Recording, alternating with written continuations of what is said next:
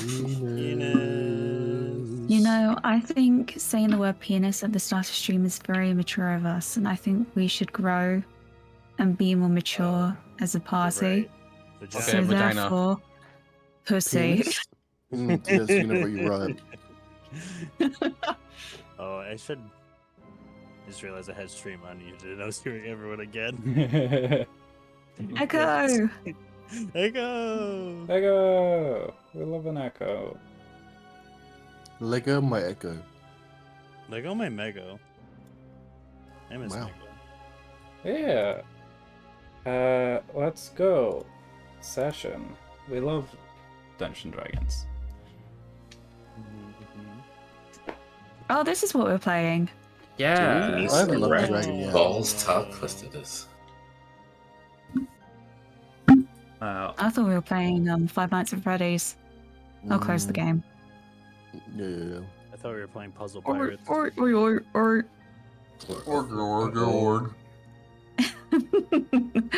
Just realized the Puzzle Pirate joke is only funny to my high school friends that I don't really talk to anymore. I haven't played. I'm sorry, I'm not I've one of heard your about high Puzzle school Pirate, but I've friends. never played it. That was the same experience, but whenever we would joke about whenever we would talk about oh, what game should we play, because we get tired of playing League of Legends, and we'd be like, oh, Puzzle Pirates. It's a thing. We should play Puzzle Pirates. Yes. And then we would just joke about it, and then never do it. Wow.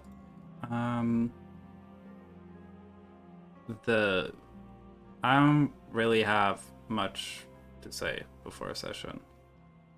Okay. So unless any of y'all have something you want to say or address or ask before a session, I might just get into things and have people roll for shit and stuff. I will say thank you for having me on. I Yeah. appreciate all of you. Oh, Wait, what are you on? Sweet. 14. Well, if you were tuned into last session, you'll know that I did drugs for the first time, so Yes, true. yeah. Oh yeah. well, Well, as just for what doing I'm on, drugs, you I don't fucking know. Box yourself in your suit. It'll be special if you did your very first recap. It will be funny if Oh, you got God. recap. Okay. Mhm. Roll I got for recap. recap. It's just a normal D20 roll for you, Shell. It's your first time doing this. Whoever rolls the rolling with advantage. lowest has to recap. Oh. If you roll a natural 1, obviously that's the worst you can roll. If you roll a nat 20, though, you get that overrides everything, and you get to pick who recaps. I believe. Wait, what happens if Basically, two Mom people said get it's my turn 20? to choose recap. I Sorry, Brad? believe. What happens if two people get 20s? Well, then we roll off Do you roll it again? Yeah. Ah, yeah. and okay. see which one of Roll them off gets of to the pick. Make out. So there is an astronomically low chance that the entire session is spent with two people rolling 20s, and then those two people keep rolling the same number over and over and over again. We never get to the session. That'd be really funny, that way. I That will would be roll really as funny. well. We just have a One Piece episode where all the whole Oh, it looks like episode it's is me. recap. Yeah, it looks like Panda is the one doing the recap. What- Everyone who was what here kind of last time, but I know people were a little in and out. But I think What kind of Panda was there for most of it. what kind of session is this where the 7 is the lowest? Yeah, Where's my unlucky some people? good starting rolls. Maybe today's the day that we beat Maybe. Dungeons and Dragons. Oh, we're gonna beat Dungeons and Dragons. Yeah. The entire thing. Nobody will be able to play it after Yeah. this. We're like, yeah, been there, done that. Wait, but guys, you know what's weird? I haven't seen a single dungeon yet. Or a dragon. Mm. No dungeons. I will and point Dragons. this out because this has happened to me now. I'm pretty sure Sonic had seen a dungeon, but for different reasons. When Mel said today is gonna be the day, Wonderwall started playing in my brain. So today is gonna be the day the day that I bring it all back to you. Mm-hmm. Anyway. You should have somehow realized what you had to do. Bum, bum. Panda recap. All right. Yeah. Let's not sing that more So I before my VODs get demonetized and blocked again. Oh yeah, I that's hate a that shit. compliment. You're saying that I can sing in tune. That's so sweet. Oh, I am. Someone apparently got DMCA taken down. I think it was Parky Harbor got DMCA taken down while playing Jump King because she accidentally menued to the beat of a song, and the No algorithm way. picked it up as the song, and the video was demonetized That's wild. for a copyright claim. I'm so cursed. So there's like a song that starts with like a series of like weirdly sectioned beeps, and she just happened to menu kind of in a rhythm that sounded like it, and it got copyright claimed. So You don't mess around with that shit. That's yeah. I think by now all of the VODs besides one have been cleared because I've gone in and like used the remove song thing that YouTube offers. However, one of them has been blocked in certain countries. So one of the videos is only accessible in some countries apparently. Oh, So let's go. let's go. The great loss of the piss community. Actually, we should call them the piss puddle. That's the fandom. Okay. Anyway, Oh boy. give us a recap and of the shit that happened last time. So last session, we started off after a shopping spree. We went to the carnival. Upon there, Levi and Flinken split up with Thorath and Gin. We split up. Well, Ooh. yeah, it was gang. We split up. We always split up. Ooh. So Scooby Doo and They got the Shaggy, kids. they went to go see Flinken's best friend Mhm. in the whole wide world. The carnival leader, whose Yep. name I cannot remember at the moment. Garfield. Mhm. Oh, okay. I was gonna call him the dog name, but I can't remember the dog name either. Odie. Odie. Well, yeah, Garfield. Yes. And after some duration where he's gonna plan on making his final show about with like these liquid mirrors, Yes. and apparently lots of fire, because the thing that's taking him over is making him into a pyromaniac. And Flakin had the bright idea to recommend that he burns down the tent, basically. Bright idea. Bright idea, yeah. And like Levi's just snooping around the room, that sort of confirms it. That he plans on working with a lot of fire. In a lot of ways, Bashko means that he cannot do on his own, but he plans on doing. We go back to Gin, Thorath, and Crystal. Because Crystal split off to go do drugs with her girlfriend. Yeah. Who meets our new party member here? Parg. It Muck Sweeper. Yes.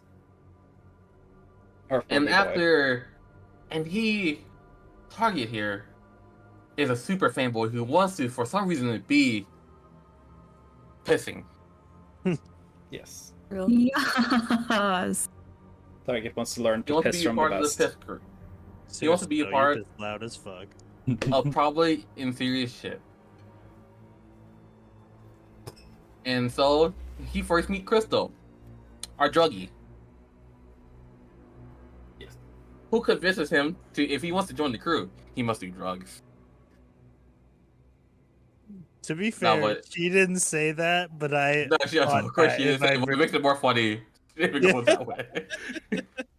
Spreading misinformation and recap, we love it. Yep. You Well, know that. okay, it was more of Crystal did drugs and Target, who wants to be cool and part of the piss crew, wanted to be a part of the cool kids club. He thought, I have to do drugs to be a part of the cool kids club. Mm-hmm.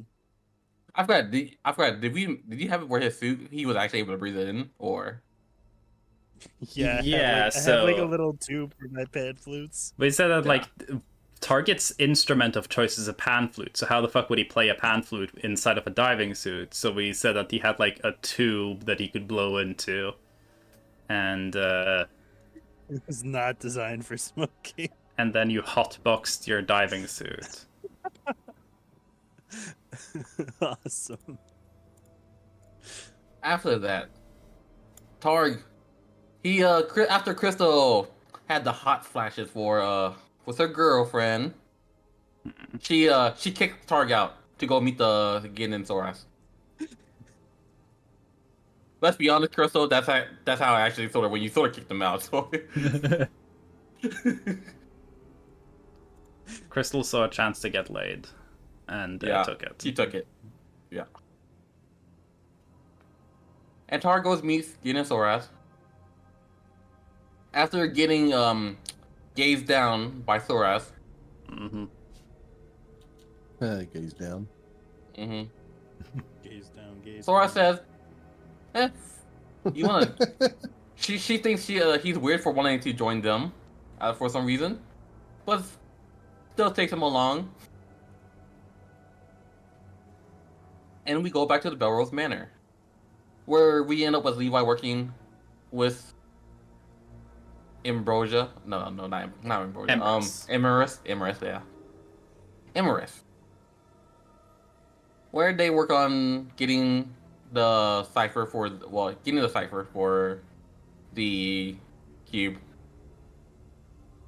Which turns out to be a Caesar cube with extra steps, with where each code has a different Caesar cube cipher. Yeah. And we have to also figure out the word. Yeah, so I figured puzzle box. It's some 7-letter combination of characters, and those have been shifted by some kind of 7-number combination. And just because there was some like ideas tossed out at the end that I noted down, I will bring up the things that was mentioned as potential options. I believe Lion said to put Sorath in there. Lion also pointed out that 7 numbers fits the date format for the setting. Oh, that is interesting, actually. Because 2 numbers for the day, 1 number for the month, 4 numbers for the year. Yeah. Also, I suggested 69 for 2069. Yes. That's very important. You got to mention that. So, before we get into continuing stuff, I believe Sorath wanted to talk to Hyacinth. That was like the other thing that we decided to not do then. Before we get into everything, I want everyone to roll their last puzzle box check. Because it would be very, very funny if y'all just open the puzzle box now. I'm not sure if you have did this last time, Shell, but it's 5d100s, and you're trying to hit 500. Oh, Fuck. So I figured out that was 365. wow. That was close to the probability. There is 100. 39. There is a single Yeah, 100 in 100. Fred's roll there. It's pretty good. He happens to roll one of the letters correctly, but we never know which letter it is. Yeah.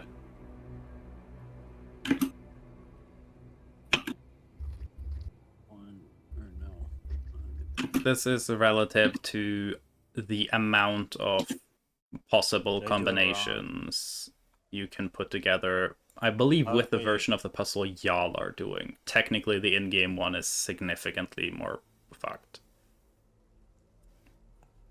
So, yeah. Is that everyone?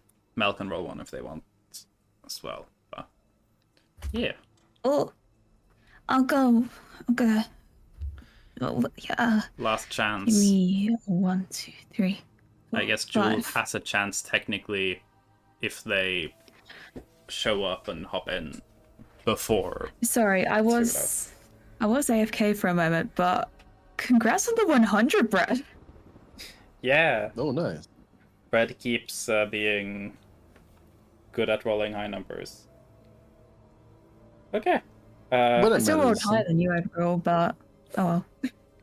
The random scrambles continue to not Mhm. work. The 1 in, what was it, 1 in 10,000 dice roll seems to still elude you. But yeah, Is it just 1 in 10,000? it's probably more. Than that. It's probably more. Yeah. Yeah, so we are still on the 24th as of this session start. So, if anyone wanted, so 24th of Idbakur, 1857. And we had Levi talk with Emrys, figure out the code stuff there. If there's anything anyone wanted to do before sleepy time, then Minya. definitely possible. Sweet. I know last session, Salem, you said you wanted to start to talk to Hyacinth, Yeah. so we can do that, and if anyone else thinks of something they would want to do before sleeping, then you can feel free to shout it out when there is time. Did you like the meme I made? I did not see Isset in here. It's amazing. Hey! Hey, that's pretty damn accurate, yeah. Oh, I forgot the scruff. God. I mean, he would, like, I'm fixing this. it. This is what he would look like if he was going to an event and Emrys was making him, like, dress up for it. And also, like, he wears Belrose reds sometimes. He also wears Soundwatcher black and green a lot. But he would wear, like, the red and black and gold if he is in any capacity representing the Belroses as a royal family. I will put this on the stream. Yes, please, show it off.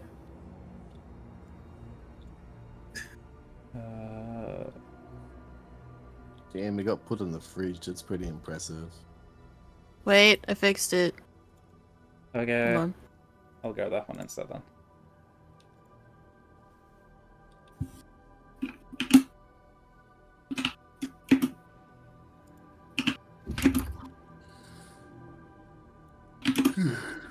Hell yeah. Yeah.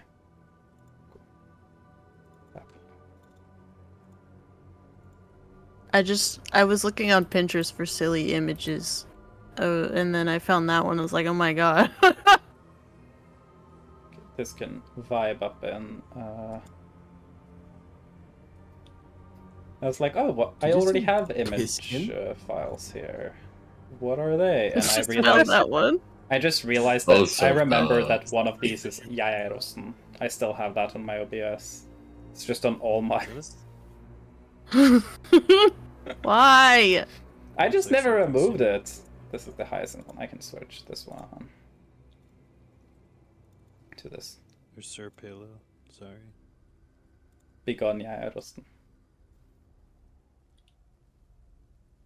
We'll leave poison and Yeah, balance up here. I decided to make a canvas for doodles, and so this is what lives on this canvas now. Yeah. And I just found this clown picture, and that just gives Lincoln vibes. Mhm. Yeah, Senior Pello. Yeah. I think it's Sir Palo, but I might be wrong. I think I Nah, just said- senor. Is it Senor? Okay, I'm just silly. Senor Pero. I'm just a guy. Okay. Now that we have poison and violence on screen,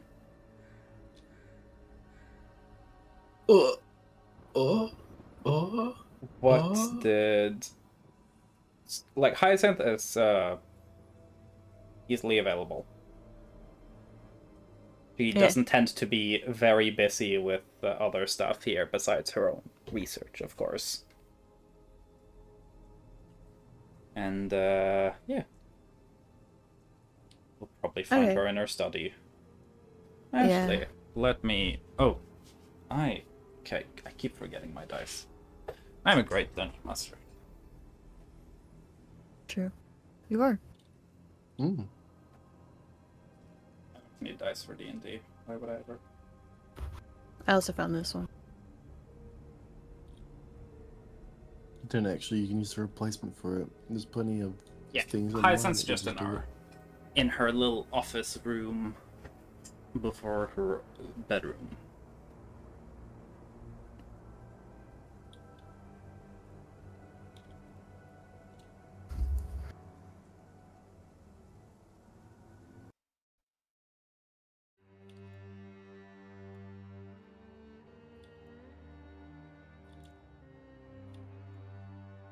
Oh, did you have to roll for it? And then no.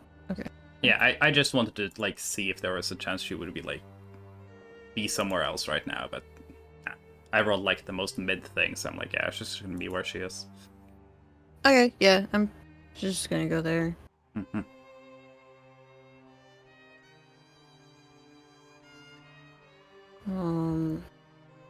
I don't know. Sorry, I'm like. No, valid.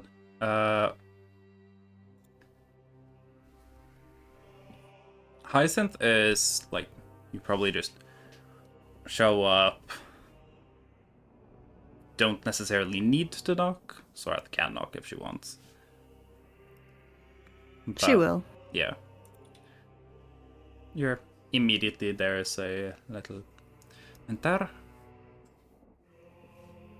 And no one comes to open the door, but you're pretty used to that. Hyacinth doesn't take the formalities that seriously. Yeah, she'll just open the door. Hyacinth is seemingly like has been working on something with her the same instruments that she was using when she was developing the help for Sora. Doesn't seem like she's doing anything now. She's just taking a bunch of notes and looking over stuff. If you want, you can check an Arcana or Medicine check to see if you can like gain any information from it, but it would probably have to be a pretty high check because this is like her personal notes. Sick! Yeah. No, this is... You have like... You walk up, see just like still taking notes. Doesn't necessarily like make a big deal of you entering, still like finishing up what she's writing. And it's like looking at like PhD postdoc like chemistry math notes. None of it makes sense. It's like the point of math where like no one has seen a number for 7 years. Because we stopped using all those weird shapes and yeah, fucking Greek alphabet and all sorts of weird shit just everywhere. And, nothing like, is written in a line and... anymore. Everything's like written into like weird stacked grid matrices and everything. So I just like blankly stares at it for like a second. It's just like, all right. Yeah. I'll say like you can at least figure out that it's related to the stuff she's been working on for you, because that's just written in normal language. And while Sorath does not have a like PhD level understanding of alchemy and stuff like that, Sorath can read. So I can't read whatever the fuck that shit is, but like Hyacinth's there's notes stuff on there. are. It is very like. It is an aesthetically pleasing handwriting, but it is very like.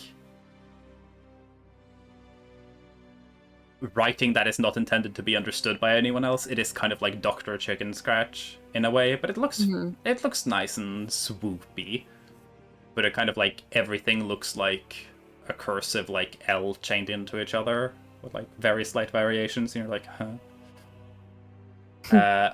The notes are like you can see a couple of pieces of parchment, and they're all like neatly titled. And then neatly organized like a third down the page, and then it slowly devolves, and nothing fits in a line or in a spot, and she started to like add things in between stuff to like take notes on top of her notes. Like, you can see the workflow of, I have this structure, I no longer care about this structure, fuck the concept of things being where they should be. I just need space and to get ideas down on paper. Seems to be like how everything is going. So yeah. Do you just let Hyacinth finish what she's doing, or? Yeah, Sorath will probably just like sit in the room. Maybe like I think at most she might like grab a piece of paper and just start to doodle something. Because she doesn't know how long it'll take. She doesn't want to like interrupt. You can see she's fiddling like kind of just off to the side without needing to look at it. Just using it for like tracking and helping with like what are probably very, very, very small numbers. She's using an abacus to like track the math she's doing so she doesn't lose where she was. Eventually she writes, like pauses a bit, looks over, writes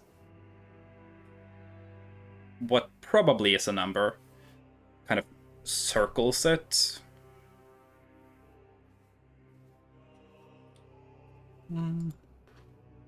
Sorath doesn't have bad passive insight now. You can tell that she's not done at all, but she's gotten to like a natural stopping point. So, like, she's just circling it so she knows where she left off. She got to like some sort of like step conclusion, and it's like, okay, I can pick this up in a bit. He kind of pushes it all like haphazardly further into the bench and lifts her chair a little bit and faces a little more towards where you're sitting. And goes, very sorry about that.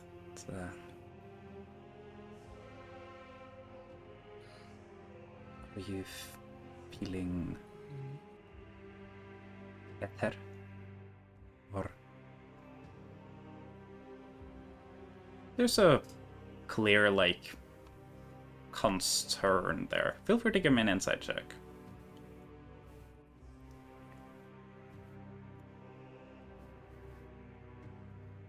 $23. There is a like very like standard, almost like doctor-patient level of concern. You can see that there is also more there.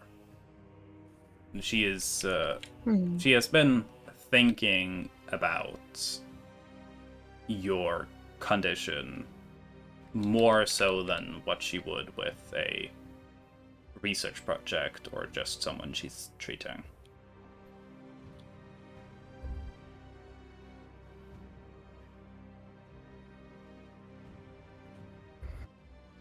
I think Sharath will just kind of like shrug, but nonchalantly because like she's not bad. She feels fine physically, just like doesn't feel the best about what happened. Yeah. It has also technically been a little bit. You can give me a wisdom saving throw. Just to see how we are feeling. 11. There is nowhere near any of that, like, frantic, almost like anxious need. But there's, like, still a desire that never seems to go away. That's always kind of, like, lingering. Yeah. But right now, it's not stronger than, like, maybe I'll pick up some snacks on my way from, like, home from work levels. You notice that even when you are feeling good, it's still there. And based on like how you were feeling when you woke up, it seems like there probably is a quicker build-up now. You figure maybe the solution that Hyacinth has come up with keeps that thirst away probably less effectively than actually sating it. Yeah. I feel like Sorath can start to explain. 'Cause she knows that Hyacinth will want more in-depth, like... I feel... only an interest. Like, if I were to feed, that would be nice.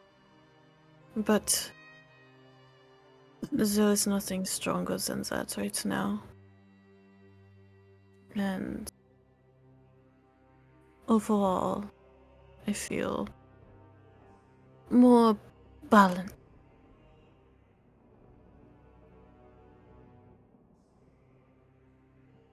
That is good.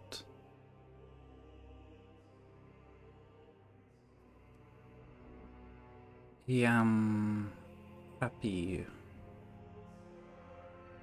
Seems to have had the intended effect. So you did not need to stop time or means working.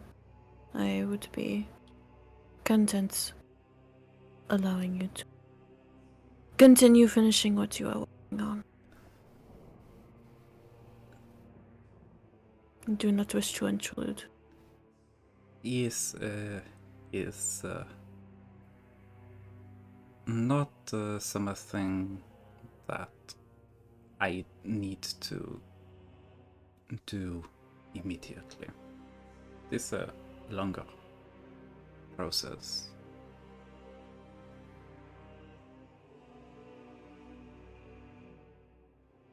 If things mostly figured out, but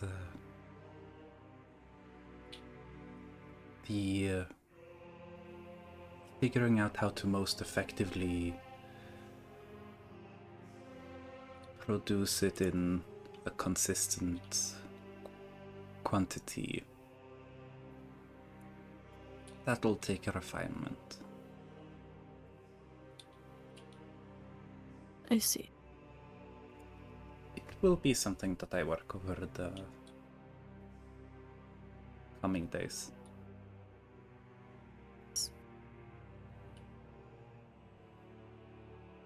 We are closer to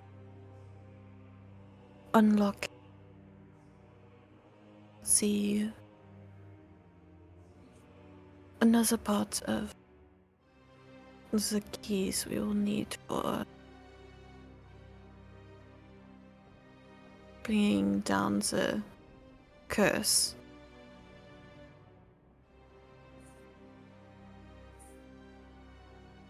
That's good.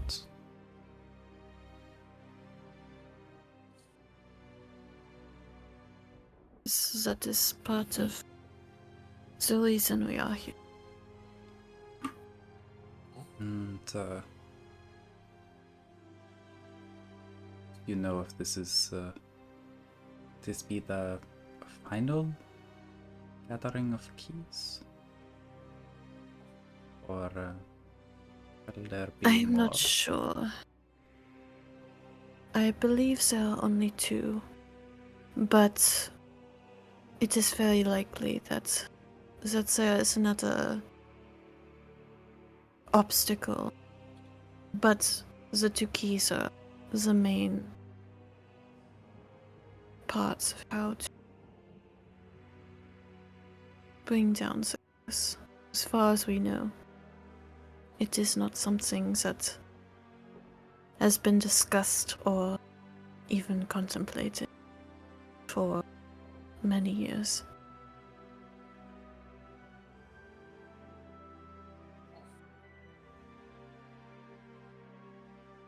Hyacinth kind of like leans back a little in her chair. You can feel like a moment where she it's like she recalls something, and then it's like halfway in between laughing at it and being annoyed at it. She kind of like brushes it aside in her head.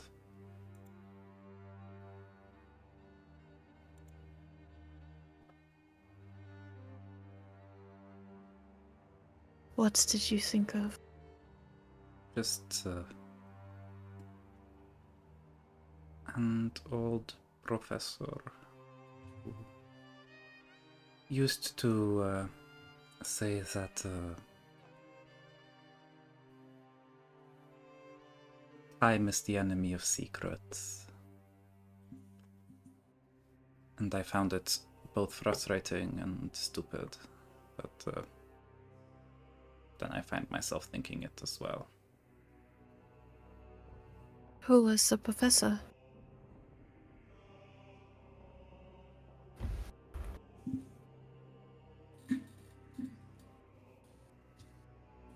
She like stops for a moment, like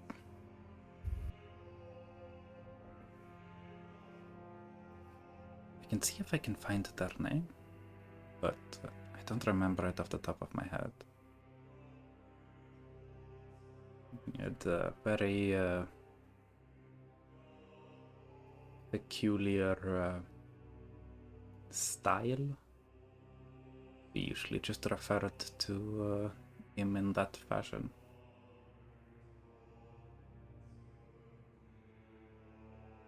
I see.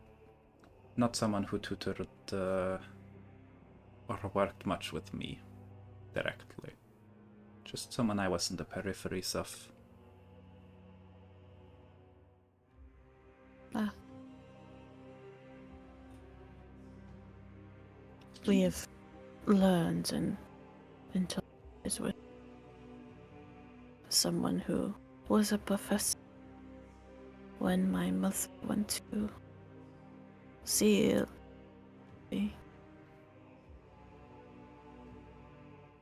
So it is purely curiosity in seeing how many lives he has that I'm close to. He was active when your mother was at the library. I doubt he would have worked when I was there. You would think so. Did you say you met them? Wouldn't they be terribly old by now? I believe they have been terribly old for quite a time. This professor was not terribly old in any fashion, so That is somewhat comforting. I suppose so. They were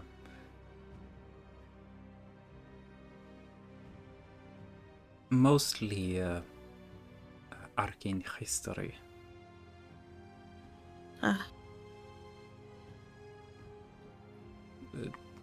I had some adjacency with his work, simply due to overlapping subjects at times. Curses tend to be old, so the historians get involved. Understandable.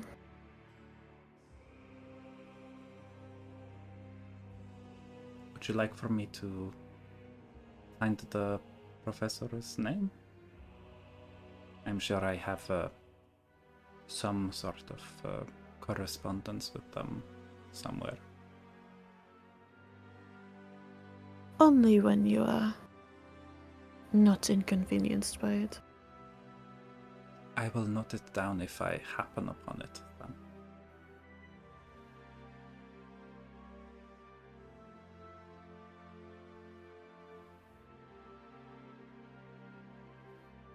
How are you otherwise? I do not know. It has been odd being back home. It is like nothing has changed, but there has been a lot that has changed, at least for me. So I am not willing to. It is honestly strange how little changes in this house when things are so different out there. Yes.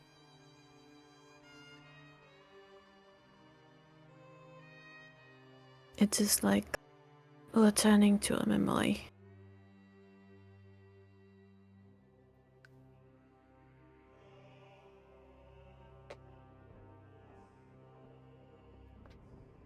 Yes, I was supposed to ask a question. I noticed a relatively insignificant but notable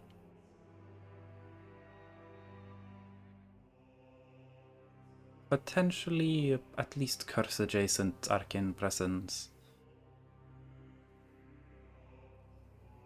Not a being, but like a lingering imprint or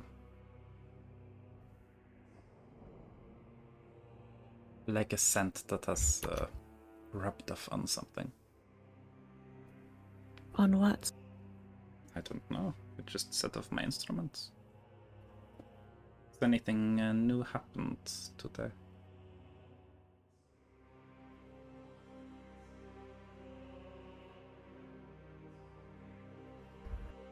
Other than the warping of time and space by the odd drawings that Levi created, I do not know.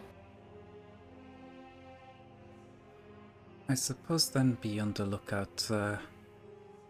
Someone or something that has been brought into the house carries with it something cursed. Oh, it could be a new friend or acquaintance of sorts. They do seem quite odd. Kind of subtly smiles when you say new friend.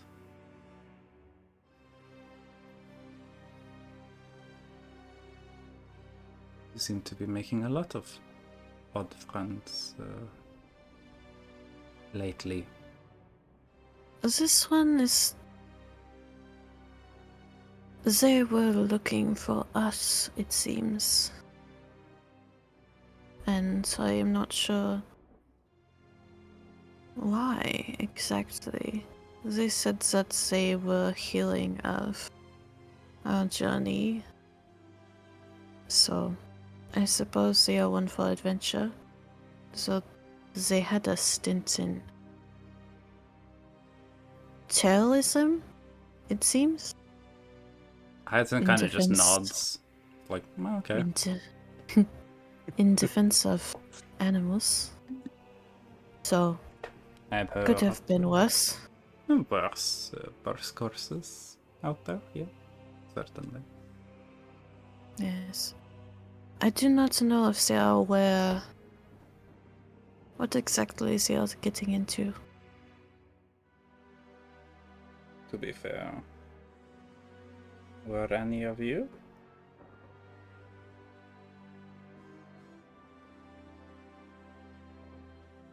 That is true. From what I've heard, I would wager that it would be very hard to be prepared for anything that seems to happen to you and this group.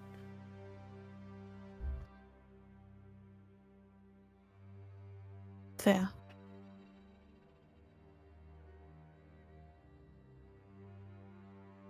What do you think will happen once the curse is removed from the valley?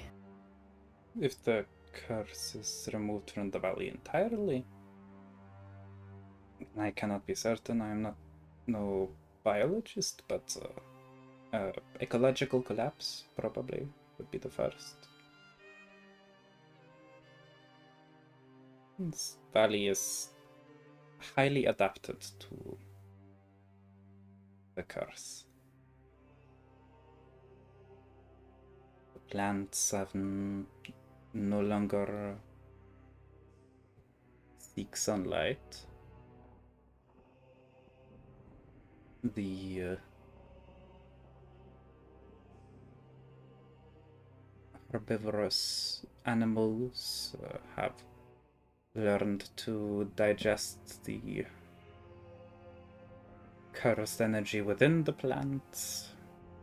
The carnivores learned to digest the cursed flesh of the herbivores. All of that is facilitated by this curse. It could send the valley into ruin. Given its current state, I would imagine if the curse was to suddenly disappear all at once, everything here would die. That, of course, was adapted to depend on it. It would probably take quite a while for anything to regrow.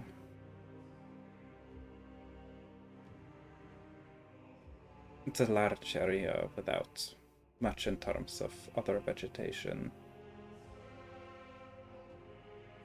Though, who knows what would happen within a couple of centuries. I would imagine that most people would have to move. It would take long and slowly growth of the economy and surrounding area in general.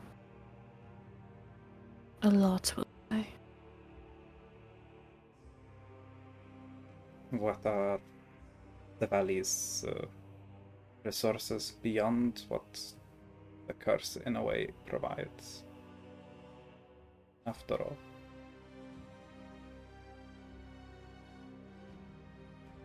I do not know. But we'll have to figure that out. As the curse cannot continue to go on.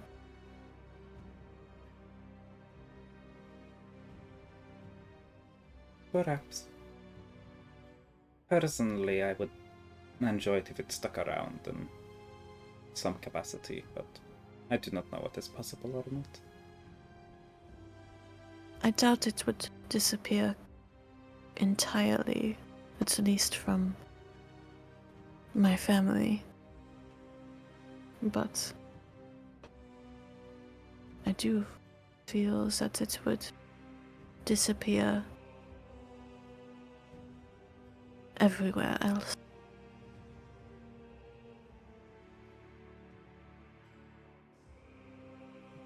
Which is odd to imagine. If that is the case, then I imagine that there would not be much of a Pleasant Valley to speak of by the end of this.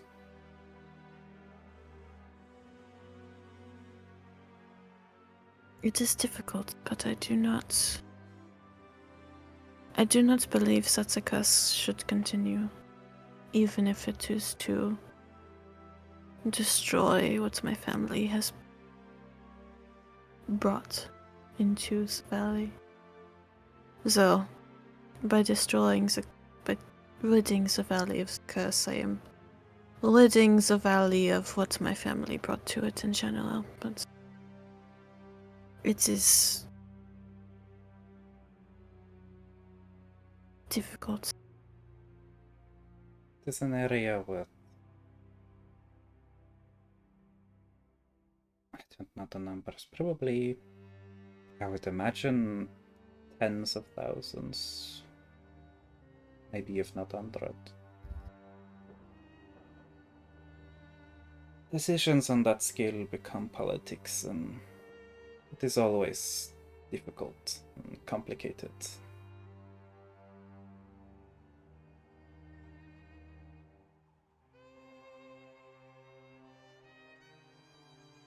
Luckily, my mother is good at management.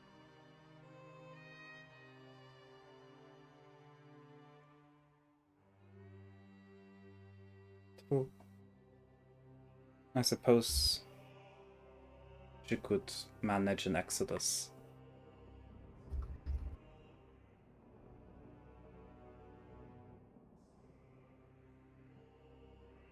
I do not envy you the task.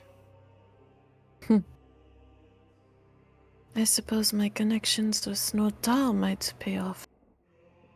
Though I do not imagine they can handle that much. We may need to connect back with the other loyalty. Sorath has a very clear, like, oh god.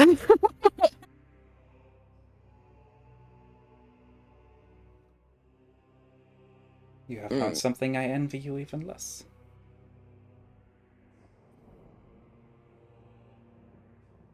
I can help with connections, but I am not going to orchestrate the entire thing. That would be something outside of my responsibility, and honestly, something I have no interest in doing. Other than to assure that the people that cannot pay their way out can get the help they need.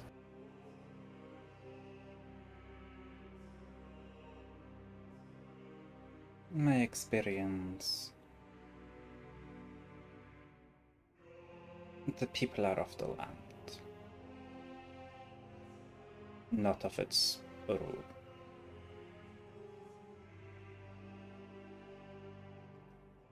So, it would not surprise me if there is little interest beyond an offer of assistance among the people. Yes. I also feel what would happen to Oberleich.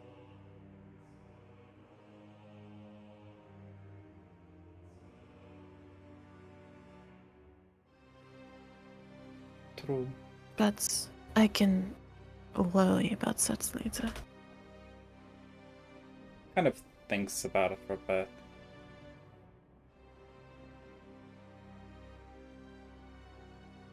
I think, based on my professional experience, it's likely that Aubrey would have to fall before the curse could.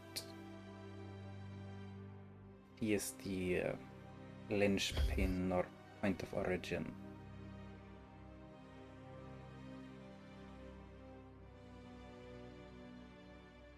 So perhaps you at least don't have to worry about that. Though it does potentially offer something else to worry about. Yes, it may.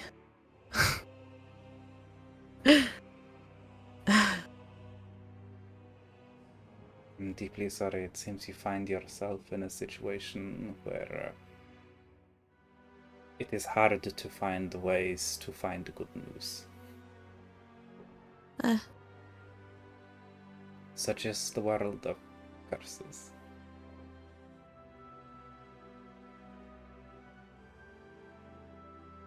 Oh, what a life you have dived into. Exciting. And I cannot wait for you to meet my betrothed. He also has an interesting outlook. Keep in mind, I am here to study the curse, not to worry about the consequences. That's your job. This is true. I stay in my lane and find that lane to be quite comfortable. So I'm surprised you are still here. I must admit, I could imagine you might find more curses to look into. Especially after my departure.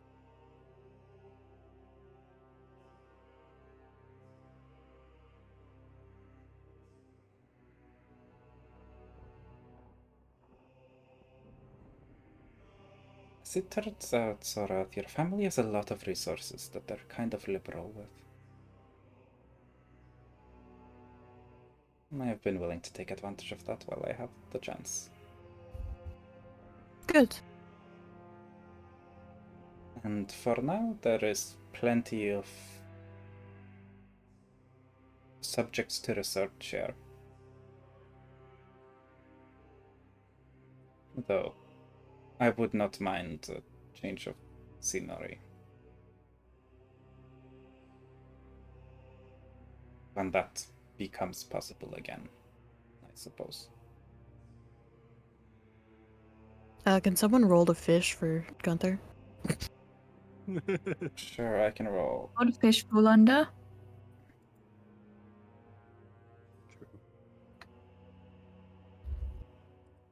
I have fishing. Oh. Oh yeah, you have.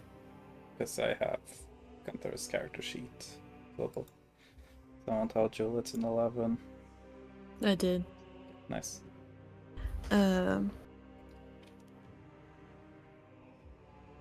Where the fuck would Gunther be fishing? Did Gunther don't like go fucking know. downtown to fish at the harbor? Or either that, or Gunther's just fishing in like the fountain in the garden. I was gonna say, is there like a fountain? Yeah, there's a large garden with a big fountain. I'm asking. You are welcome to join myself and Dugal. Or at least Dugal. Once we are finished with what we need to do here, our group will most likely be traveling elsewhere using their using Dugal's resources, as he has a extensive collection and well of resources. Believe it or not, living for a very long time means you can gather a lot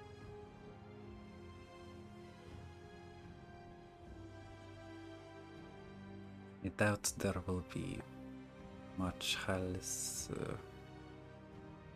of particular interest for me at the time, so I would be more than happy to take you up on that offer. You could study Zelka's, so by ridding the valley of its curse, I am intrigued to see how that will change my Dougal's profession, as the demon that was sealed is the original holder of the role that he plays in the Nine Hells. But he has several connections with people that have very intriguing curses. Infernal So it's a very politics least. aside, it sounds interesting. For sure. Yes. When you sell your soul to many deals, you have many strange consequences. True. And he's been elusive, relatively unwilling to be studied or examined, so I would not pass up the opportunity if given. People have tried to study him. Of course, he is quite unique.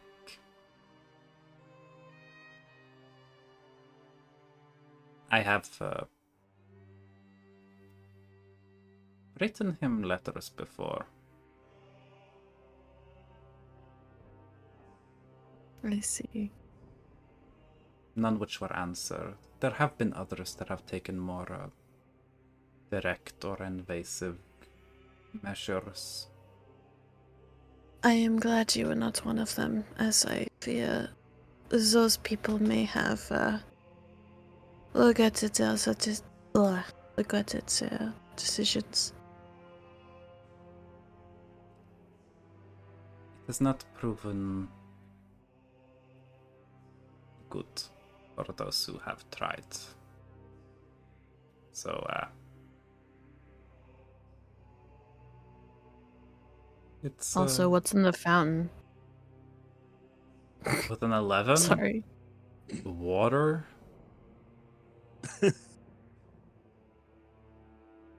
Sick.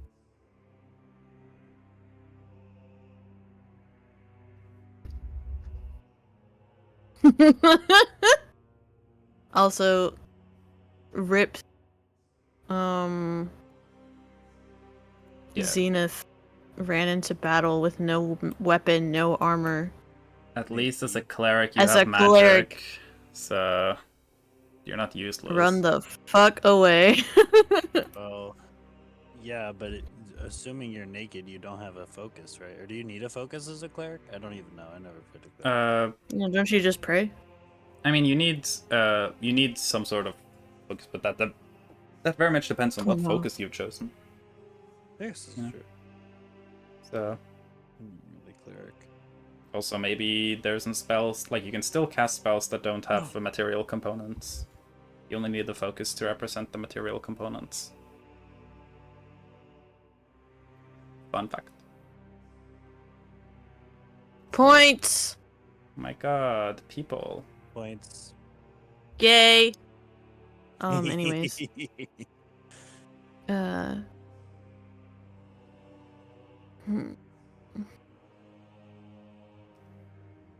I believe we were at Yeah, I Dugal, remember. don't try to force Dugal to be a research specimen. No. It's a bad idea. I will have to tease him about missing a letter or two. So, I can imagine he lost it. Or it got buried. Or maybe he didn't care. Far as I know, He does not stay at his address much. Oh, not at all. He very rarely goes there. Turns out it is Mm. quite difficult to get a letter to someone who often stays decades away from home.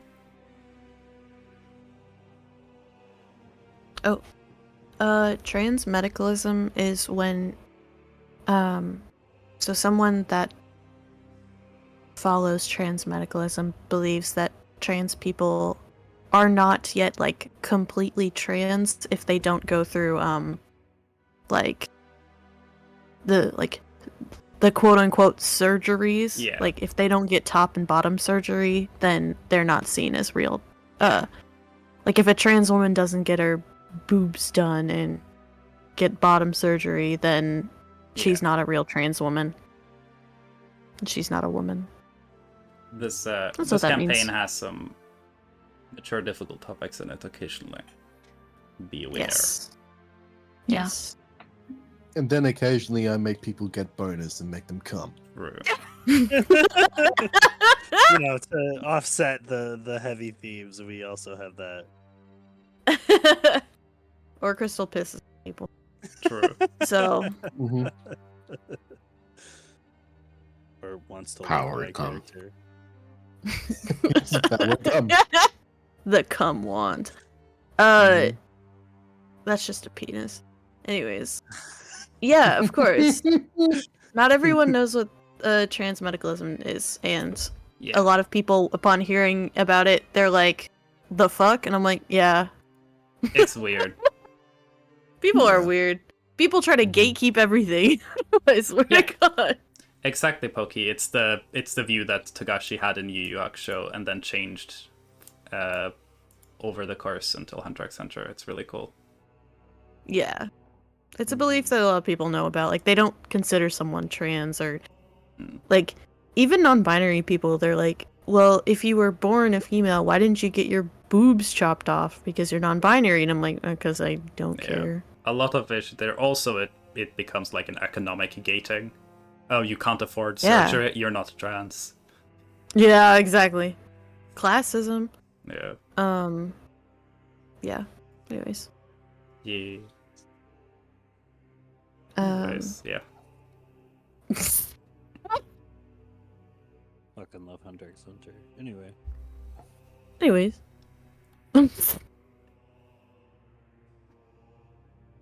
I believe the last thing was Hyacinth saying it's very difficult to get a letter to someone who is like leaves home and doesn't come back for like decades and then just moves around. Yeah. Oh, I know what we permanently. left off on. So- My brain just keeps playing bread saying I give people bonus and make them come over and over Thank again. goodness, Brad. Echolalia. Mm-hmm. Follow Mhm. points. So yeah, I got yoinked. Anyways. Points. But yeah. Shut up. Sorry. Is there anything else you wanted Sorath and Hyacinth to go over in this conversation? I don't know. In that I case, swear might just vibe. yeah, Hyacinth will probably like mention that like, okay, she's got some stuff set up to try and like consistently be able to reproduce the medicine to assist Sorath, as well as being able to offer the, I suppose, defensive tincture that stopped Sorath from killing Hyacinth by giving Sorath a heart attack, you know, in case that will be needed. Yeah. But if Sorath wants to, Hyacinth will probably like just keep doing her work while the two of them can kind of just chat back and forth. Yep. A little more casually, probably allowing each other some time to not worry about all the fucking shit that's happening all the time. And then probably because both of them are like this, immediately getting back onto, oh, but all this shit is horrible that we have to deal with. Probably loops a little bit back and forth there. Yep.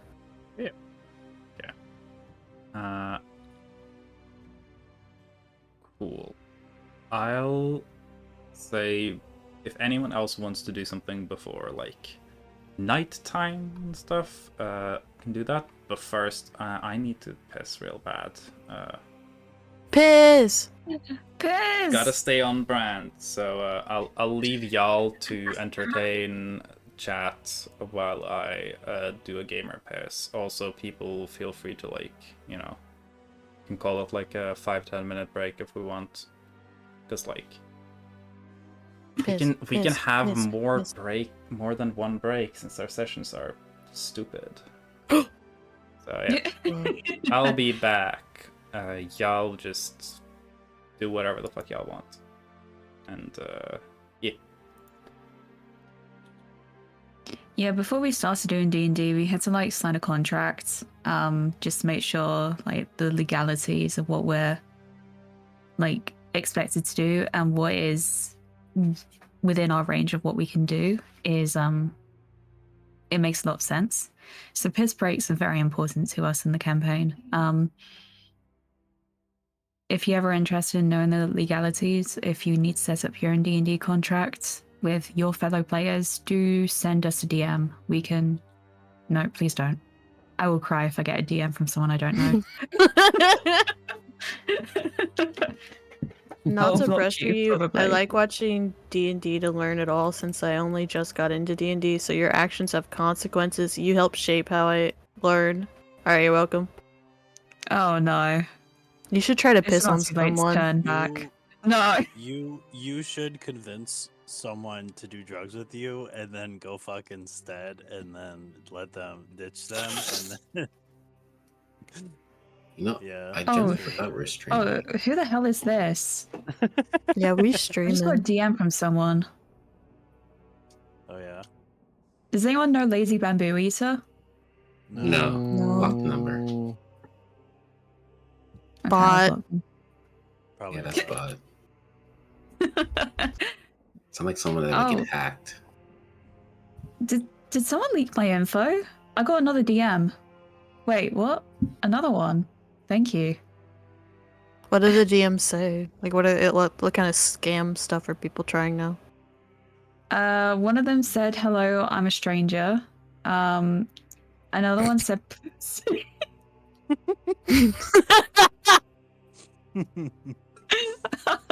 What's another this one pussy said, "I letter? am a bot." You know what? I would have fallen for the pussy scam. Not gonna lie. Mhm. Yeah, I Yeah, know. pussy and bio got me so many times. I have never been witness to that. I feel like I'm missing Pussy and out. bio. What do you see instead? Juicy. Yeah. There was a Oh. pussy, but then there was also a .exe link that I had to download to see it. Oh. I like downloading pussy. Hello, I'm back. Fine. Are we downloading pussy Wouldn't over here? download a pussy. Damn. I've been downloaded. I'm Why are here you now. surprised? Also, I just realized that I have the extra Sorath PNG in here from back when Fugi wouldn't let Salem have a Fugi. So now there's just 2 Soraths, and we are experiencing Target erasure. Hey, There we go. I didn't do it. No, I He did did it. it. I am the bi-color, so this is bi erasure. Yeah. Mhm. Yeah, you actually are. That's really cool. Yeah. I just like those colors. Yeah, they're good colors. They I are very am pretty bisexual, colors. but I do Mhm. just like those colors. But even before I knew I was bi, I always liked those colors. Yeah, I would say I'm pan, but I like the bi-colored flag more. So I'm bi. It's fair. Yeah. Real. I don't it's pretty from what I colors. hear, there's not really a distinction between the two. It's just you It's- just choose the one you like the best. The distinction I know of is that pansexuality is more gender doesn't really matter. It doesn't come into the question. Mhm. But bisexuality can be more of Us like, oh, well, you have pansexual people, maybe we more don't see preferences, but gender. yeah, basically. I think it's more of just like, at least from how I feel, is I don't really give a fuck. Like if I connect with someone, oh shit, cool, you're really hot, and I want to fuck. What are your pronouns? Who are you? What's your name? Um. So like it's definitely On a just like functional level, though, they're I don't pretty know. similar. They're basically the same. Yeah. You So, can use like- them There's more or similar. less interchangeably. Like the It's just reason what people I feel. personally identify as Yeah. bisexual and not pansexual is because I'm not. I personally I find myself not attracted to a lot of like more masculine features, Mm. but I like feminine features, androgynous features. Like there's a whole lot more genders than just like two. So, Yep. but yeah, that's why I personally identify as bisexual and not pansexual. I Nice. identify as pan because usually I'm like ace and demi-romantic anyways, so usually I just like want to be friends with someone, and then eventually I'm like, oh my god, what if we kissed? Question mark? Exclamation point. JK Ellipses. I also, while we're still like technically kind of on break time, to answer that question, so I have been playing D&D for a decade. Me Players too. have been playing for varying amounts of times. This campaign has been going for a little over 2.5 years now. And if you're trying to learn D&D from us, be prepared that, like, at the very least, 90% of our campaign is just RP shenaniganery. Correct. I am, like, the least combat DM. Yes. Which is very valid. Yeah. I am so valid. You are Yes. so valid. You're so valid. They're also so cool. Yeah. Real, honestly. Awesome. I don't say it enough. Yeah. Yeah. Damn, I'm being complimented, guys. Yo. Yeah, I do. Wow, cool. Yeah, check out that stream, guys. They probably have some Yeah. cool content. Don't watch this shit. Check out that stream instead. I run really long campaigns. My campaigns are usually planned to be 4 to 5 years. Also, like, I do everything homebrew fully, so. Sorry, I was just reading their comment about wanting to fight Vecna. Depending on what level you are, that is a differing amount of insane. If you guys are, like, if you're planning on fighting Vecna at, like, near max level, it's only kind of insane. And if you're planning to fight Vecna now, it's just suicidal.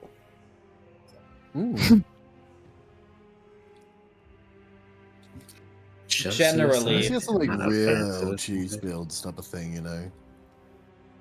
No, Vecna's a great example of, like, characters that you can't really cheese because they're mages. High-level mages out-cheese you.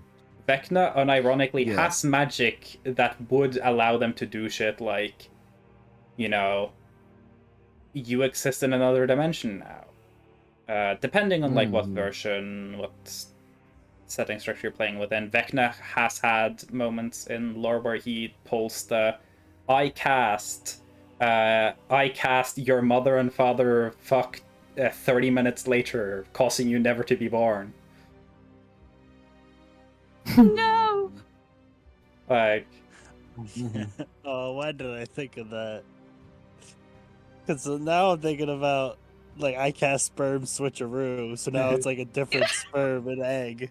Yeah. Like now someone else is born instead of you. It's like, I cast sperm switcheroo. Now you're somebody new. That's good.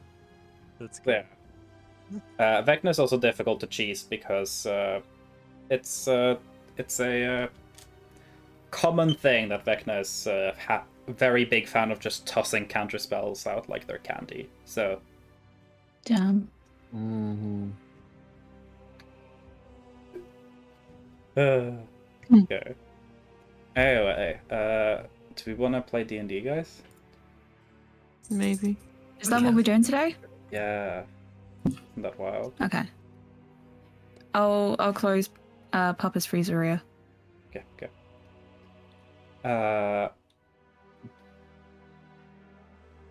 I will say before we fully move on from Sorath and Hyacinth, Hyacinth would say that they would probably be interested in meeting both with the group, because they seem like Sorath seems to care about them, so like she would like to meet Sorath's friends, and also if Target is the thing that is this like new first energy that has been brought into the house, then they're also kind of curious about that, and you figure that it's probably like 40%, ooh, maybe I get to look at the curse thing, and 60% actually like invested in Sorath's friends. That's probably where we're at. So, RJ has real cursed energy. yes. For real. Target is that's now that we revealed the backstory that Target is a character from Jujutsu Kaisen that got isekai'd in here. Yeah, I was trying to keep that under wraps, but you know, I guess it just This is how we do it in this campaign. yeah, I guess we just you know, harden our sleeves and all that. Yeah. Anyways, was there anyone who wanted to do anything before like sleep? Like, of course y'all are gonna have like food, but there's not plans to be any like big family dinner. It's like y'all can have food in what capacity y'all want. Y'all have some amount of Is time the before. Are we sure the fact that like Crystal is just not gonna be home? So She's going essentially, to stay. Crystal is going to, like, as long as Crystal stays at the carnival, there will be someone from the mansion staff waiting with a carriage. So the longer you stay, the more disgruntled your designated driver will be. Sweet. But also, you don't have to care about them. Like, they're fucking staff. They work for you. Yeah, they get paid to do that. Yeah, they're. You're not paying them, but like someone is paying them to wait. So like, why would they complain? Yeah. I'll stay here all Yeah. night. Yeah. Toxic. She is. I mean, I genuinely. It is actually like we haven't really gotten into it. It is possible that Crystal just doesn't really have a concept of like work. Like, Crystal knows that people can have jobs, but I'm not sure if Crystal has like fully familiarized herself with like needing to earn a living, or the relationship between like a boss and an employee. Because like Crystal didn't have a job when she was in the No, the grotto. closest thing she had was working on the ship. But Yeah. That was just even like, then, you she know, was doing stuff helping she people enjoyed. out a little bit. Like, you just sat in the lookout tower and looked at stuff, and everyone's like, oh, Crystal, you're so cool. Crystal's never had to deal with a Karen before. Yeah.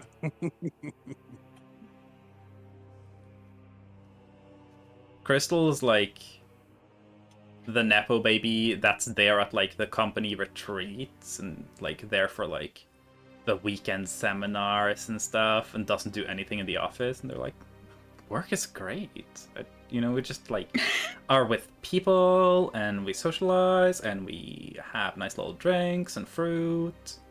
It's like, I don't know why these people are PowerPoint complaining about, presentations like, and they're a because little rats and boring, stuff, but you know? like Hmm. you don't have to be her if you don't want to. Yeah. You're your own person.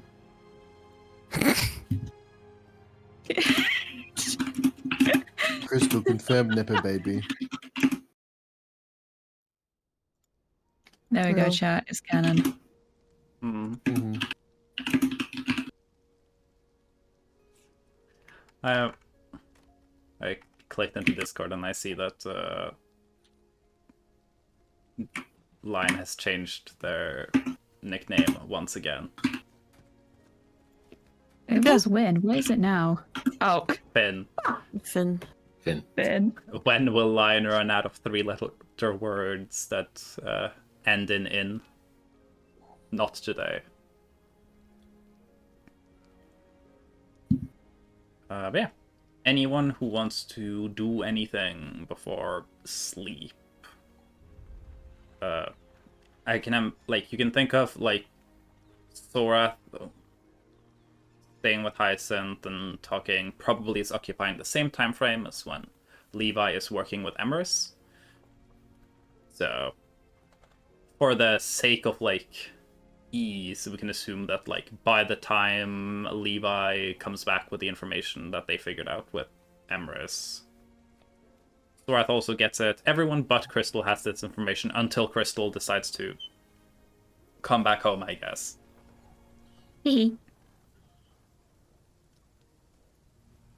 I think me and Buggy are just gonna pass out. Okay, sure. It's like before dinner, but I guess y'all could just like have I was food and gonna pass out.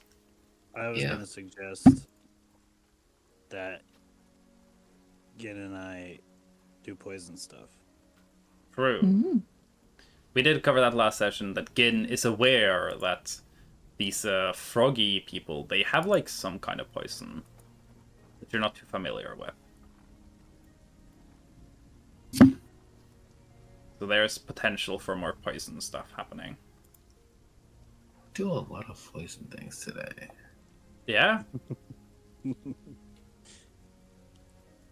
The poison guy is doing a lot of poison things. That's crazy. Crazy. Unhinged, even. hmm Yeah, I'll say like it's not difficult. Like I can say like Gin can figure out essentially what it says on target's character sheet. It's a 2d4 injury poison that doesn't require a saving throw at all. But if Gin can give me a poison check. Not right now. Okay. Yeah, just so you can see how much info I give generally. I mean, you are getting help literally by the person who has the poison. I will allow you to have advantage. If you nat Really? one again, I'll just have you poison yourself and then fall asleep. 19. Unless Shell wants to say, no, I'm not helping at all, I'm just sitting there staring. I'm a fellow princess. No, I'm helping. I'm doing. Okay, yeah. I'll say that I'm sober now. Gin figures out this is a poison that, unlike all the other poisons, there's no saving throw. It's like it's guaranteed to always work. Hey, that's 2d4 poison damage, which is decent damage. However, it has like no shelf time whatsoever. Another one like this. Okay. Yeah, so it's like you probably can't make a poison that you can like store for a long period of time with this. Essentially, you have like at the very most like you have less than a minute from when the poison is created to when it needs to be used. Okay. So if you wanted to store some of this poison, you could put a bunch of it in your necklace, because that can store poison forever. And like, if we say that this poison can last for like 10 seconds, 10 times infinity is still infinity. Whoa. Other than that, you can probably work with Target to figure out a way to like use this poison in combat without that, but you would probably, instead of having like it bottled, you would probably just have to like mid-combat get it from Target. It's like run past target, rub your weapons on them a little bit, and then chuck them, you know? It's a great image. Yeah. Mm-hmm. I mean, my personal thought is that I have just like a spigot coming out of my suit, and it just like you just turn the little faucet thing, and it just it's like. You got I'm You like, poison definitely on don't tap. produce enough poison to be able to run a faucet of it. If it did, that would pose some alarming consequences for the water quality in your suit. I mean, we could probably come up with some advanced like magic bullshit that would like harvest it over the course of like whatever. I mean, and, like, well, okay. I guess essentially, you did just say that it can't be. yeah. So totally essentially, shelf the life, so- way you would have to store it would be to store it by like essentially phasing it out. And Gin does technically have the ability to do that. He has a necklace with 10 tiny vials that can store a dose of poison indefinitely, each for each vial. Y'all could maybe try and like develop a thing to do something like that, to like slowly, essentially put a tiny little pocket dimension inside the suit that where time doesn't like really progress properly, and have the liquid be stored there. But I will say your suit didn't come with one of those pre-installed. Yeah, Boo. but we now know the mechanism for which this could work if we in the future come across it. You know, like Yeah. okay, Yeah. that's cool. But it also, like, if Gin ever wants some of this poison and wants to refill, they can...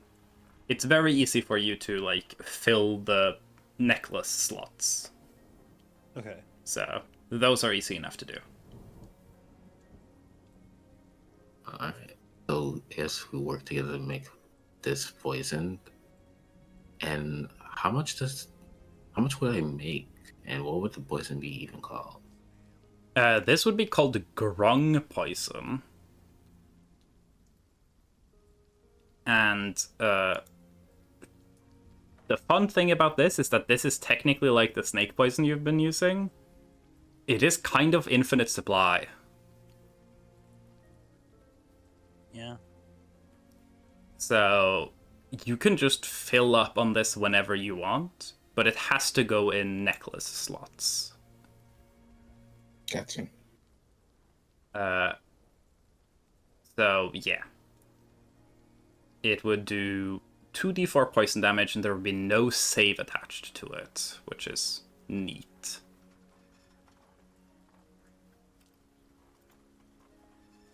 And yeah. I believe you are using one of the vials on your necklace to store the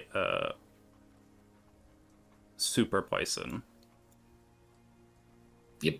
Well, I don't have it yet on my equipment. I was gonna ask about that. Yeah. I have so I have 4 left. So you had stuff in your 10 vial necklace that you had, but those were just your regular poisons. Yeah, I have 5 Gin poisons as I named. Then I have 1 instant death poison in the vials. So I have 4 left. Yeah, so you have 4 left. You can also just, if you want to, like, the Gin poisons can also, like, last some amount of time. So, like, that can be put in a bottle. So if you want to have more of those poisons, you can, like, those you can actually put in a bottle or a vial. Whereas the poison from target, that can only go in the necklace. But for now, you can assume that you have 4 Gorung poisons, 5 Gin poisons, and then 1 instant death poison. Gotcha. Do I put it in my notes then, since it's an item? Yeah, just put in the notes for now.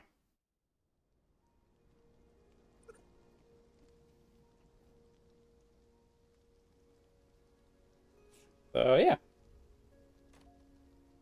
Again, make some poison, has some food, and then maybe pass this out after that. If you wanted to pass out. Yeah, no, we're passing out. Okay, cool. Anyone else wants to do something before sleep?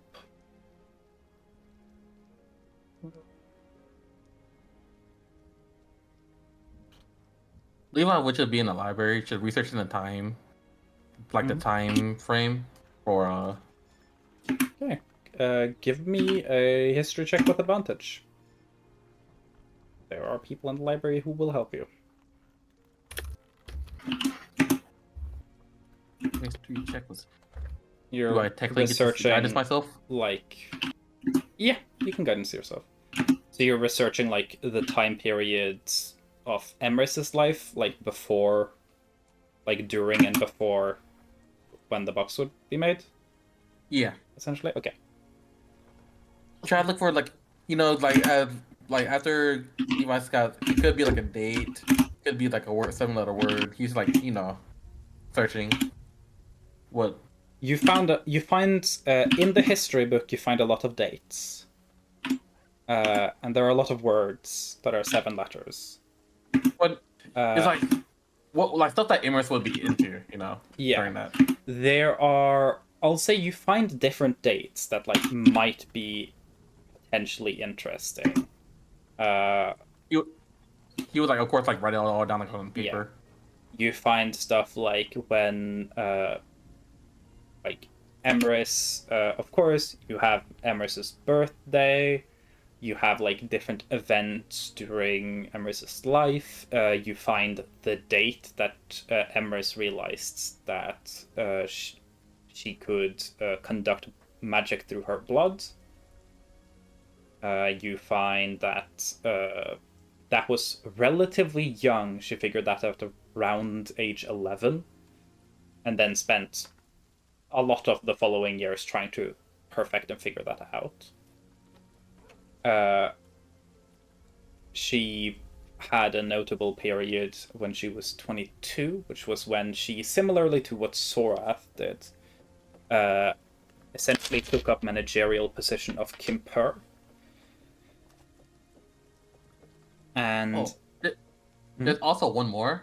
What's the devil's name? That was supposed to be locked into the. That you can find very easily. No name. All devils and angels were given names slightly after that devil was sealed. Okay. So there's no record of a name for that devil whatsoever.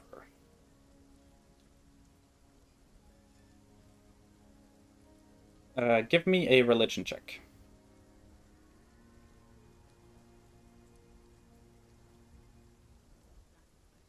F16.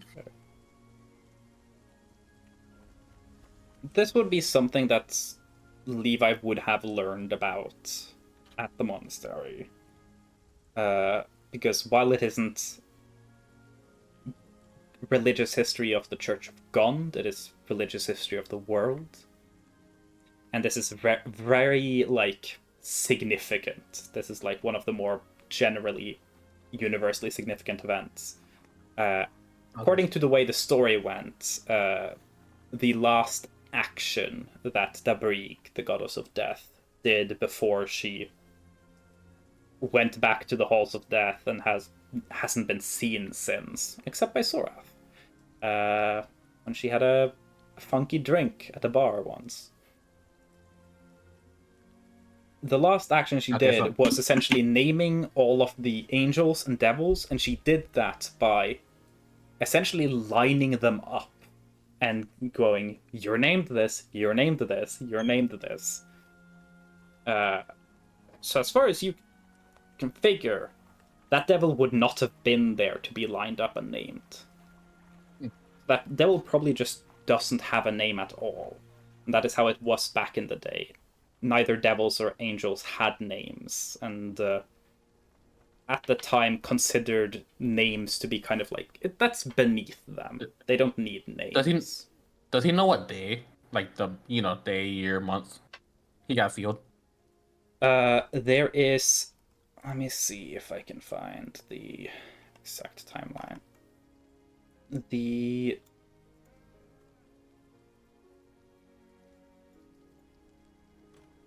The deal, as far as the history books can say, the deal happened in the year 953. And then what you figure is the sealing happened somewhat later than that, in 968.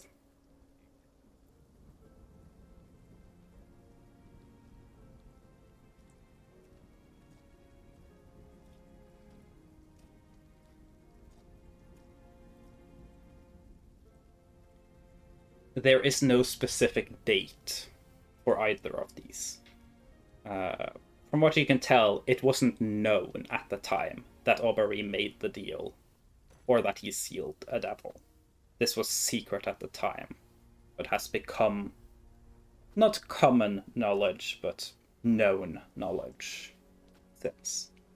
So the exact date or month, no, but approximately it is believed to have happened in those years.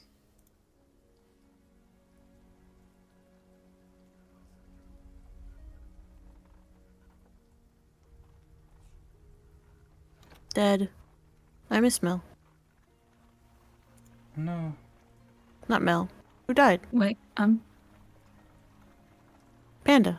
Panda died. Oh no, Panda. we were just talking with them. Anyway, for everyone else, those are the dates. I'll tell Panda that when they come back. They reconnected to the above VTT thing at least, so maybe their connection just died? Who knows? Anyway. Panda! Welcome back, Panda. Sorry about that. My computer just restarted itself. Well. Do I need to... Did you catch the things I said, or... Yeah. Okay. 953 is when the deal is believed to happen, and 968 is when the sealing is believed to have happened. Is that a specific days in months you get? No months or days, because it wasn't at the time. That was secret. Aubrey didn't tell anyone that he made a deal with the devil for his own kingdom, because that probably would have been pretty bad for PR, It's bad optics. And the same with sealing, but it's become known afterwards, and these are the years they believe most accurately would be when those events happened. Okay, and he probably will note those then. If he Yeah. can't get a month in there, And the seal, the naming of the angels and devils is said to have happened on the first month of the Brig in the year 1000.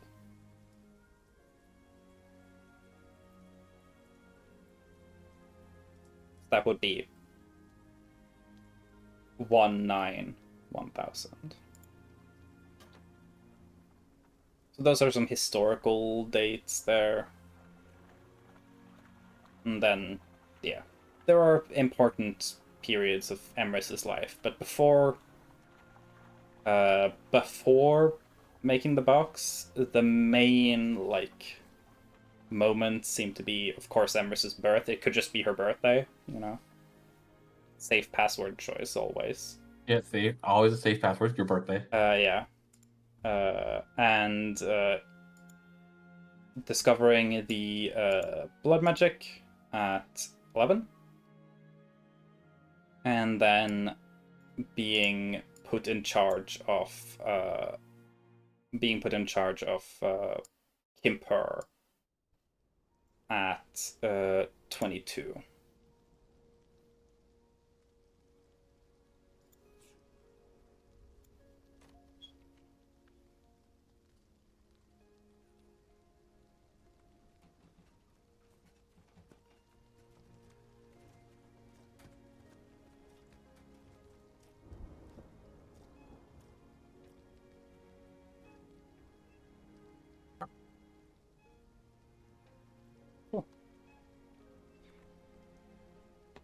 Assuming that no one else has anything they wanted to do this evening, no one has said anything, I will first ask Mel if Crystal intends to just stay the night with Mania at the carnival. I'm sorry to the driver, but yes. Okay, good. In that case, the entire group probably in some capacity interacts besides Crystal, who y'all just know is out there boning. So you guys get to share information amongst yourself. Thank you for the care package, Joel. So if anyone wants to discuss information, y'all are feel free to do that, but that can also happen literally any other time. So if no one has anything that they're passionately burning to do right at this very moment, I am happy to move to sleep, and then it can finally become the 25th. Yeah. I mean, Levi shared all of the information, but that's about it that he learned. And he asked Laura, "Can you go speak to your grandmother? I don't think she very much likes me." Sure. And I suppose Target probably spends some amount of time familiarizing himself with the giant, I think it's 11 or 12-story mansion. Yeah, I mean, he is given a room. Never experienced anything like this before, so he's like, "Whoa!" He is given a room like the other people here have been to stay in, his own private quarters.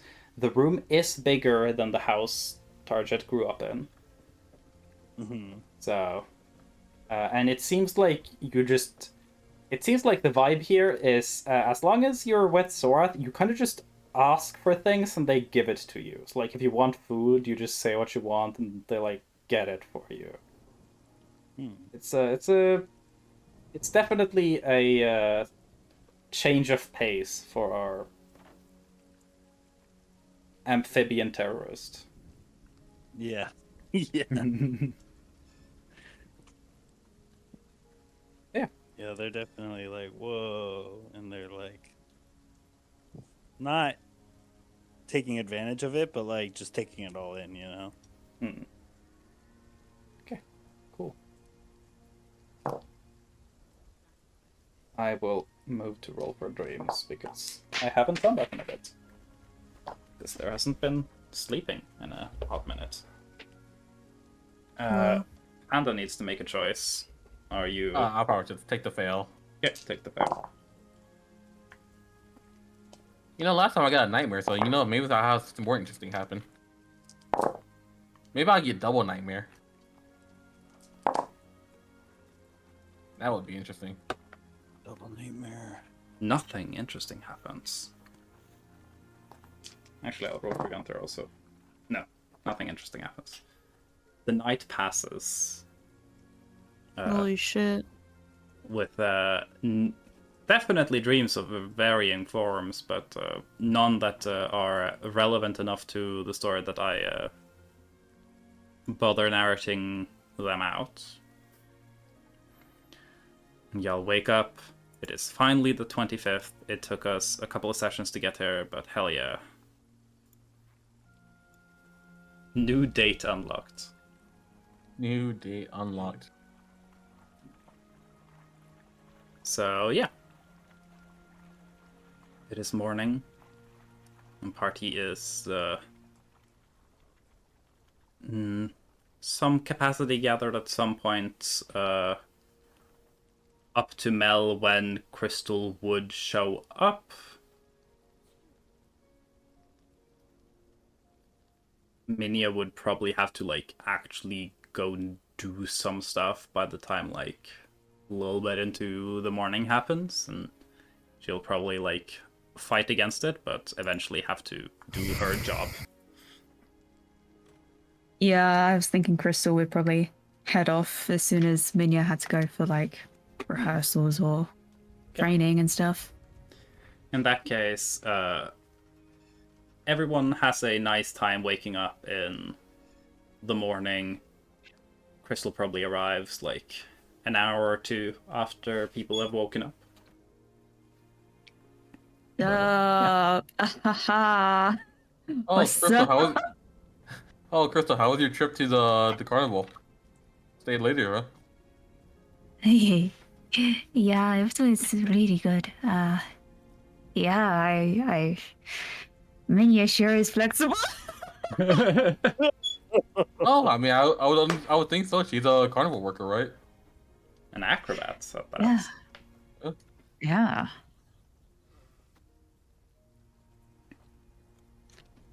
What you do Levi, there we while you was? Levi confused. What does that mean? We had sex. Levi still ponders. He shrugs.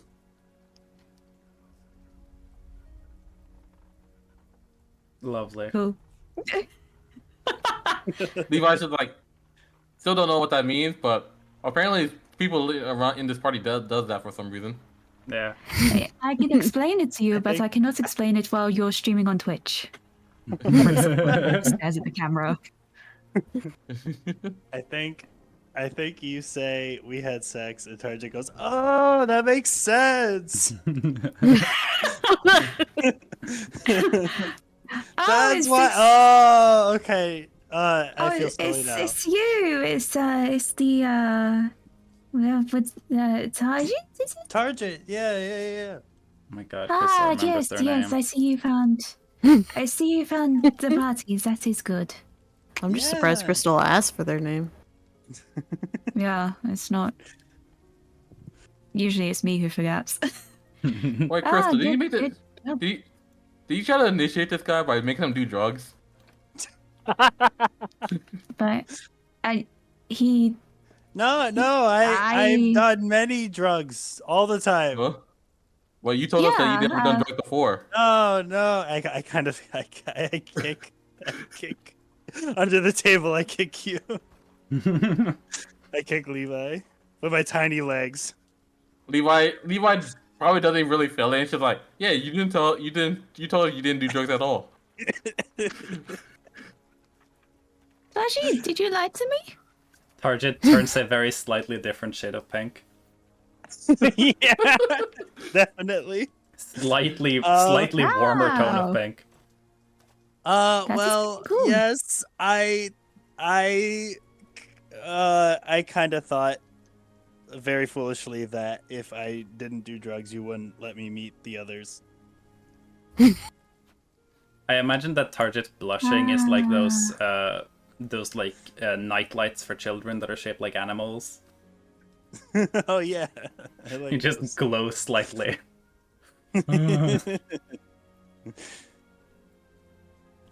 Well, You're expecting the person in this group to keep secrets, Levi? Nope.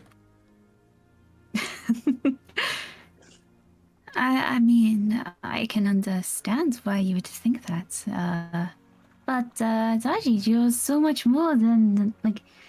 If you're part of the party, you don't have to do anything that you don't want to do. We are always we're a fun group, and don't worry, you don't have to do drugs to feel well included. Do you drink?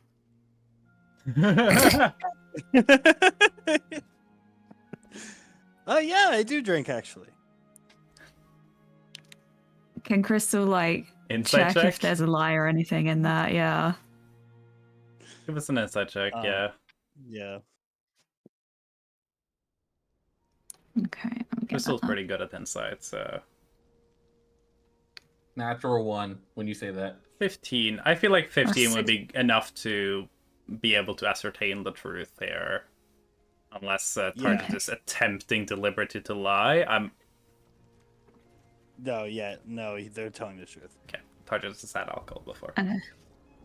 Yeah. Well, that works. Quite a few of us enjoy drinking. I feel like I didn't introduce myself to you properly yesterday, so maybe we can go out drinking at some point. I know if we can see if anyone else in the party would like to go. Yeah, that sounds great. We won't have anything too intense. Someone once died drinking, but then she came back, so it was fine. But we won't go there. Wait, did we not? She Did got the rest of better? the party know this? Or was this ever actually discussed? I don't know if Sorath actually told anyone about that. Only Crystal would know, right? Only Soras? No, like, It would have been me, Sage. the thing is, they... Oh yeah.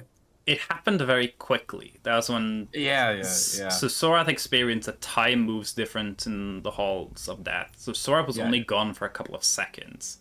And Crystal saw Sorath's spirit, like, kind of, like, hover a little. But that was all. Okay. My bad. So, and I don't think Sorath has told people that, because Sorath tends to not tell people anything. Yep. Because she has a healthy relationship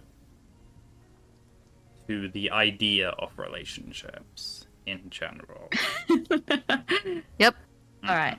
In that case, I will backtrack the sentence, and Crystal will say something along the lines of, "Well, we'll go drinking at some point. I'm sure there'll be quite a few people who would like to go. How does that sound?" Oh, that sounds great. I'm much more experienced with what alcohol does to me than whatever we did last time. Yeah, I also forgot what we did last time. I forgot the name of it. Just be happy you didn't immediately agree when they were trying to give you Molly.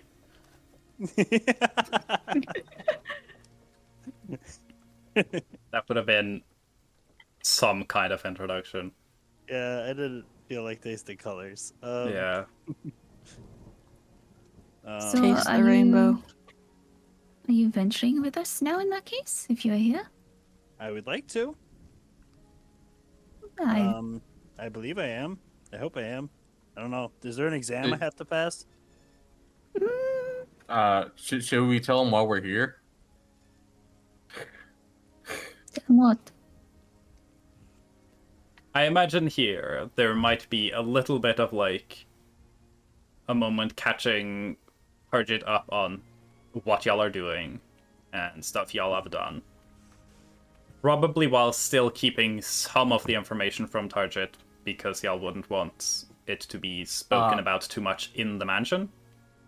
The gate would not be mentioned at all. The gate would probably not be mentioned, and y'all would probably not wouldn't. mention, like, details of your travels beyond Laybell, but more just generally your goals here and maybe how you met and stuff.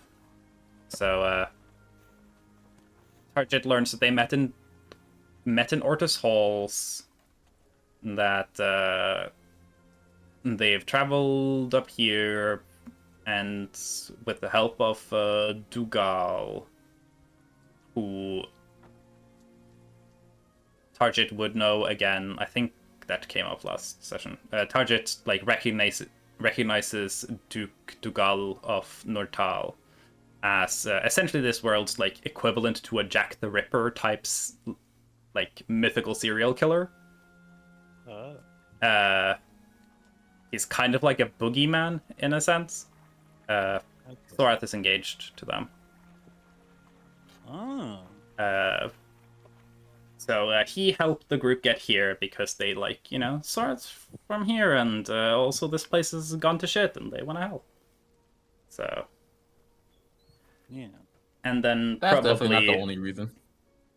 Then probably Crystal is also caught up on the stuff y'all figured out yesterday. Mainly the thing of the puzzle box and the letters and numbers and stuff. So, All right.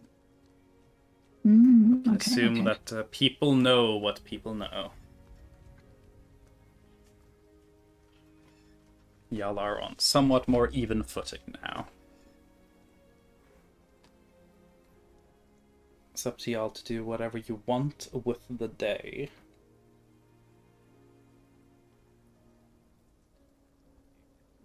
Allowing y'all to, have a little bit of, downtime in the morning before I get up to my bullshit, you know?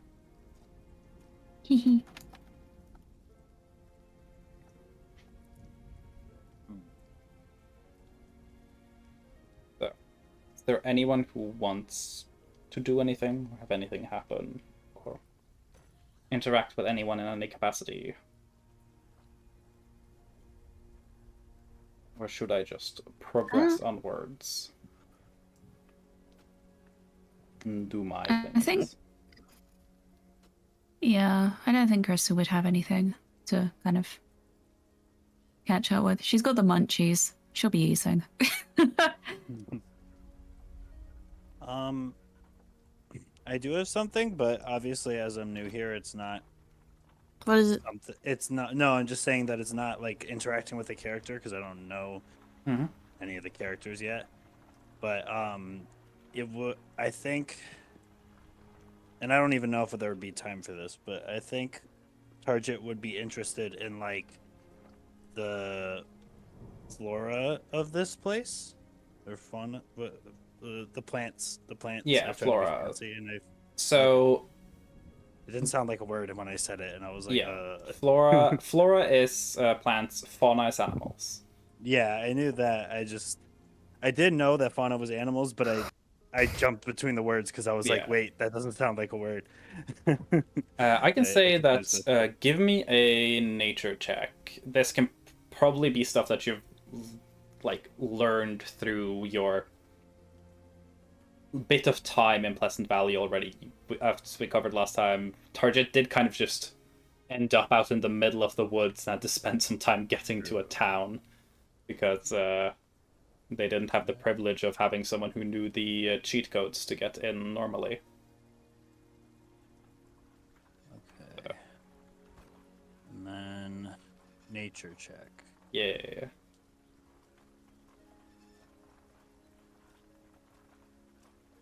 Oh. Okay. Target has figured out that more or less the plants here seem to be there's a very small amount of species here. There seems to be only really one type of tree. There seems to be only really one type of grass. There seems to be only one type of bush. There are places you can see moss, and that seems to be one type. And from studying it, all of it seems to be almost like a monoculture that has adapted to different purposes. It's all seemingly almost like it's different versions of the same plant that has split and specialized themselves for different purposes over time. They all live by essentially slowly draining energy from the fact that the earth itself here is cursed. There is no sun in Pleasant Valley. There hasn't been for almost 1,000 years. And all of the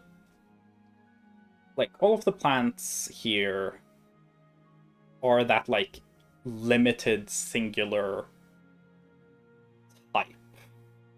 seems to have been the one plant that figured out how to feed on the curse and kind of spread out and dominated the place. These in the tree form, it's called heartroot trees. In the grass form, it is more commonly referred to as rotweiss, or red wheat. And heartroot is used for different things, making luxury furniture is one of them, and the sap is used to brew a specific kind of mead, whereas the red wheat, rotweiss, is used it can be used for food, though it isn't the most nutritious or necessarily the best for you in the long run. But it is locally here brewed into a beer that is incredibly bitter. Yeah, we had the party like test it and see who could fuck with it and who could not. Yeah. It was kind of funny. I've described the flavor as think of like whatever comes to your mind as the taste of like a bitter beer you've had, and then try and think what would a drink taste like if only that bitter part was there. That's the flavor of rot beer. Just the beer brewed from rotweiss.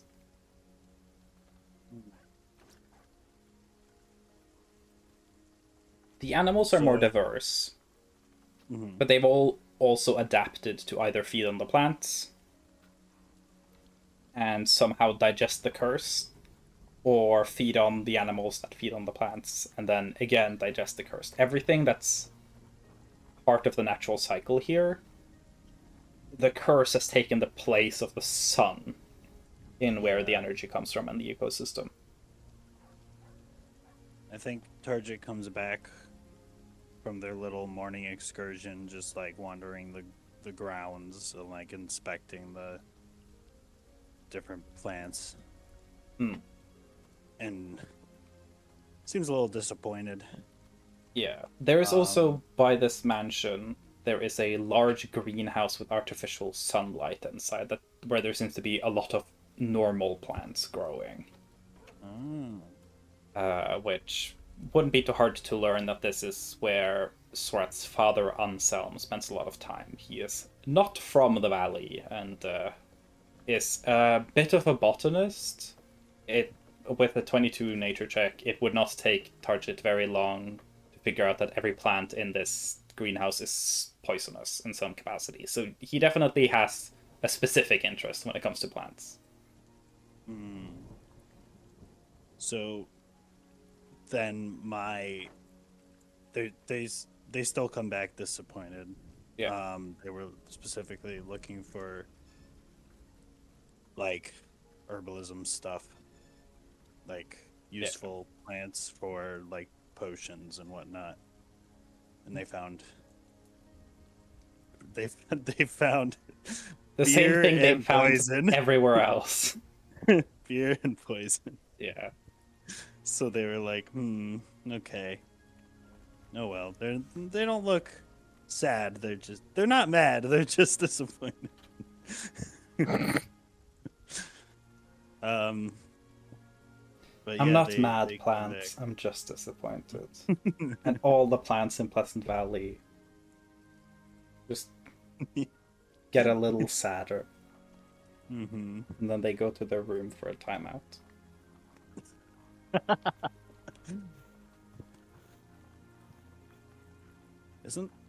Isn't this like a permanent timeout, like Pleasant Valley? Like... Yeah. I guess, yeah. Pleasant Valley is this universe's timeout corner. You've been a bad plant. Go stay in Pleasant Valley for a while. Go stay in Pleasant. I don't want to go to Pleasant Valley. Okay. So Target looks for plants and is disappointed when they don't find anything. So, no one else has anything they want to do or attempt, or... I guess Sorath will go talk to her grandmother. Yeah. Ambrosia is easy enough to get to early in the day. She tends to Mm. get up early. Tends to sleep I wanna late and be get up early. So I would be so honest. What the fuck am I talking to her about? Oh, it's just more about like Emirates Pass. Any like Okay, okay. like any like important dates, that may She'll have also like some probably try to explain the situation to her, yeah. yeah. because this is the situation she's also in. Try and open the box. We can't open the box. Mom erased her memories of the box, so we can't. Like, we gotta figure it out. Okay, cool. I just was like, what the fuck am I gonna... Yeah, no, it was just more like because we're trying to find like something that Emirates will like put as a cipher or like a word. Yeah. Important. Yeah. And out of everyone in the party, it's most likely that she can get answers from her because it's Sora. Yeah. Though real quick, I need to piss. I'll be right Yeah. Piss. It's the theme. As mentioned.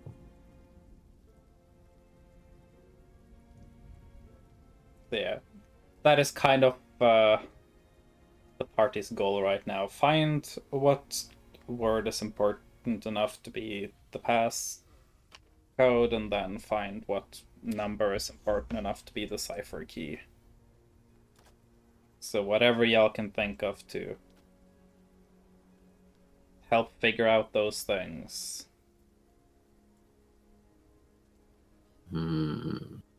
It is perfectly open. I mean, Levi hands out the list of whatever words are on there, but he's Yeah. not. You could go for a history book back in Levi a looked book through that's history probably old books enough. for dates and like different dates and different words. There were a lot. Turns out when you look into a history book, there are a lot of dates and words. And it was kind of difficult to figure out which of them would have personal importance for Emrys. Just from like looking through stuff. Oh my god, is the word pissing? If it was, this would be some. Turns She out knew. that the solution, the word is pissing, and the code is the date of when Emrys had a prophetic vision of the heroic group of pissers, and she has been awaiting the pissers ever since, as the old prophecy would tell. Mm-hmm. You have defeated my piss puzzle. My pistol. My pistol. So when Emrys discovered that she could do blood magic, the date... Wait. Can you remind me what the other two are? I'm sorry. Okay.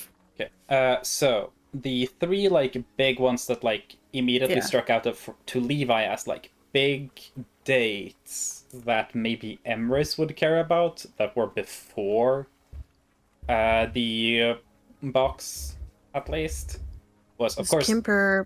Emrys's birthday. Oh, okay. Was one of them. Because like Birthday, blood magic, Kimper, right? So Emrys's birthday is... Let's see. Emrys's birthday is the 43rd, the 6th, 1552. Okay. And then the Blood magic, or discovery Okay. was... It's having so many notes. The blood magic discovery is the 37th and the 2nd, 1564. Okay.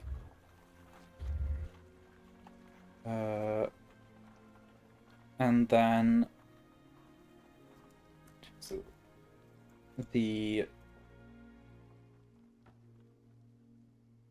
then she takes over control of Kimper, the 12th of the 7th, 1574.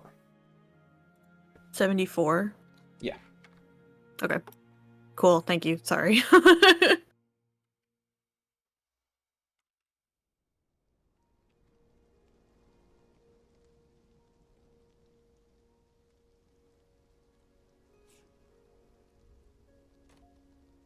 So those are some numbers that you could try with some words.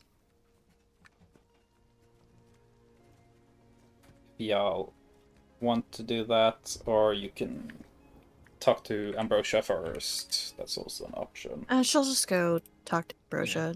Might as well get some clues and then try.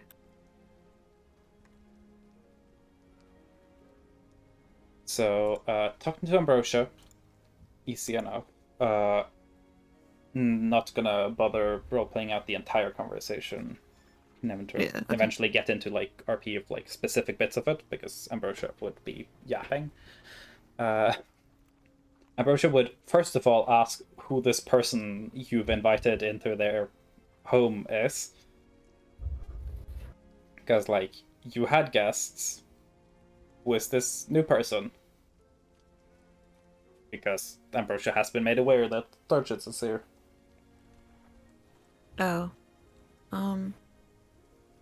They are someone we believe will be crucial to assisting us in the future.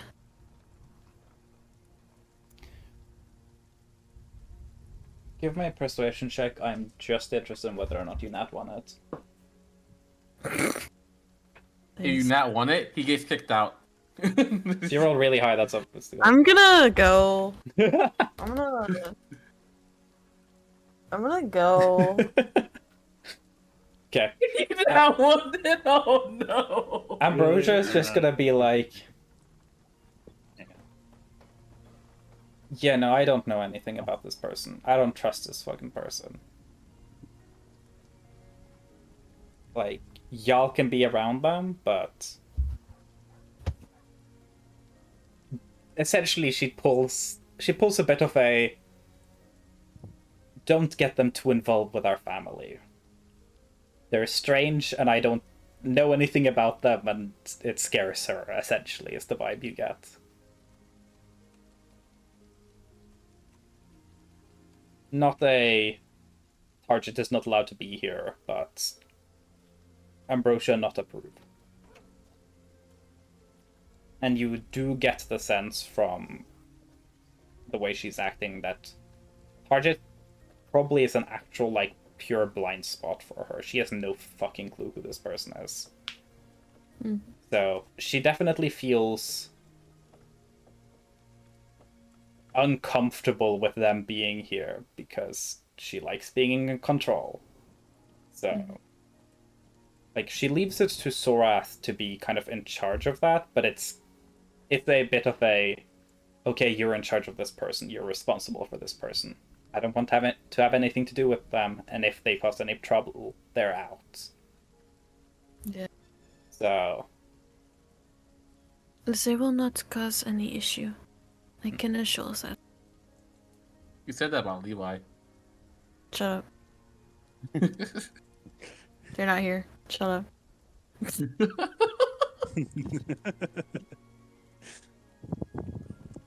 Ambrosia will reply with, I hope that is true. I believe that it would be probably best for your group to head out soon. If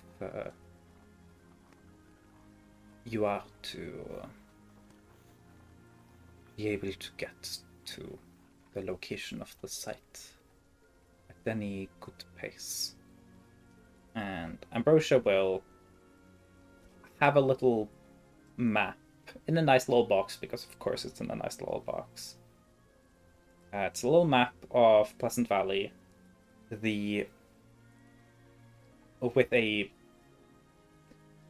like very beautifully artistically done, and you can very much tell that Ambrosia is the one who has, like, drawn a little, like, circle with an arrow to it, pointing to where you guys are supposed to go, because it is very much the artistic flair of someone who thinks writing is beneath them. That she did bother enough to actually be the one to use the pen. Yeah. So that's something. she'll encourage you to keep that bit of information safe. That it's no benefit to the valley and much less so to the family for people to know about an ancient tomb, because people want to like raid those, you know. Mm-hmm.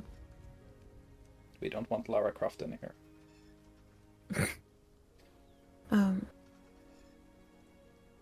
So we are having an issue.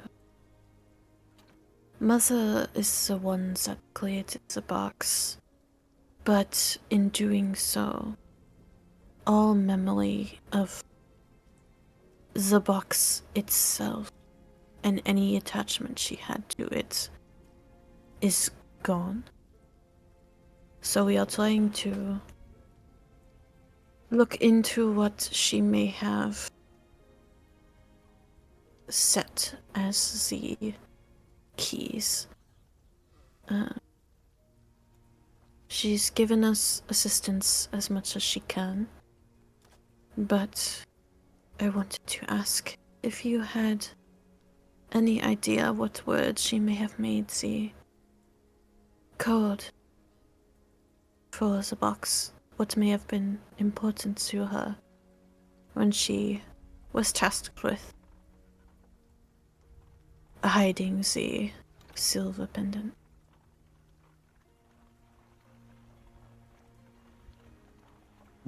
Brosia kind of goes quiet for a little while, contemplating. Feel free to give me an insight check. Yeah, let's say you can have advantage on it because again, it is your grandmother. 18. 18.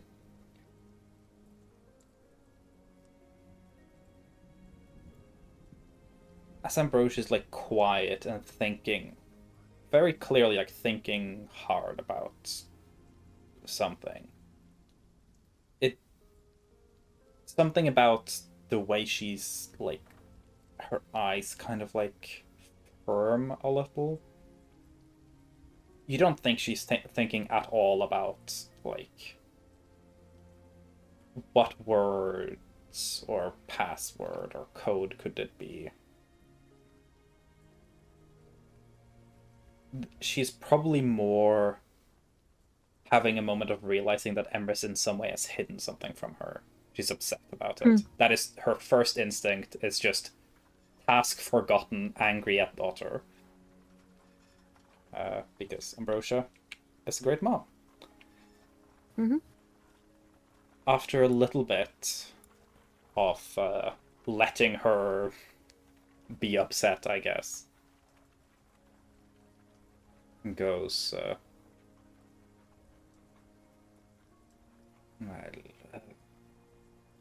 Emrys, especially at that time, was somewhat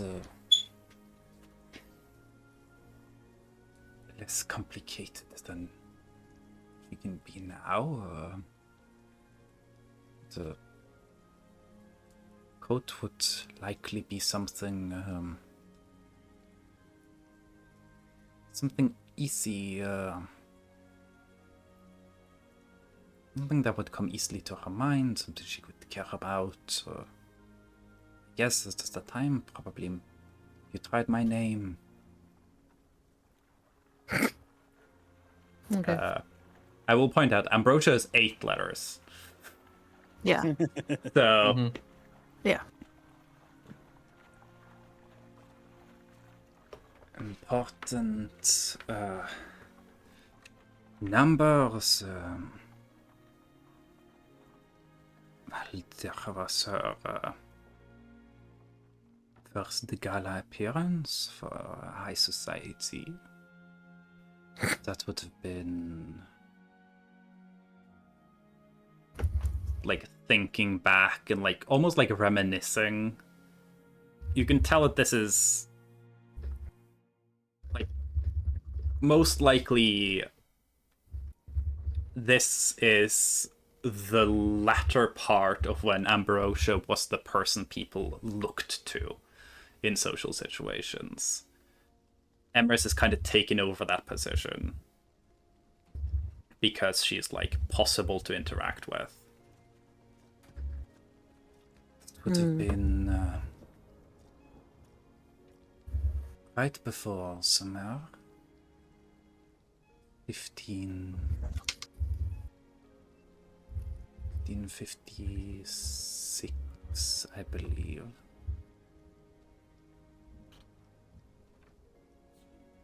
Probably second. I would say second of Lipistir. 1556. Her first entrance into high society. Her first interaction with other royalty here. So terribly excited about the. She went to do studies in the library for a while, I believe. It was later on.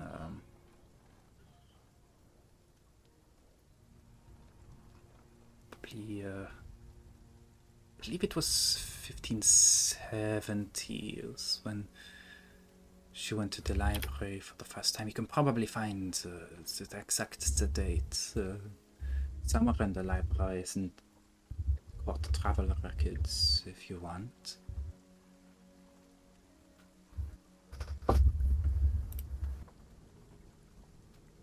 I see. She kind of keeps like rambling off different dates. They're definitely like dates of importance. But from what you know about Emrys, you don't know if they would be personally important to Emrys. No. The second she said when she went to her first gala, Zorath would have been like, especially okay, next one. 56. Spring 56, so she's like almost 4 years old.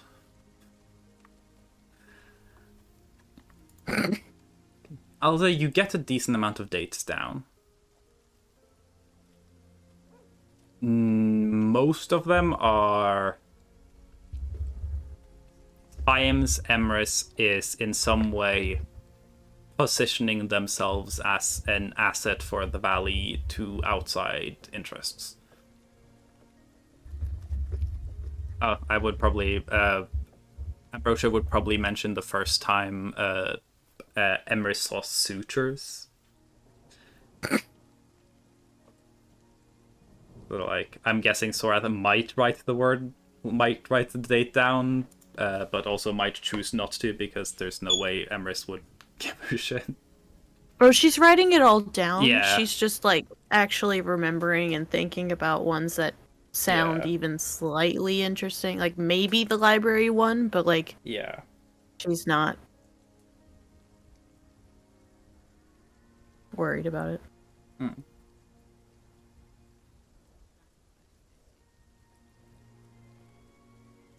that's kind of what you get for Ambrosia. Yeah. It's very unsurprisingly, it's a lot of dates and potential help that's very centered around her. Yeah, As always. as always.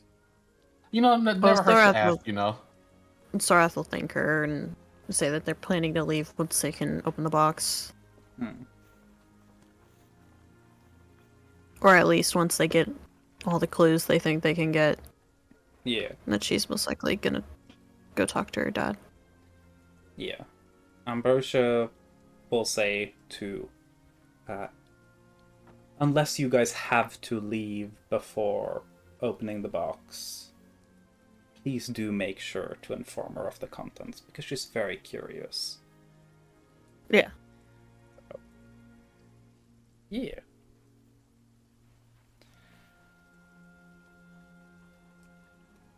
And then yeah, Sorath is gonna go ask Anselm. Even though she's not really she doesn't really expect him to know all that much either, but it's worth a shot. He hasn't been around that much, and they don't spend a lot of time together, but they do at least, like, care somewhat about each other as like in like a sense of like civil partners. Yeah. So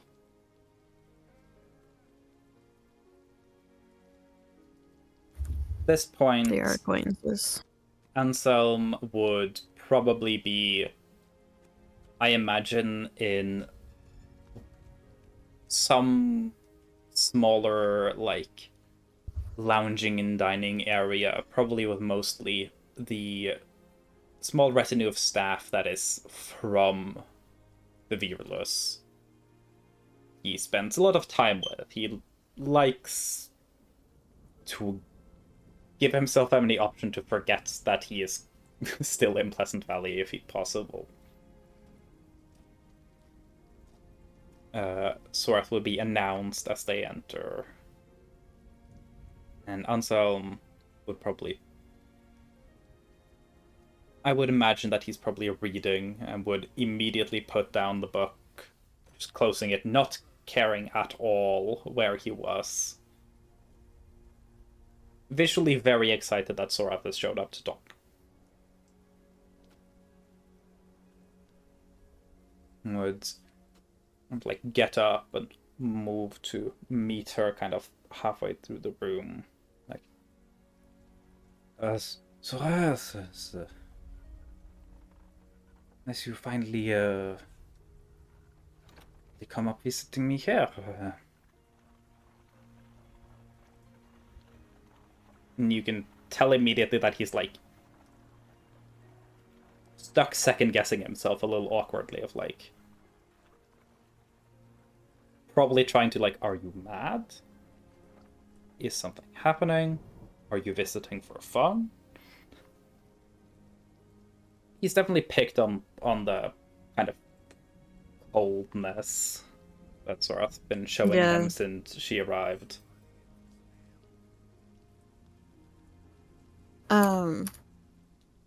And she's kind of just gonna brush past the mention. Just, we need assistance opening a puzzle box that Muzza created and had any memory of creating it removed. So she does not remember the key for the ciphers that she used, nor does she remember the code word that she used for the passcode. So I wanted to ask if you could think of any dates that may have been important, or it was when she was still quite young, but if you had any ideas for what words she may have used or anything that was crucial. Yeah, to her. of course. May I see the box? Sure. Takes it and kind of knocks his finger against it slightly, turns it around. He tries to like a random code. It doesn't work. Probably It'd be just very for funny if it works. probably just for fun. As you can see, it's in Nine Speak. As you mention it, he looks at it and goes like, that's oh. This id parkour steel. What? Yes. How on earth was this made? I Mother has her ways. Oh, she does. She does indeed. Looks through sigils. 99 glyphs, and then a Belarus emblem. Yes. This you say when she was young, I would guess probably from before she was 30. This aesthetic is I believe she grew out of quite early. I've seen some of it in some of the older paintings and keepsakes from the time.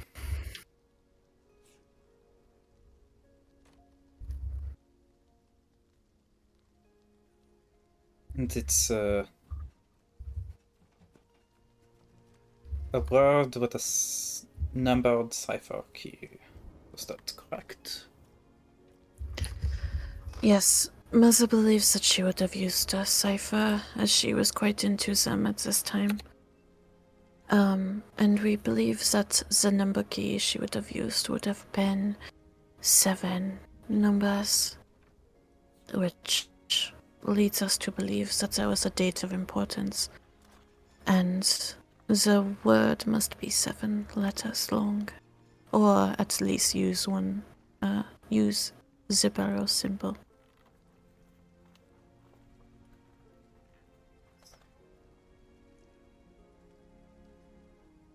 Well, I would assume that either the final solution or the original password itself would include the symbol. She would not bother adding it otherwise.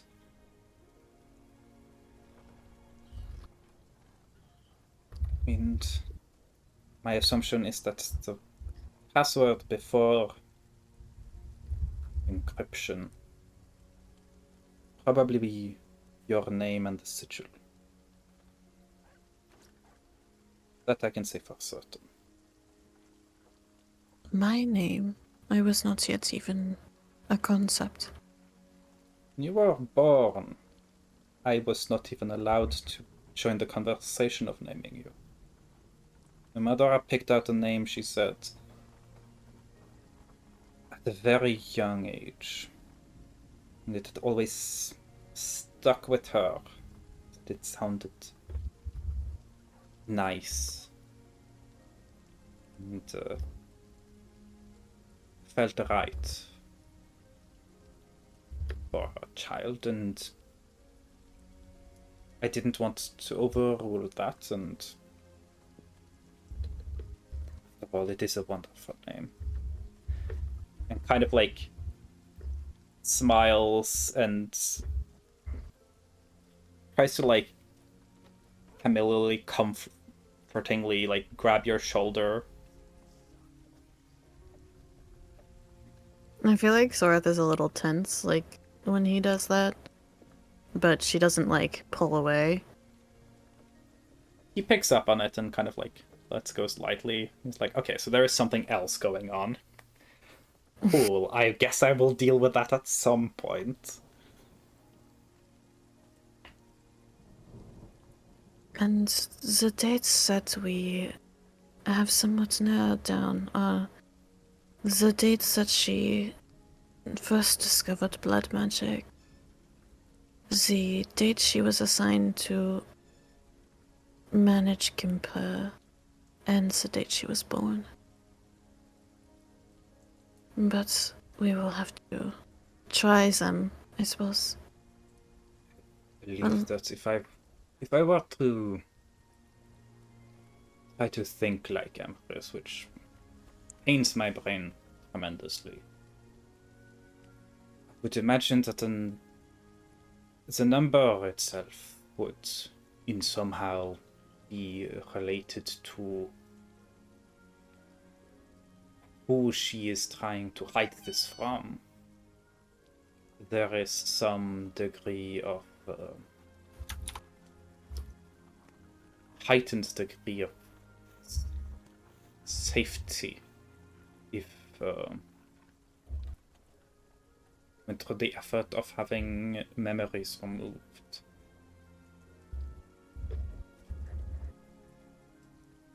I do not know if your mother would try to hide something from herself. I believe she has enough restraint and control to simply keep something safe. Meaning that likely the memory aspect is trying to prevent herself from revealing it to others. Yes. The time, my guess would be here. He looks around the room, just leans in and whispers, "Grandma." Does Sorath know her birthday? I'm assuming she does. Ambrosia? Because she wouldn't be allowed to forget it. Ah, yeah, you would know Ambrosia's birthday. It could be a date related to her. Or it could be a date that is significant to Emeris in terms of her relationship with your grandmother. Maybe an argument or a date that she was able to do something despite what she thought. No.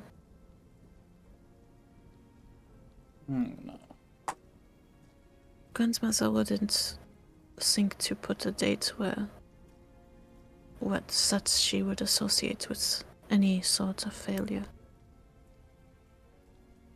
And I would guess that Emrys would not want a date that your grandmother would assume is about herself.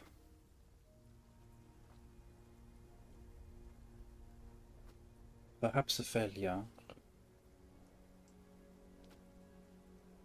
You mentioned Kimper. Yes. Mother once told me that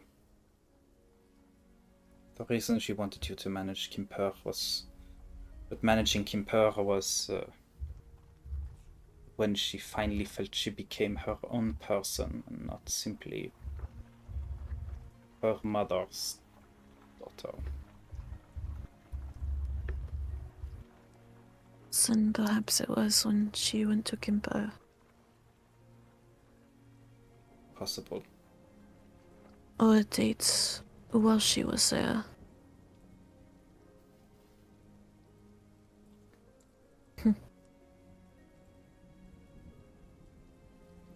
I had a similar experience.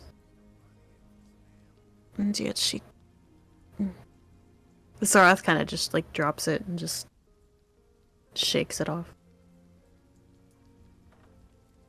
I will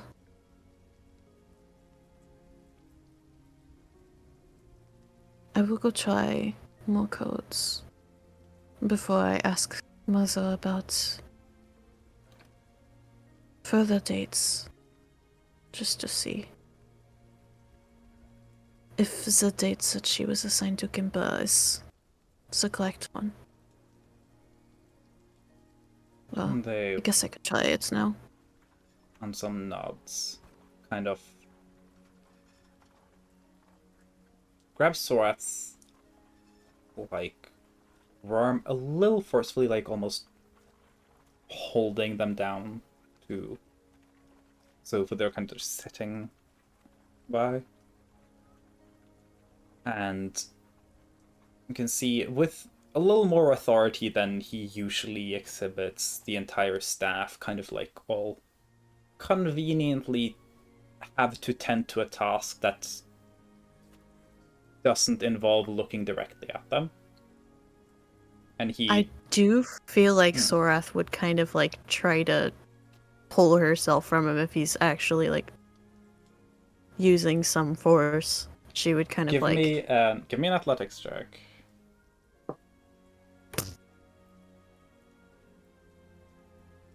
$16. See, Fuck. you are not fully able to pull yourself loose. You're able to get up, but he's still holding. And you can see Anselm with the absolutely minuscule amount of magic that he has picked up over an incredible long career of traveling and having access to magic. He will cast Silence. Create a little bubble around you where essentially what you say can't be heard outside. You guys can't hear what's being said outside there.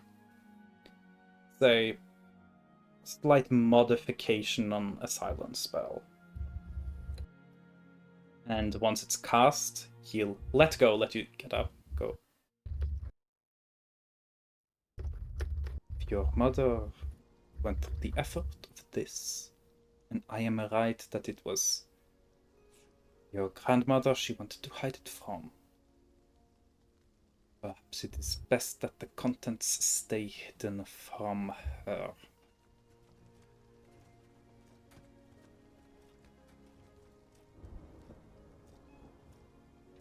I did not plan to tell her what was in the box. Other than that we know the silver pendant is in the box. Do not need to grab me with such force. I'm just trying to ensure that your grandmother doesn't put you in a worse position than she has already tended to do.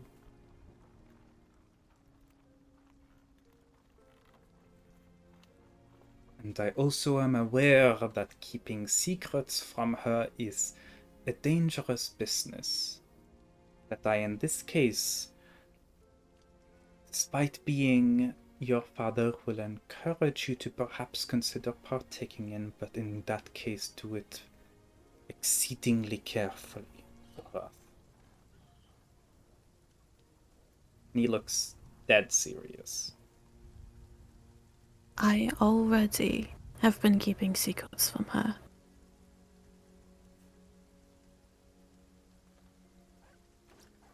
I know a great deal of information about grandmother that I haven't even entrusted with the entire party.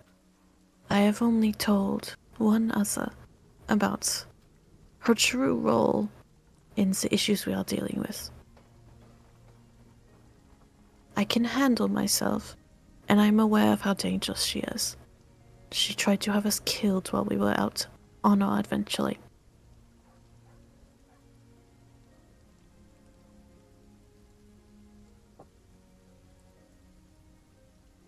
There is like a complex, just like cascade of emotions over Anselm's face as you talk. And you can tell that he is like overwhelmed by a bunch of different things he's feeling. Takes like a little bit to focus himself and stop on what he feels is most important. And he goes, I'm sorry I am brash. I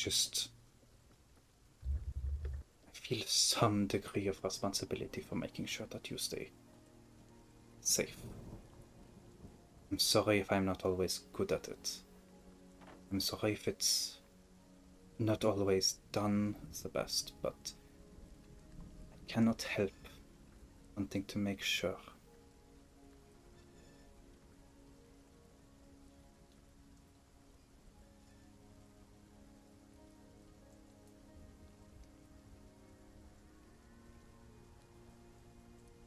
I am not a child anymore. You will always be my child. I understand that, If you have but I children, am not you a will child. understand this.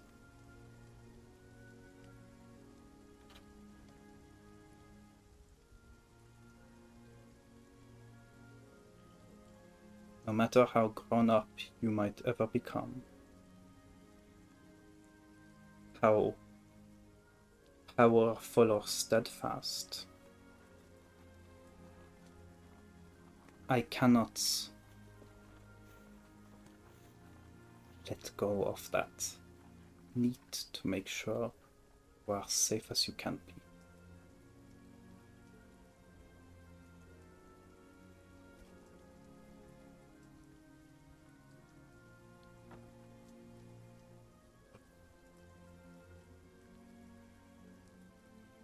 He'll probably just stand there a little awkwardly. Lion. He loves Yeah. you. Loves He you. leave you. Yeah, love that nerd. Yeah. You got loved on. This is her dad. Sora's family does love Sora, just each of them in different ways and are different degrees of good at expressing it healthily. Sora's parents especially do love Sora, because our She's their kid, but like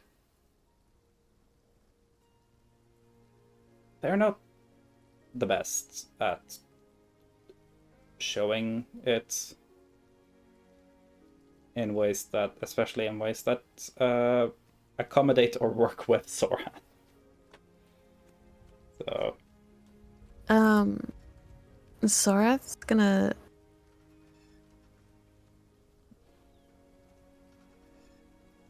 what happens between you and Takluk?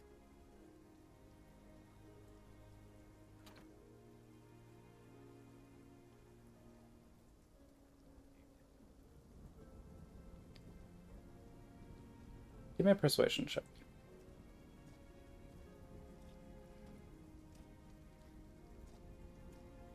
$18.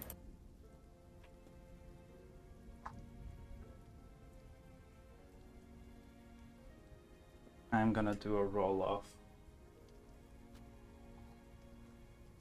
And the things I'm rolling between is Anselm's shame and Anselm's need to answer his daughter's questions. Mm.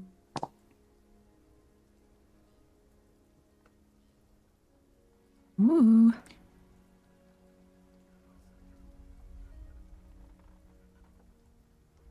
He looks immediately extremely uncomfortable. Mm-hmm. You can kind of see like that he tends to want to just disengage from these situations. He's refused to engage with it in any capacity before. He kind of steels himself a little.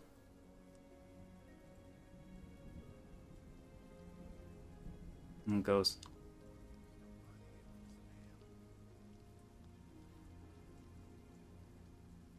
like with most things in my life, I made bad mistakes, Sora. Very bad mistakes. I did not think through the consequences of my actions, how they would affect others. I admit I have always been, and probably still am, a very short-sighted person.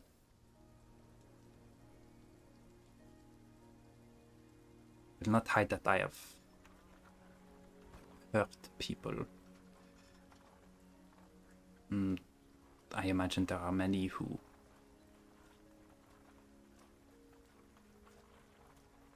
whose lives have been significantly negatively affected by my presence in them.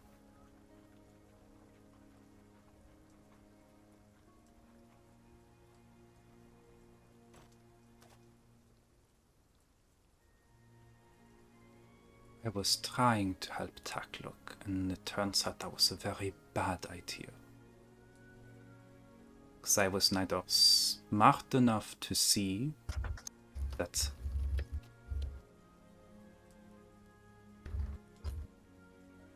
people rarely need what I believe they need.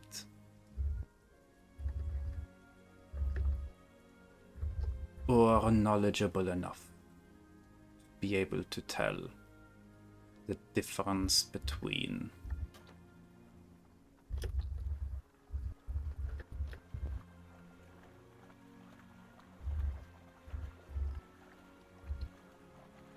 power and positive change.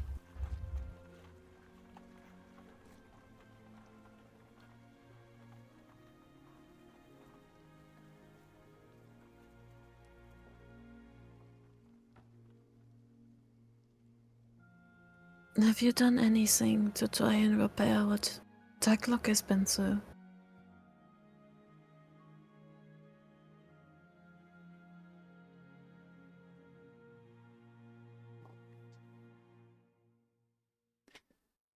For a brief moment, he looks like genuinely offended.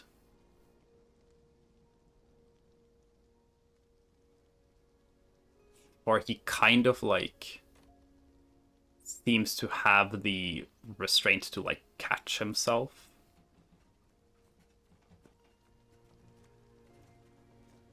And it's like his kind of like admitting parts of this to himself to a degree. He's definitely not able or willing to like face it all head on. But still looking a little offended. He goes, The second I knew how much that thing hurt him. When he says that thing, he kind of stares a little intensely at you, as if he's testing the waters to see if you know what he's referring to. Like he's trying to gauge which parts of the story you already know.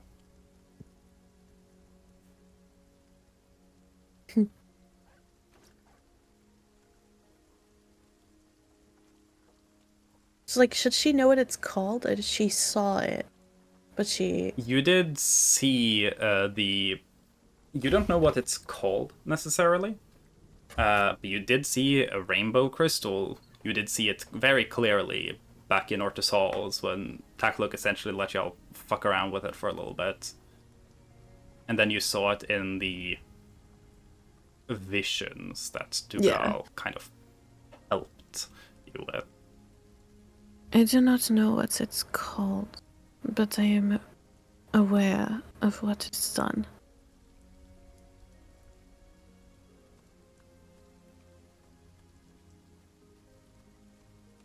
I am not a mage, nor have I ever been. I admit that perhaps my biggest blind spot in terms of the practical adventuring side is that I have never had much of a capacity to understand any of the magical things.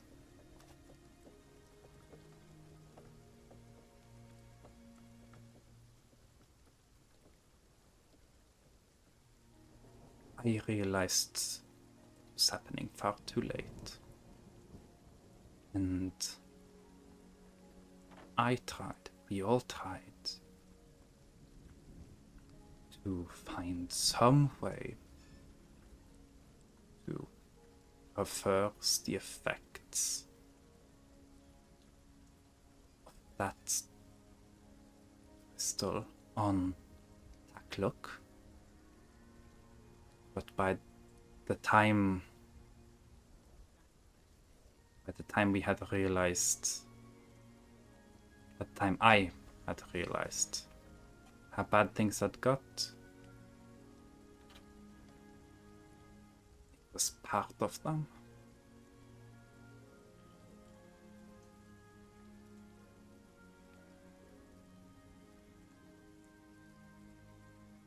And the blame is mostly mine.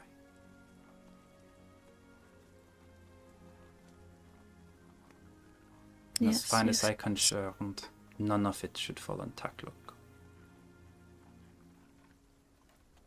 We were all excited about it to begin with. I was the one who kept pushing it towards the end. I'm sure the others would have put a stop to it, but I realize now that I commanded a position of authority within the group that I was not at the time aware of.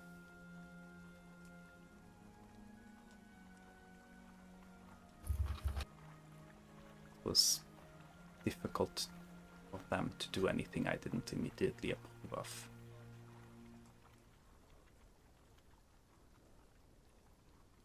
And I did not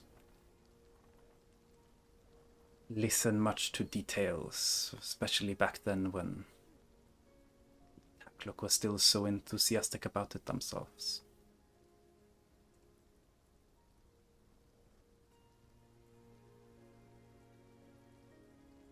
I see.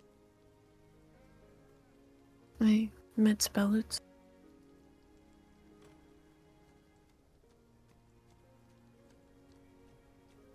How are they? Better. Good.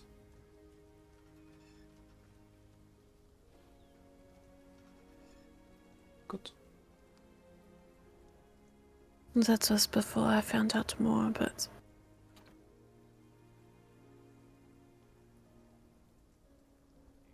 it's so hard for me to even look at you. Having gone through so many issues with my own class.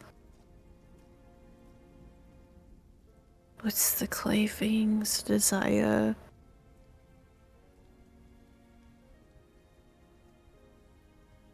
You were not aware and you did not know.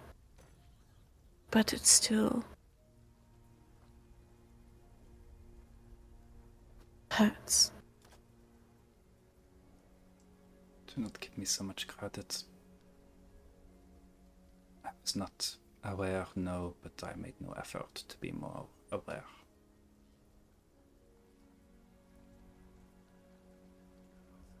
I will admit, it is not the biggest mistake I have made in my life either. It is just one among many. Yes, I heard a great deal of why I had to disguise myself in Wingast. I regret my actions there. Every day I am not able to forget them. He loved you, you know that, right? I do.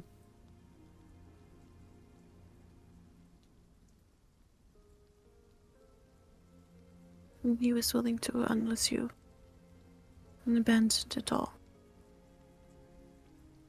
For a while I wished I had done that. Not been so cowardly and simply renounced my family name.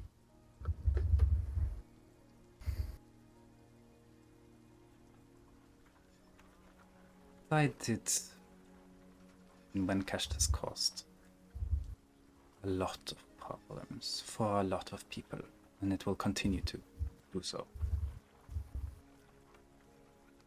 Yes. That probably is my greatest mistake.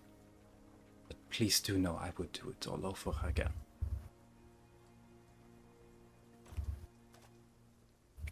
Why? Because it led to you.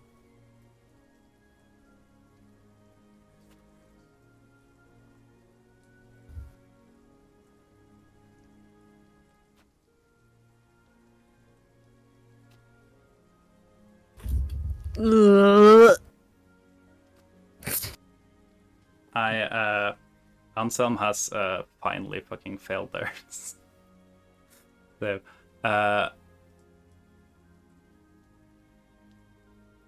We balls. Sorath doesn't cry. She's not a pussy bitch. Anselm is not crying, but you can definitely see like his eyes have like are red, started watering a little bit, and he is clearly struggling to keep himself together. And it is quite visually clear that he is either not in the moment or just generally as a person probably not capable or willing to allow himself to just like break down in here with you and all of these other people. He has to realize this and kind of abruptly goes and dismisses the spell because it was nice for you to visits my chambers, feel free to stop by later. But I do believe I have a matter to attend to. And he kind of just, before turning to leave, kind of like awkwardly shimmies.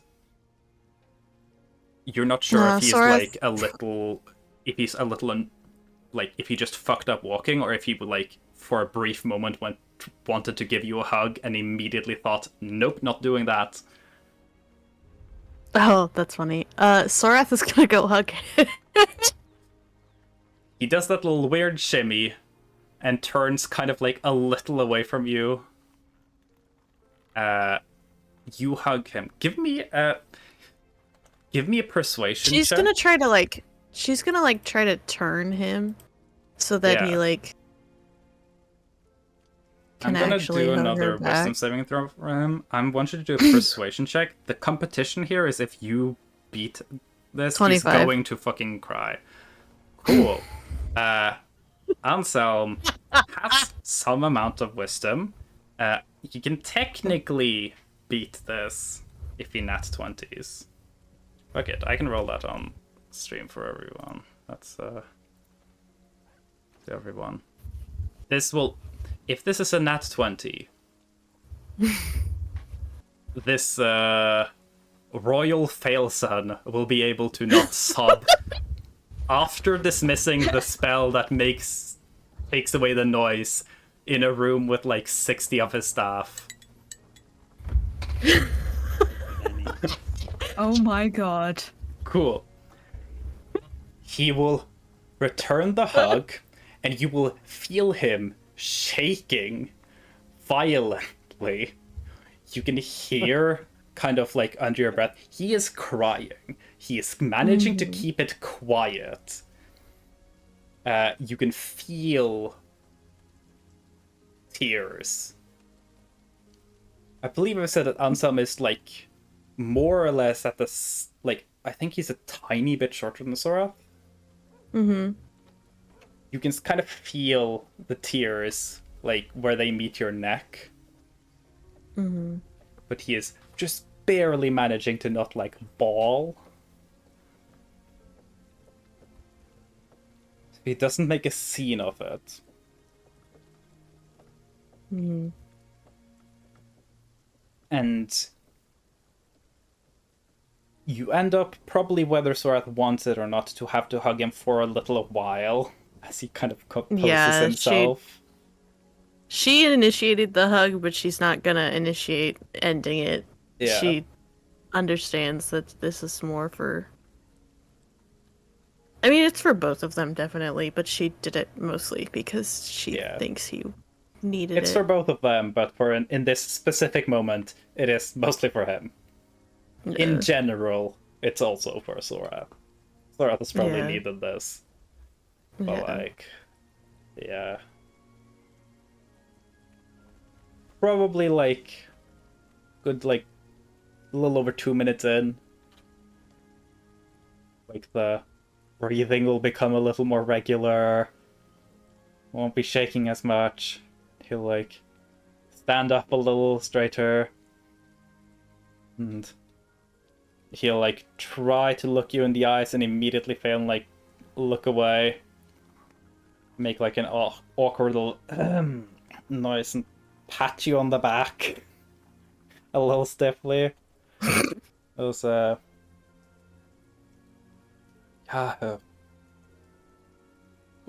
talk. Good talk.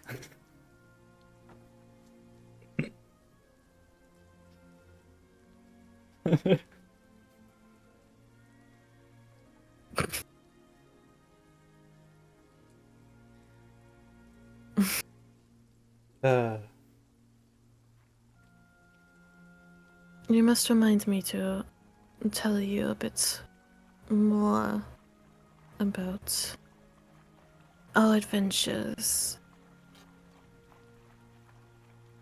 in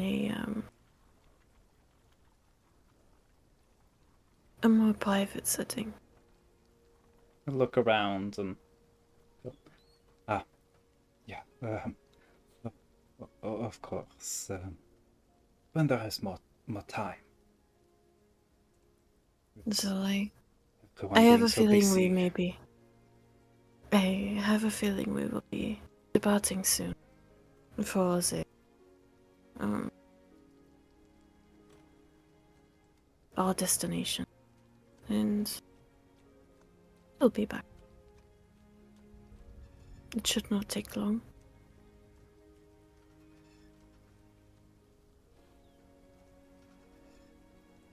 He'll not. He'll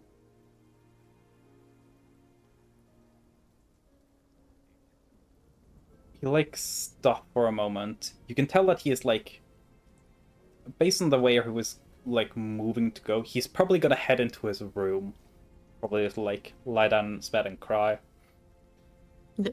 which will definitely seem awkward for everyone who heard him say that he had an errand to attend to, because he's like, oh, I have to go somewhere and attend to something, and then immediately goes to his bedroom.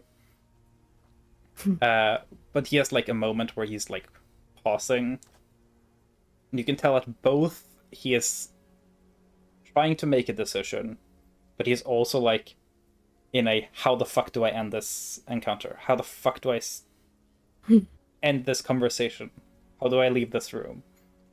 Sarath will kind of impulsively, just like when she notices that he's kind of struggling to say anything, she's like, "You could come with us to go." I believe I am probably best suited for attending to things here. And his mind is kind of immediately elsewhere, and he just awkwardly, almost like as the sentence ends, beelines over to like a low commode that he like opens, rummages through things, and grabs something that he hands to you.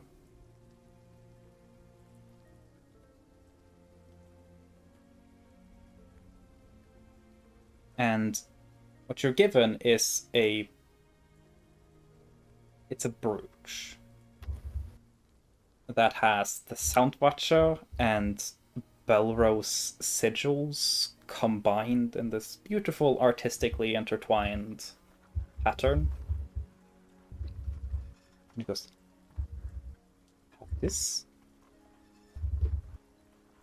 Melt it down and make something nice for yourself.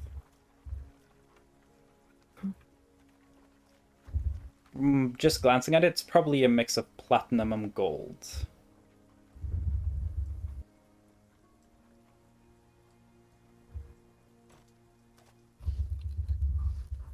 I will. So I can allow it for now. And Sarath will like attach it to her cloak. He immediately looks like, fuck. And you can immediately tell, like, that's not what he intended. I can put it away. Would that be better? God, I love this awkward ass family. He immediately goes like, oh, no, just to whatever you want with it.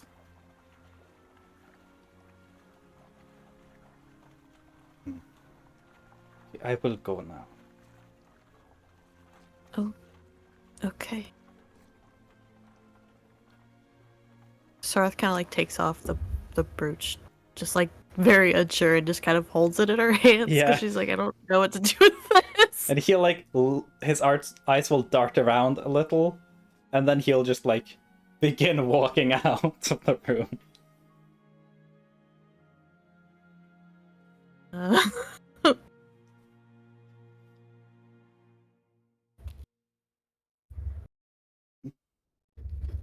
Now getting to look closer at it, this brooch You're guessing it's probably from the sign, also from the make fit. It's probably a gift from the Soundwatcher side of the family. You'd guess probably tied to his marriage, probably part of a wedding gift. It is great. It has scrapes on it. And from what you could tell, it was in a random commode in not his office or room, in one of his like lounging areas, kind of in the bottom of a box. So he probably doesn't care much for the brooch itself.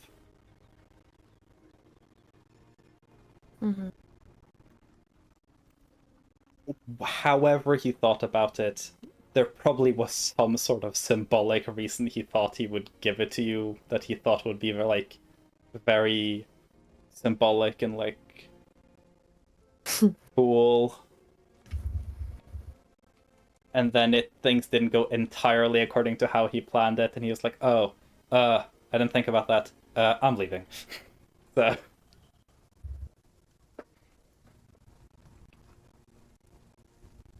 Sorath is now just in this room with some staff and this brooch.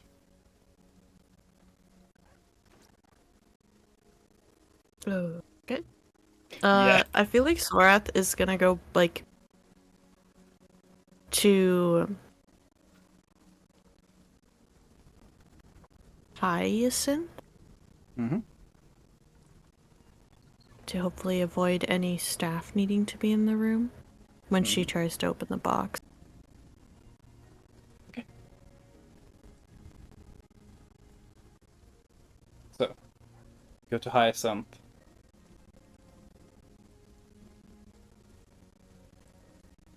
Do Hyacinth's just there in there working? Do you explain to Hyacinth like what's going on? Or like the puzzle box, or like Why you're in there, why you're opening up there. oh yeah. She'd probably just say that she doesn't want anyone to see what's in it at first until she can figure out if there's anything else in there that Emrys didn't want anyone to see. Hyacinth will So- go.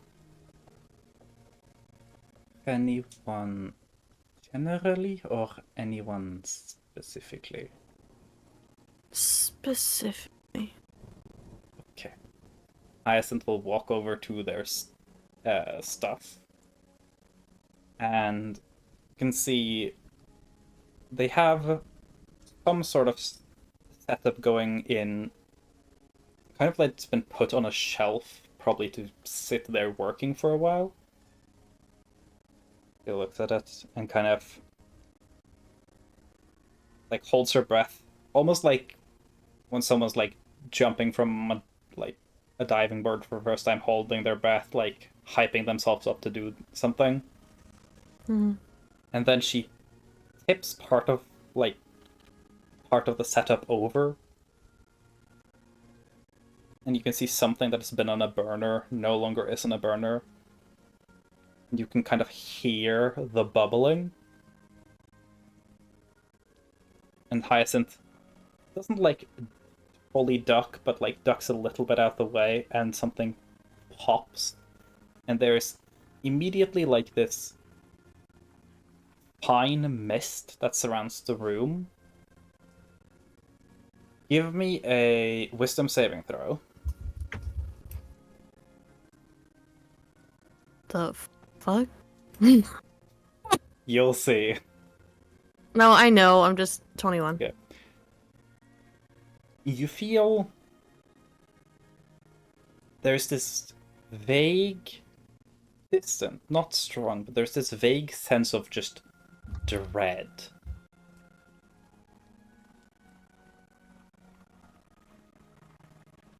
And being at this point as familiar as you are with curses, Hyacinth at this point has more or less just taken one of her experiments and fucked it up to just cover this room in whatever magical energy existed within that curse. And she goes, okay.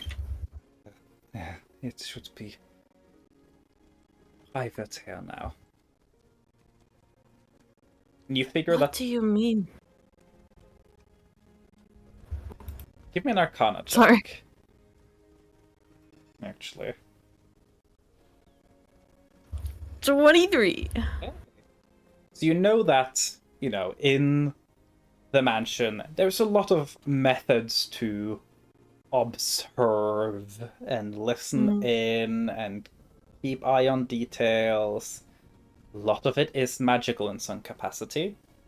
And you figure that whatever Hyacinth did at this moment, if there's some sort of magical detection, she's probably just overloaded it.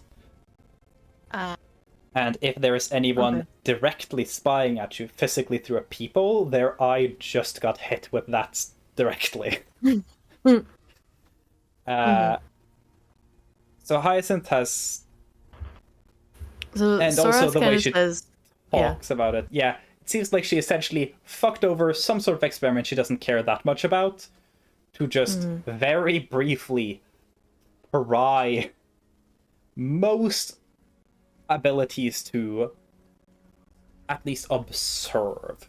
You imagine that probably someone could still listen in, but that it'll be very briefly difficult to observe the space here.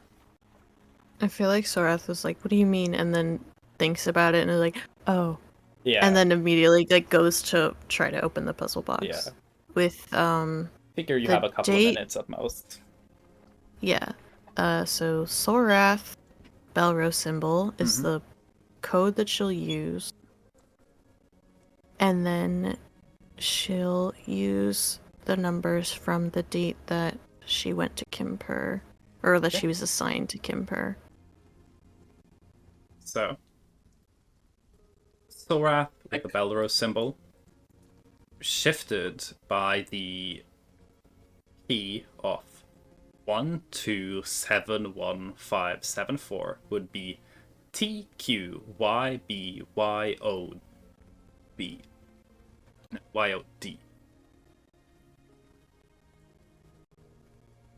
You put that code in, and you hear a noticeable, but very quiet click, and the box folds open. I was going to do that code next. Oh. Yeah, we were gonna put Sorath in next. So the first thing y'all Yeah. tried to put into this was Sorath with the Belrose symbol, and I said, because I was a dumb idiot, y'all are closer than you could ever fucking believe, and that hyped y'all so up that you guys kept trying to open it. When the actual answer is TQYBYOD. Yeah. Because y'all got the password You're getting section, there. just not the key encryption section. Yeah. We didn't know that there was a cipher yet, so we were we just didn't know. like, We didn't know there was a cipher. So I was like, when y'all we were were just inputting like, holy random shit, it's words! when y'all were like inputting random words, I'm like, please, it's not a word. Just trust me, it's not a word. Because I was sitting looking within capital letters, bolded, 4 font sizes up from the rest of the text, TQYBYOD, while y'all were like inputting normal words, and I'd be like, y'all aren't gonna get this. What would he have said if one of us just randomly said those letters? If y'all had done that, I would have allowed it to open. I would have been like, y'all are the luckiest motherfuckers in the world. Oh. Fun fact, the way this little quest to open the box was supposed to happen was that y'all were going to go here originally, not know about the secret doorway that a painting opens, and I would have had Thorath being a name that's Emrys picked out very early, be mentioned really early, and Anselm was always going to have a Kimper was when Emrys felt like she finally was her own person. Because it's kind of Emrys's, I want Sora to be her own person, even though I'm not great at showing that. So these two things were going to be mentioned, and then y'all were gonna be like, oh, where is the other silver key? And I was expecting y'all to then use magic to find it and be like, wow, it's in the Kimper mansion. Where the fuck? And it was gonna be like a quest to find the secret passage, but no, then Lion had to randomly say that they were gonna tilt the paintings. And I'm like, oh, okay. How many do you do? And then Lion, because of course Lion said it, every painting in the mansion. I was like, are you prepared to use a couple of hours on that? And they were like, yep. And I'm like, okay, this is happening. You're welcome. Anyway, I found a Thanks, better hiding Ryan. place. Anyways. Yeah, true. Skill issue. Go this year. What Sora finds The best inside the solution box. to a puzzle. Stubborn stupidity.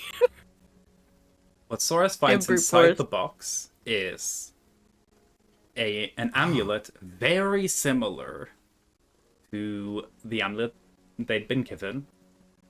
Almost like a flat, like teacup dish that's polished to a mirror sheen with a complicated kind of geometric looking pattern on the backside. Seemingly identical to the golden one. Yes, one of the solutions was, why don't we just make a copy of the gold one? That was something stupid I had planned in case someone said, like, I mean, we could try just making duplicates of this thing. You know, that could have been a solution. If I That would hadn't broke also the have box, worked. right? And If that I was one hadn't way broke to the box. sidestep all of this.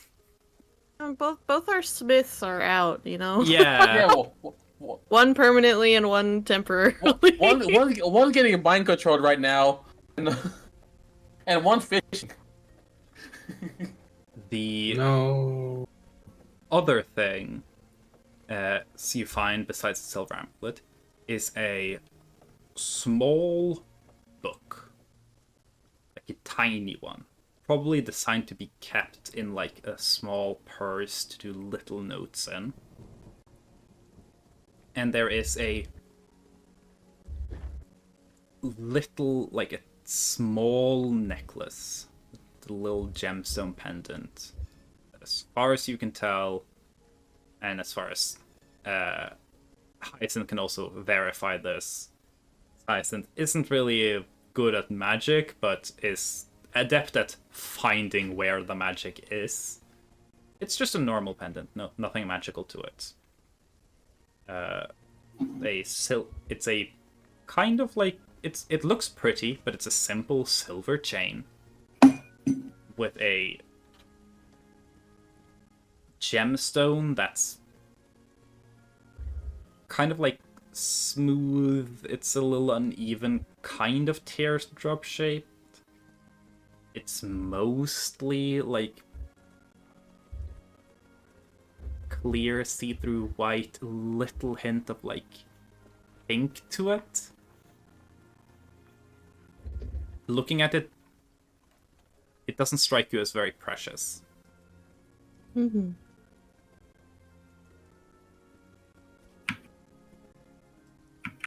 The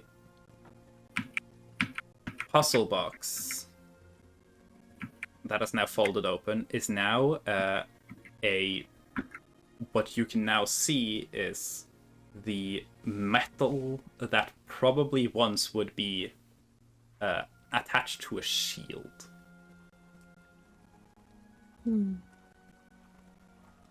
With the box opened, you now have technically you would have to attach it to like a proper shield's lining, but this is Id Pakur's steel shield. it is not any particularly better at defending someone, but it is literally indestructible. But besides that, it is just a normal shield. Whoa.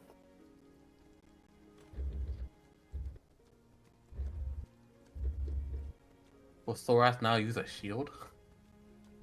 So, the Man, fuck no. Pokemon Sword and Shield. No.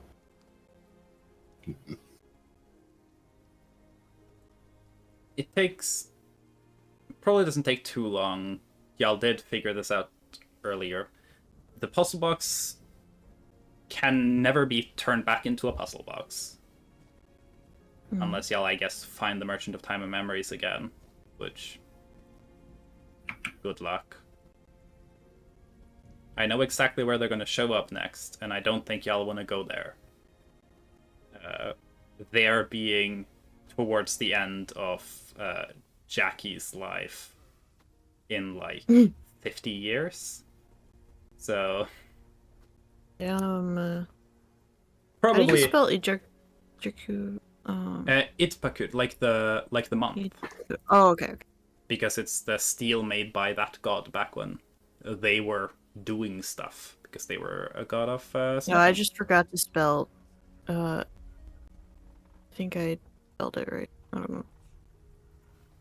Okay. It's spelled like opportunity Scorcha. Okay, I spelled it right. Yeah.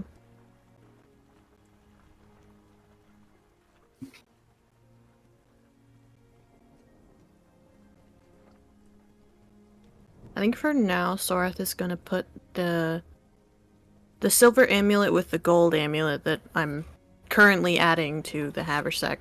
Yeah. Because I think I forgot to put that in there, and so I want to have both of them be in there. That's just kind of tied to her, like, it's just kind of tied to one of the straps of, like, what would be her backpack. Or wait, no. She would have it tied to a belt, probably. Oh yeah, this is a thing you guys definitely can do, by the way, with the haversack. The haversack is essentially built up of a bunch of smaller bags of holding. If y'all want to, y'all can split this thing apart into multiple smaller pouches of holding. Just an option y'all have. I think for now she's just gonna keep it how it is. Yeah. Because we have so many fucking bags of holding. Yeah, I just realized when you said like put it into a pouch, I was like, oh, true. Y'all could just have all the fucking bags of holding. Well, I was just trying to figure out, like, yeah, because is it? Hold on, I'm just trying to figure it, because I was trying to figure out how she would attach it to something, and I'm realizing I don't know what this thing would look like. essentially, imagine like it's like it's like a teacup saucer, but on the back there are these like geometric patterns that are like jutting out of that plate instead of having a normal back. And in the design, oh no, the haversack is just like, imagine like a travel backpack with like multiple pouches, I guess. Okay, that's what I was struggling. Sorry, I thought you were like talking about like how to attach the amulets. I was like, no, I was figuring out like how she would attach the like backpack, because I think I was thinking of it like a little pouch, but no, she would probably just switch to using that as her backpack. Yeah, honestly. I mean, the haversack can also fit your current backpack in it, so you can put the entire backpack in the main backpacks. The haversack. Yeah.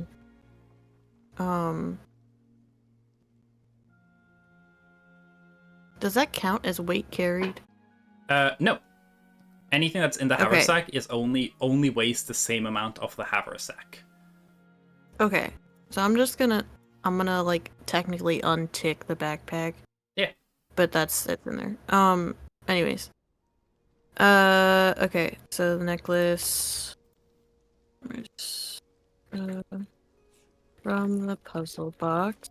She's just gonna put everything except the notebook in there, because she's, I think, gonna, like, have the notebook, like, on her person, like, in a pocket. Yeah. Just because she wants that, like, with her, because she wants to look at it, obviously, but she's gonna tell the group she got it, so they can prepare to leave. Mm-hmm. I think for now, she's not gonna tell them what else was in the, box. Because, Yeah. I mean, they were only expecting the amulet, so she thinks the rest of it's for either her or her mom, so she's just gonna keep that to herself. Yeah. Levi does all this work, and she gets all the credit. This is. Well, it's my name, dumbass. But then, yeah. Their name literally was on the box. Mm-hmm. And also, Sorath was the one who eventually went and talked to Dad. Yeah. I think Sorath is gonna, like, kind of look at Hyacinth, and just be like,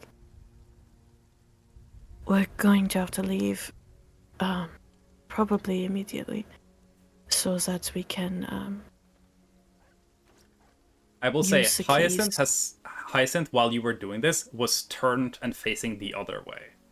She does not want to know anything because she doesn't want to be, like, if she said, like, I don't Valid. fucking know what was in the box, I didn't want to look at that, she will be telling the truth. Okay, So- so once she, like, kind of puts everything, because she would have been, like, looked up at Hyacinth, seen that she was turned away, and just, like, tucked everything away. And she probably wouldn't say what's in there to her, just, like, for her safety, if anything, too. And she just, say, I got everything put away. It did have the amulets, so we will need to leave soon, so we can use both of the amulets. This is good. This is good. You can see her, like, she's straining a little bit for breathing. She goes, are we done here? Yes. Okay, and she pushes you out of the room. Once you, like, step out, you did a good saving throw. She didn't do as well. Once you step out into the hallway outside and she slams the door behind, you suddenly can feel like, oh, if I needed to breathe, that probably would have been a bad situation to be in. Oh. And she'll give you a little bit of, like, powder in a small vial.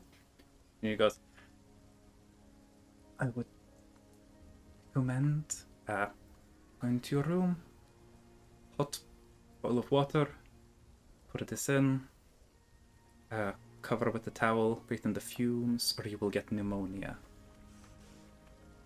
Can I get pneumonia if I do not need to breathe? You still have lungs. It might not be as dangerous, but it would probably be very uncomfortable. Pneumonia. Are you going to be okay? She has one. She, like, holds up one of them for herself. It'll be fine. Do you need... You can come with me to allow your room to air out? Oh, no. And she, like, looks around and then speaks a little higher. But don't worry about it. Workplace accidents, they happen all the time.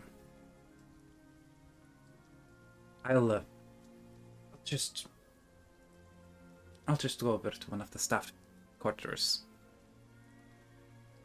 And she'll leave and immediately, like, see the nearest, like, staff members who kind of are working with rooms. Goes,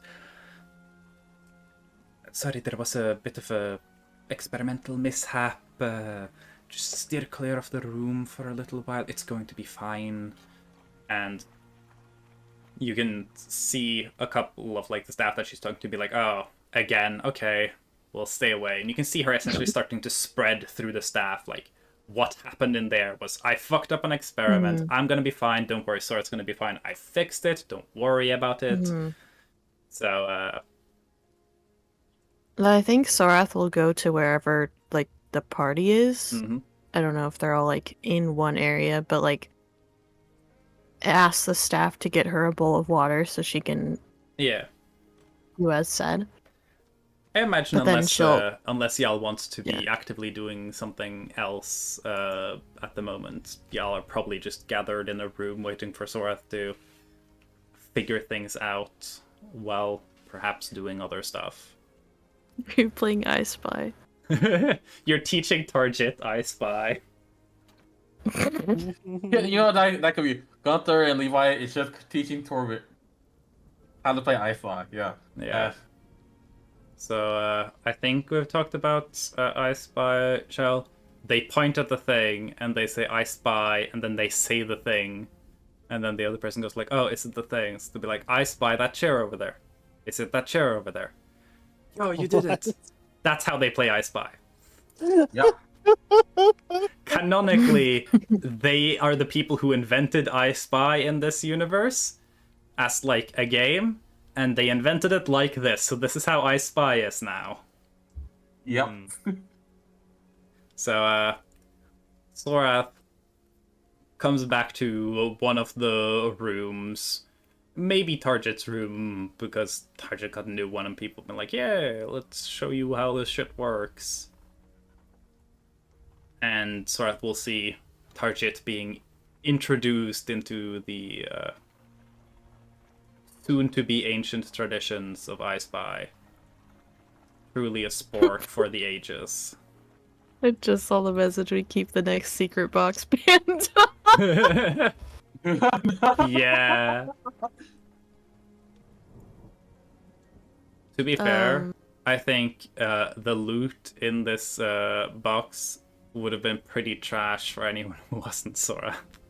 Yeah, like the gemstone wasn't like precious, and Yeah. it's a notebook. Ugh.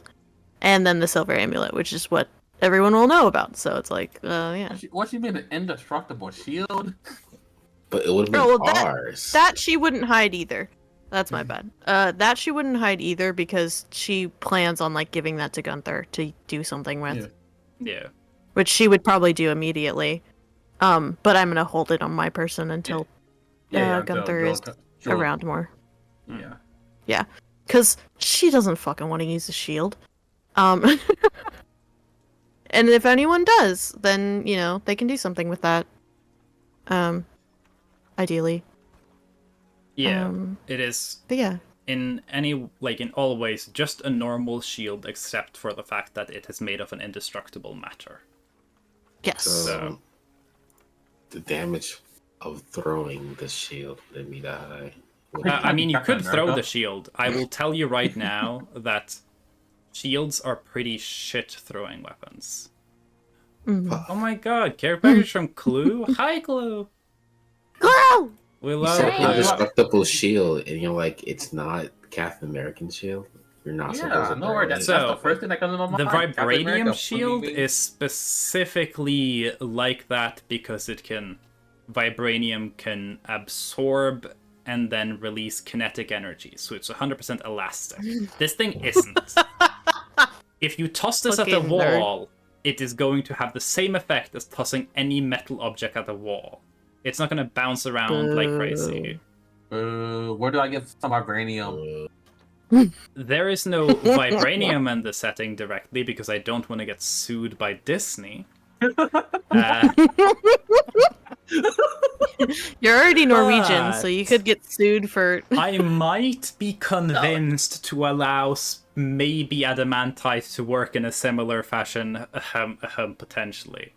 This shit is just like, you can't destroy it. Literally, you could like put it in the middle of a supernova and it would survive. Nothing, All I need is no a matter how much supernova to force, throw this can destroy or shield bend or deform this shield. However, You're... other than that, it is just as effective as any shield. Like, it's not going to block more for you, because either the thing is going to hit your shield, or it's going to hit you. Yeah, D&D is going well.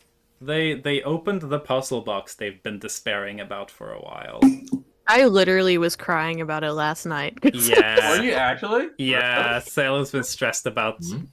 worrying about, like, what if we never open the box? I'm so bad at puzzles, okay? I I feel was like, everyone else has got this shit. I'm so bad at fucking puzzles that I'm just gonna, like... Well, It's the hard. problem is your character gonna have to be the one who like sort of figure out like the word and stuff because Levi wouldn't have the clue what's important to Emrys. Yeah. It's This was Yeah. really funny because last night I was like, she doesn't fucking trust Anselm or Ambrosia to have any Yeah. answers. because like when I said, like, I've said a couple of times that it might be a puzzle box, but this is not what I meant when I said I had puzzles in this arc. This is more like an item and you need to find the key somewhere. And the key was Sorath talking to her dad about it. Yeah, The they talked key to your was grandma quite the first part. literally Sorath opening up and trusting her dad to be useful for once. I kind of figured gosh. that we were not gonna solve it unless Sorath interacts with like someone in this castle. It did not have to be Sorath. It was just most likely to be Sorath. Hey, at least I I got did you a date, right? entirely prep for, essentially, it just needed to be someone that Anselm would trust, and also someone that Anselm would like want to like engage in problem solving. He hates problem solving. Like when he was adventuring, if they came across a puzzle, he would take a nap and the others would figure it out and wake him up when it was done. He doesn't like thinking. I had the alternative path planned that, like, honestly, if Gin showed up and was like, hey, Anselm, like, let's figure out this thing. Like, we can do it. That would have probably worked. But the intended solution was Sorath talks to her parents. Note that I said Sorath talks to her parents about it. Levi was the one who got the first bit of it out of Emrys, because Levi was the one who ended up, like, actually connecting with Emrys a lot. Yeah, because Emrys actually ended up liking Levi. So I was like, well, might as well play on it. Especially since she was angry at Sorath at the time. Yeah. Yeah. The idea was as that much it as was she was going... upset- Yeah. As much as she was upset with her dad, she did want to talk to him about shit. Yeah. She just was like, ugh. The idea was that the more important clues were the fact that Anselm would be able to get you the word and the numbers. And I was like, eventually I think you guys would have been able to figure out the idea of, like, moving the letters with the code. That was, like, a thing that, like, I feel like y'all would have brute forced eventually. And then talking to Emrys was going to be like oh, no, I was really into this kind of ciphers when I was young. To get that extra bit, but I assumed that Sorath would be less interested and less willing to have, like, that kind of conversation with Emrys than with Anselm. So, yeah.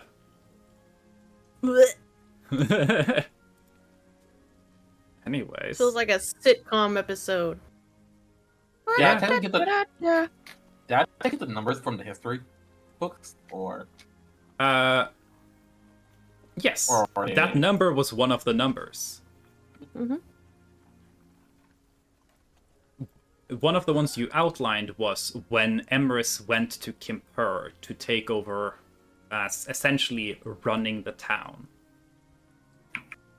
That was one of the things. Mhm. One of the numbers. Because the Yeah. three that I had written down before Yeah. going to talk to Ambrosia was the ones that you pulled. And then trying to figure out. But Anselm highlighted what would have been more important to her, Yeah. which was, and why going to Kimpur was important, because Sorath didn't know why it was important. Yeah. Other than the fact that it was like one of the first times she got to independently manage something on her own. Yeah. So, yeah. y'all have That's finally right. solved the item quest, which means that there still is the thing that I've referred to as the puzzle remaining. I can tell you right now that these amulets are 100% related to the puzzle I've been talking about. So that will be an actual puzzle that I will just chuck at y'all, and y'all will have to spend a session figuring it out. All right. But Is that that one where you- will where you actually find be a that one? legit puzzle where I will give you all of the tools to figure it out then and there, and it's just about like discovering and piecing things together. Unlike this one, which I don't count as an actual puzzle, because y'all just got a box and I just went, and you asked like, oh, is there any like information? Can we find any info about it? And I just went, no, not yet. And that's not a puzzle. That's just a box we lost the key to somewhere. And you had to check between the couch cushions to find the key. The couch cushions were Dad, and the key was Don't refer to them as emotion. cash cushions. Wow, Sora, your mom and dad are couch cushions. But yeah, I imagine that the group is informed that the amulet was inside the puzzle box. Yep, that's all she says. Well, she's like, and there's also the, so there's also the plate of Itbako steel that just needs to be fastened to a shield, which I believe we can do. And as we know, the Itbaka steel is indestructible. So wait, Sorath is only telling us about the shield. They're Yeah, not she's the one. The shield and the amulet. silver amulet. They're not telling you about the Silver amulet. No. about the very cheap necklace that was in there. Yeah.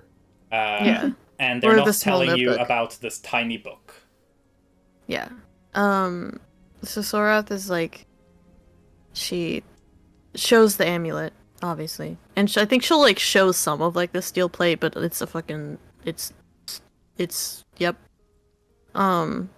No, she would show the whole thing. She's just like, it's like heavy and weird. Levi do a shit, what the fuck kind of check would this be? Wait, Levi, wait, me? Yeah. Oh no, I'm this is a crafting related thing. Maybe I should ask the crafting priest. I was gonna say she might just Sure. like, she'll pull out the steel plate and the silver amulet and be like, we should be able to go to the Actually, Right. woodcarver's The tools tomb. would make sense because the lining of a shield is usually wood and then metal plated or leather covered. So give me just a wood carving check, and I'll allow that to be like the roll you use. Can I guidance myself? Oh hell yeah, you can guidance yourself and Can I get advantage from other people? From help? sure. You have a I'm bunch of people helping. helping out. Soren is helping. watched it unroll. I'm helping. Let's go. Yeah, you're 28 helping. plus. Can you get 30 or above? 32. 32. Yeah. So, Sorry, I'm.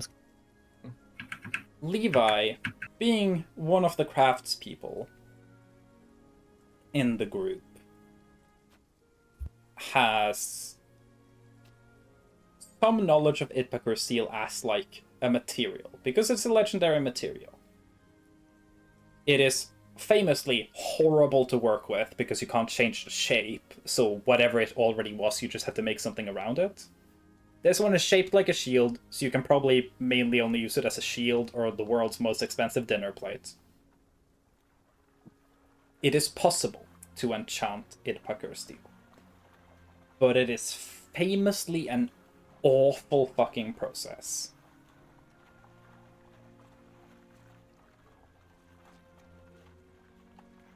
And once an Idpakur item is enchanted,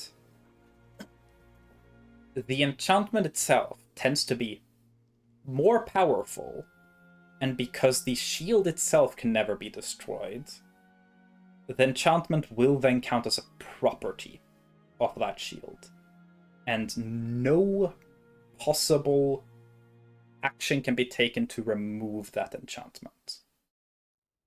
You can dispel it. It is the only known way to have magic work in an anti-magic field, for example. But actually putting an enchantment on something made of Itbaker steel is... I would describe it as like trying to like build a house out of bricks before the like clay bricks have been fired. So they're still just like squares of clay. And then trying to put all of the house in a kiln to then fire the bricks afterwards. Like, can it technically be done? Maybe. It would take an insane amount of work, an insane amount of skill to not brutally fuck it up.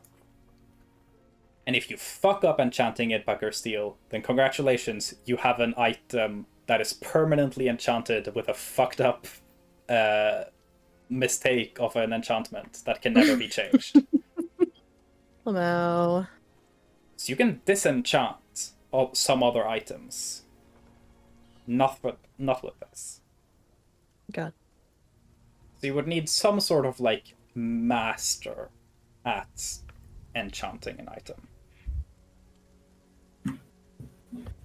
Yeah, do we even know any of those?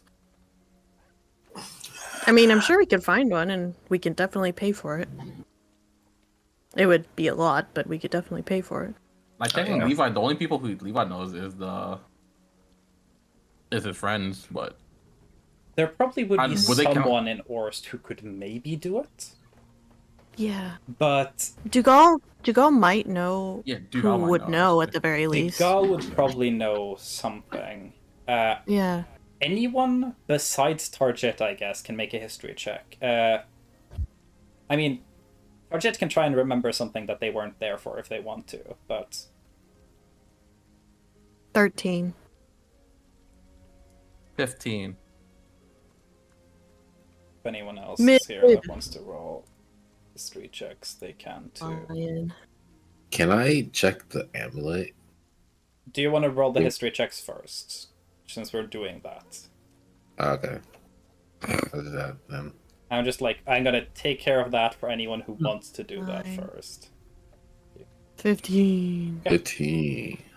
Look at our history go. Look at Our those history. modifiers. It does make sense that Yeah. Levi Actually, and yours Gin is are pretty good, Levi. Yeah, I have a +6. Yeah, Levi I should and roll Gin I was those. being like- the two people who, remember, does make sense because they were kind of the two people who were the most like hyped about Takluk's shop. Takluk is not a master enchanter by any means.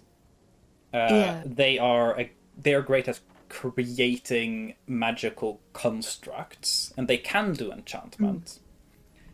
However, they said that they were going to take Pom Pom the Fairy with them because they were heading north. They were going to stop by Pleasant Valley, but they were heading north to up to Pleasant Valley and then to Great Landing because they were looking into opening another location. Because they had gotten in touch with a master enchanter that they wanted to do business with. Oh, that's Okay. that's a long. So maybe we can go to Great Landing next. Well, we still don't know where Takluk is, and we know he touched. Well, yeah, I'm saying next, like after we finish everything here. Yeah. Like, Tacklock could wait. This place needs to no. Dude. Takluk is our primary focus now. This No, place. not You really. figured out the Alright. puzzle box. Now you can ignore the plot. Now that you have figured out the piece to move forward to the plot, now we can ignore the plot and find Takluk. Levi has been wanting to find Takluk this whole entire Yeah. time. He can ask around. No one should know. He's like a side quest. We find him, we find him. yeah. Yeah. I mean, do any of mean- us have like find person or whatever the fuck? I tried, but he's in yeah. a field where he can't Takluk was somewhere be. hard, Damp. dark, and like cold and damp. Yeah, that's Gunther. Next yeah. dungeon. Yeah, And yeah. y'all did say dungeon vibes, and there was no sign of locating them. And when Levi tried to use sending on them, there wasn't a target. Which either Yeah. means they're not in Pleasant Valley, or they're somewhere in Pleasant Valley that is shielded from magic getting information in and out. And part of me is like, who the fuck opened the tomb and put tackle against it? Like, the whole point is like, we are the only people that can open it, but I'm still just like, Sorath was able to alright, say... who did it? Sorath did have the knowledge that the deeper, like, dungeon areas of the prison in Kurzunft, and also the Belrose Manor's oubliette, are, as far as Sorath know, enchanted to be like that. The oubliette is What the not used fuck there. is an oubliette? Oubliette is, so, you know, like a dungeon where you, like, have a bunch of cells? And, like, walkways with a bunch of cells. An oubliette is, imagine if you said, instead of that, why don't we make one cell, make it a circle, and then make it a big tube and put the fence gate on top of that, and then just drop people in there and forget about that. It is, Alright. it is a type of a prison you put people when you aren't particularly interested in them coming back out. It is something that the Belrose Manor has because Ambrosia wanted one, because of course she wanted, but it's not ever used because there hasn't yet been someone that Ambrosia has felt the need to toss in an oubliette that she wouldn't just toss into Aubrey's key. Yeah. So it has turned out to be entirely redundant, and it's now just like a waste feature. Did we check those? Or did we just... Are they close by? The oubliette is close by. Okay. I mean... Before we leave, can we just, like... Yeah. Peek? Okay. I also don't know what preparations need to be made for them to leave, because, like, how far away is the tomb? So, the tomb that... So I can also share that Ambrosia has finally decided to tell you guys where to go. Yeah. It is... I'll probably have the map for it ready next session. So I haven't... Okay. I made it, but I wasn't fully happy with it, so I was, like, tinkering with it.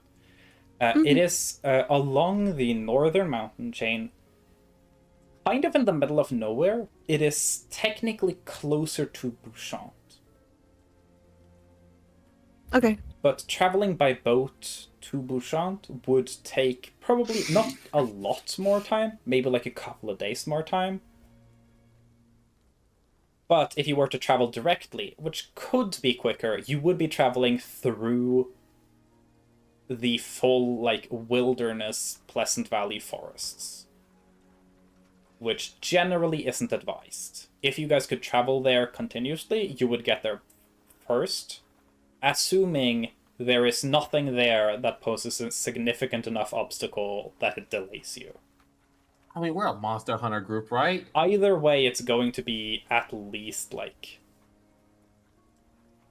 2.5 weeks. Ooh, that is a long trip. Oof.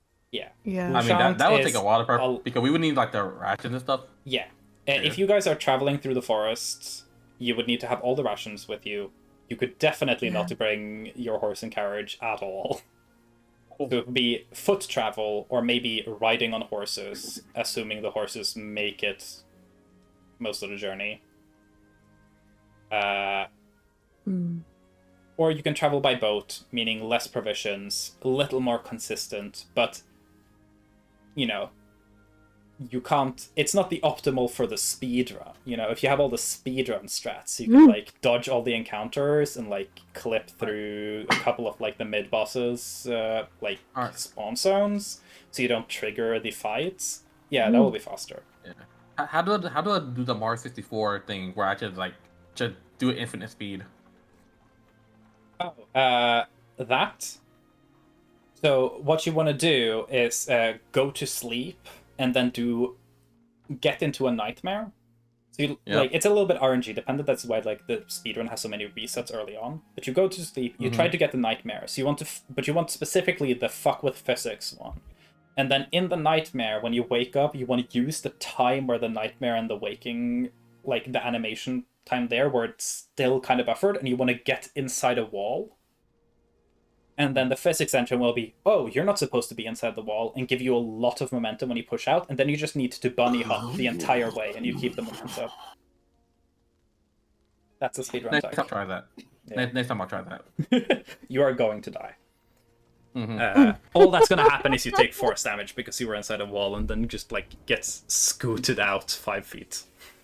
Yeah. But yeah, you do have the ability to travel through the forest entirely.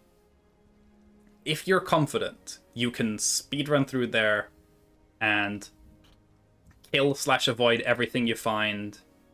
And as long as you guys and all of your horses that you will definitely need to make pace like that can make the entire trip, you can get there probably maybe half a week earlier. You could probably shave like 4 or 5 days of the travel. If enough horses get injured or die along the way that you guys have to start sharing a bunch of horses, you could take a lot more time. Yeah. It is risky. I will just, for the sake of it, if you ask any NPCs, they will probably advise you against doing that. But I am putting it up to you guys because, like, I want to present y'all with the option of doing the super risky thing for like a couple of days reward. It'd be fun, but I forgot what time we know that. Yeah. You guys are still Sorath. pretty good. Yeah, we're doing good because Yeah. You the guys puzzle have- boxes will take longer. Yeah. You guys I have think we can take this essentially one out. skipped having to like go a lot back and forth. The idea was that you guys were going to travel from Kursumft to Kimper to Bouchant and then travel from there. And you would have to stop a couple of days in Kimper to like figure things out there. But yeah, so you've skipped some time there, which is nice. Time save, we love it. Yeah.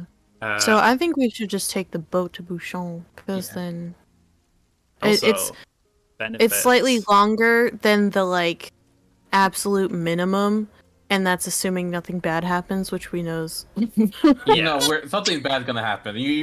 Like, You know it. I know it.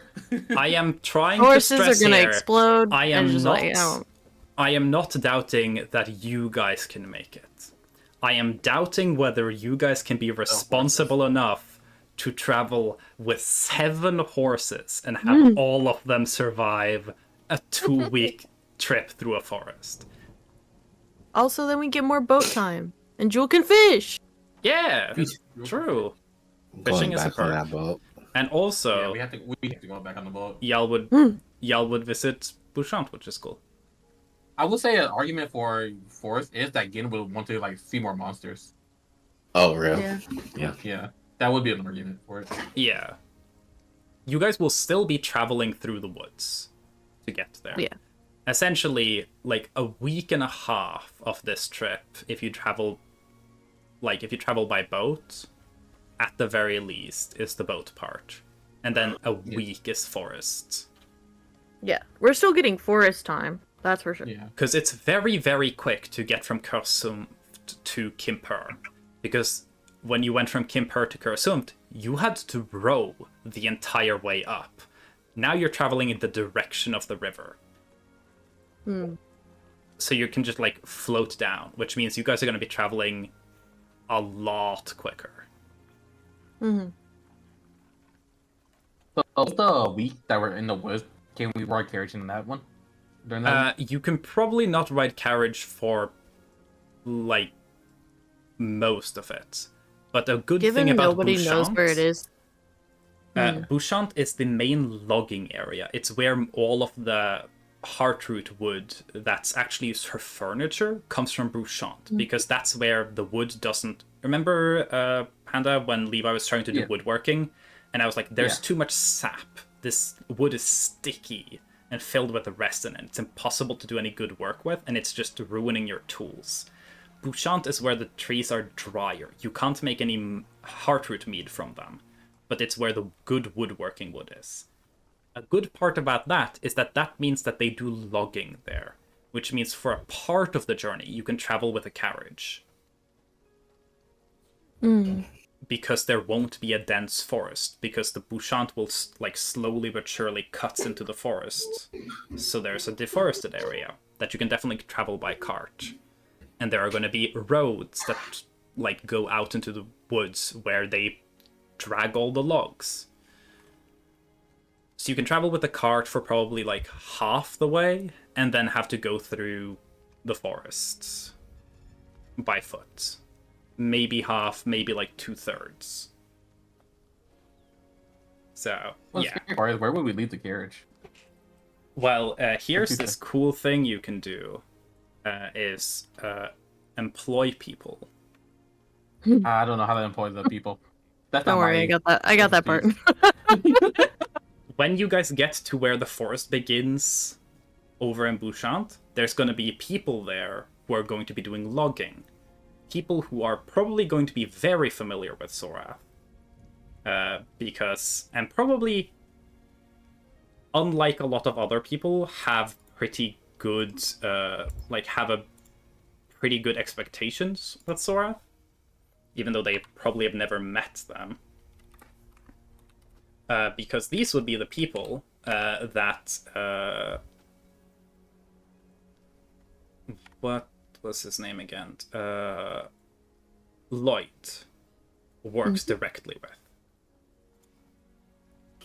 Lloyd is the one who like meets them at the Bouchant Harbor. It's like, okay, everything's good here, we'll take it from here. So they actually have like a working relationship with someone who speaks very positively of Sora.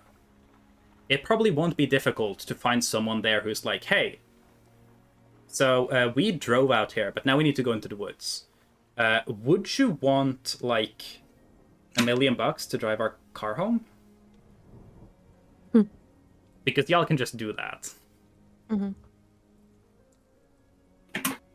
we don't have to pay for it. I mean, you'd probably want to pay them in coin or valuables there, because not to spoil, but Bouchant, the Belroses don't have as much like respect there. Like, they're still royalty, and people are like, yeah, they run the place, but they're not going to be like, oh, you're Belrose? Yeah, just have whatever the fuck you want. They've got standards. Yeah, so no more free stuff? I mean, depends on who you're trying to buy from. If you're going to, like, a fancy jewelry shop, you could probably be like, oh, yes, I am Sorath Belrose. Give me something nice. You will be compensated. I will not worry about payment now. They will go, oh, of course. But if you go to, like, a random dock worker and go like, hey, can you just take her my...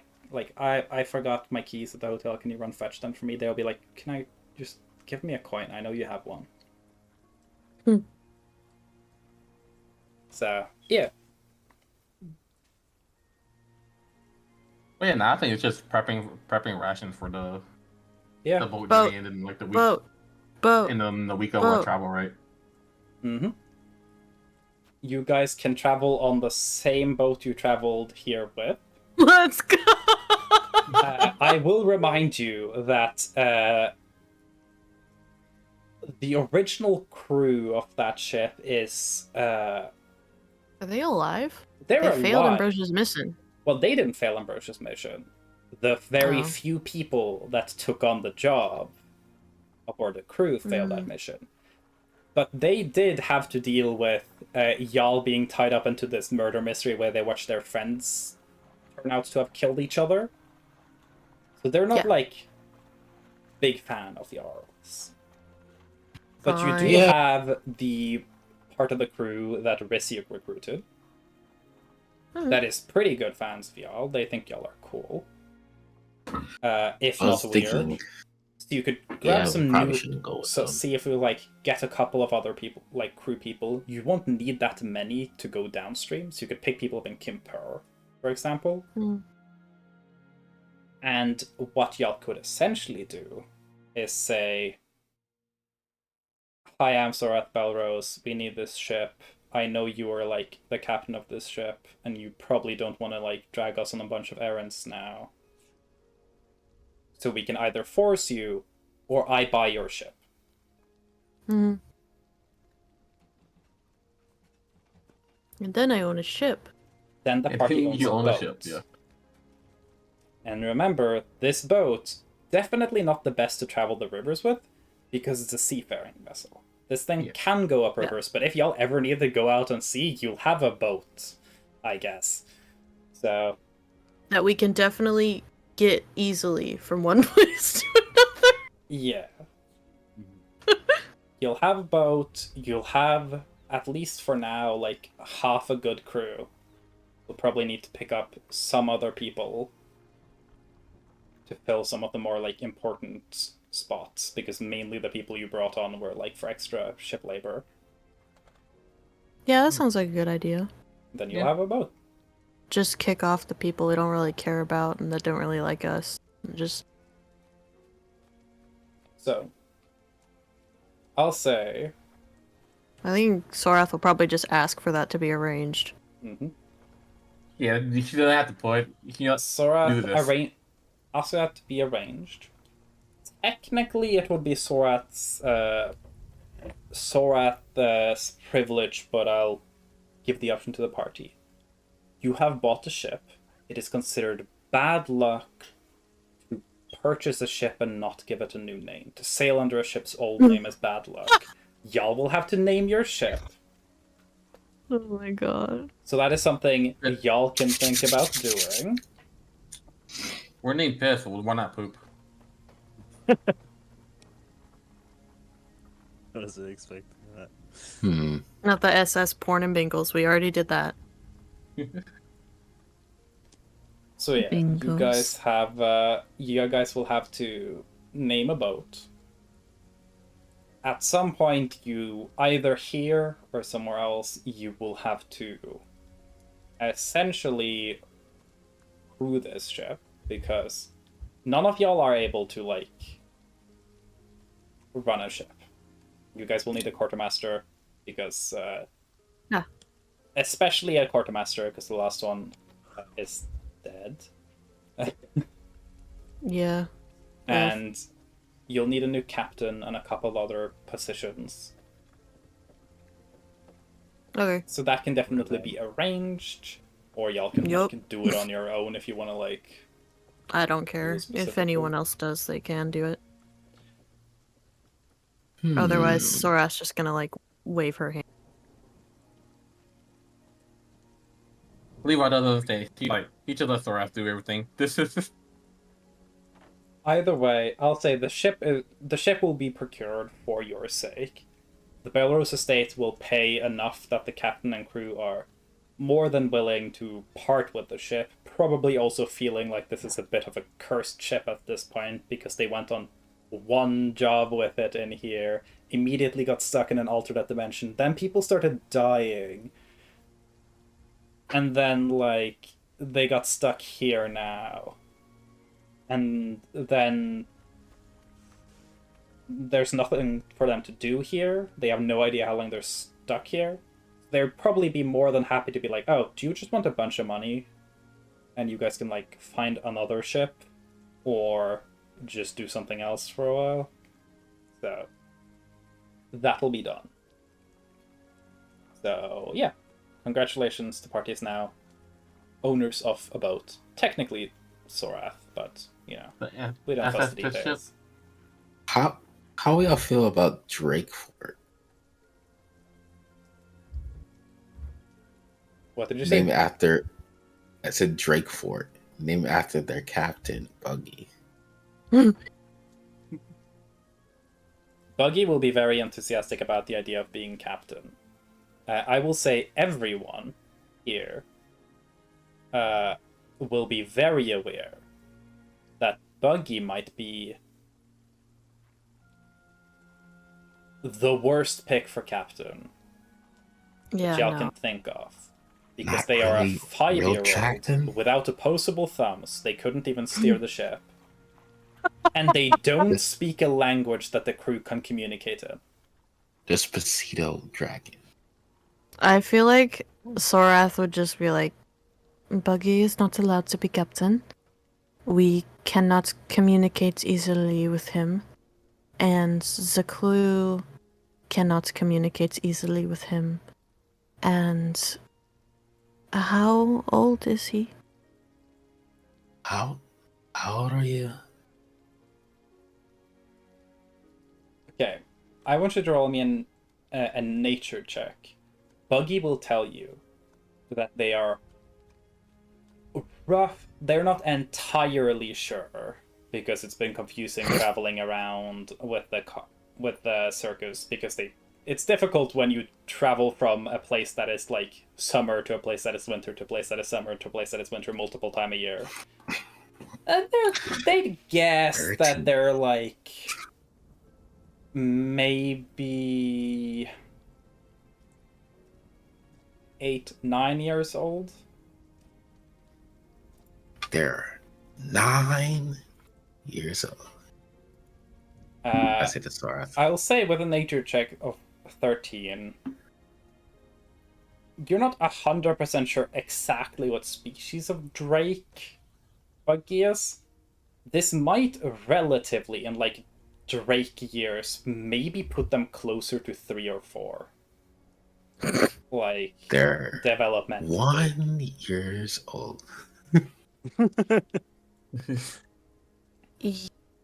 Yes, that is also going to be an issue.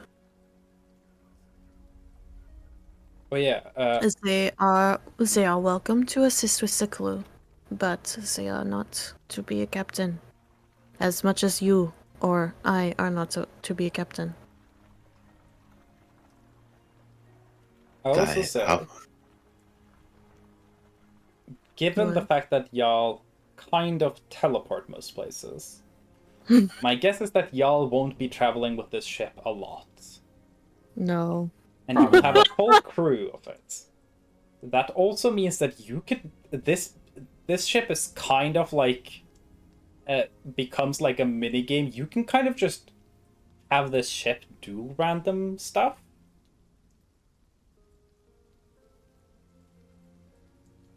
If you wanted to do like trade for y'all, just like so you can earn money off it, you can. Yeah. If you wanted to, you could specifically pick a crew based on the idea of like, yeah, we want these guys to be like our pirate crew. And just have a pirate ship that travels around on your boat. Passive income, baby. It's another type of passive income. Oh yeah. I feel like it wouldn't be a pirate ship at that point. That's like a trade ship now. I mean, it was a trade ship, but if you guys just like, hey, yeah, we have this ship. You guys, we're willing to let you guys just sail along with the ship, do whatever pirate business. We just want a cut of what you guys get. You could make it into a monster hunter ship if you want. Ooh. Yeah. But we name it and they're stuck with it. Yeah. I still think Drake Front. Sweet Beatrice was God. not named by any of the crew. I'm gonna be so fucking for real. Drake front just makes me think of Drake. Yeah. And I just don't Oh, that's Drake. Yeah. What about the SS Pickles? Fine. SS Pickles. Pickles. SS Pickles. SS Pickles. Boom has in the Discord. I feel like we top need- and shit I feel like we harboring need- intelligent talents, or shit for short. Alright. How about we think of a pretty name instead? I think SS Pickles is kind of cute. Yeah. I'm probably SS going to, for the sake of my Tasty own sanity, Pickles. We should say discuss that later. Yeah. that I'll make y'all pick the ship name next session. Yeah, I'm gonna put a thread in our Yeah. So y'all can pitch in, both because I also want Jewel and Brett to be able to pitch in as well. Gotcha. Good. Hmm? Should I make a Hi, thread? Brett. I thought you might be asleep. 'Cause- I was for a bit, yeah. yeah.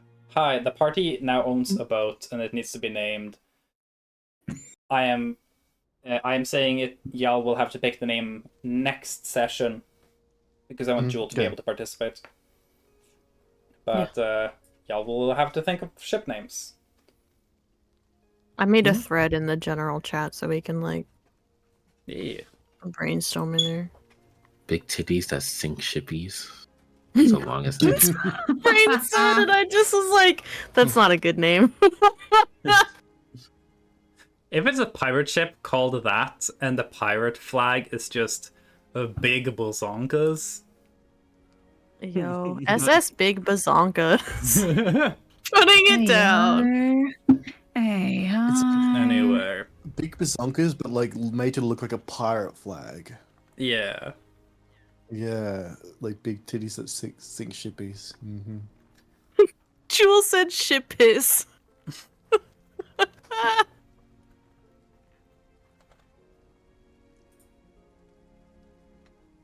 But yeah, so Sorath arranges the purchase of a ship. For like I'm thinking we're probably gonna end session soon. I'm just gonna like round things off a little bit. I'll still leave y'all with like Thigh time Crusher to is do pretty good. shit before leaving next session, because y'all can leave like kind of whenever the fuck you want. Though probably you want to wait till the 26th, so you have like actually a lot of daylight to travel with. So essentially, y'all will have the rest of the 25th next session to like do stuff, last things to do around town. You know, go fuck Minya some more potentially. probably should do that. Yeah, Crystal would want to see her. Yeah. Wait, Trying to figure out how he stopped the Carnival Master from letting his final performance not go in the boom.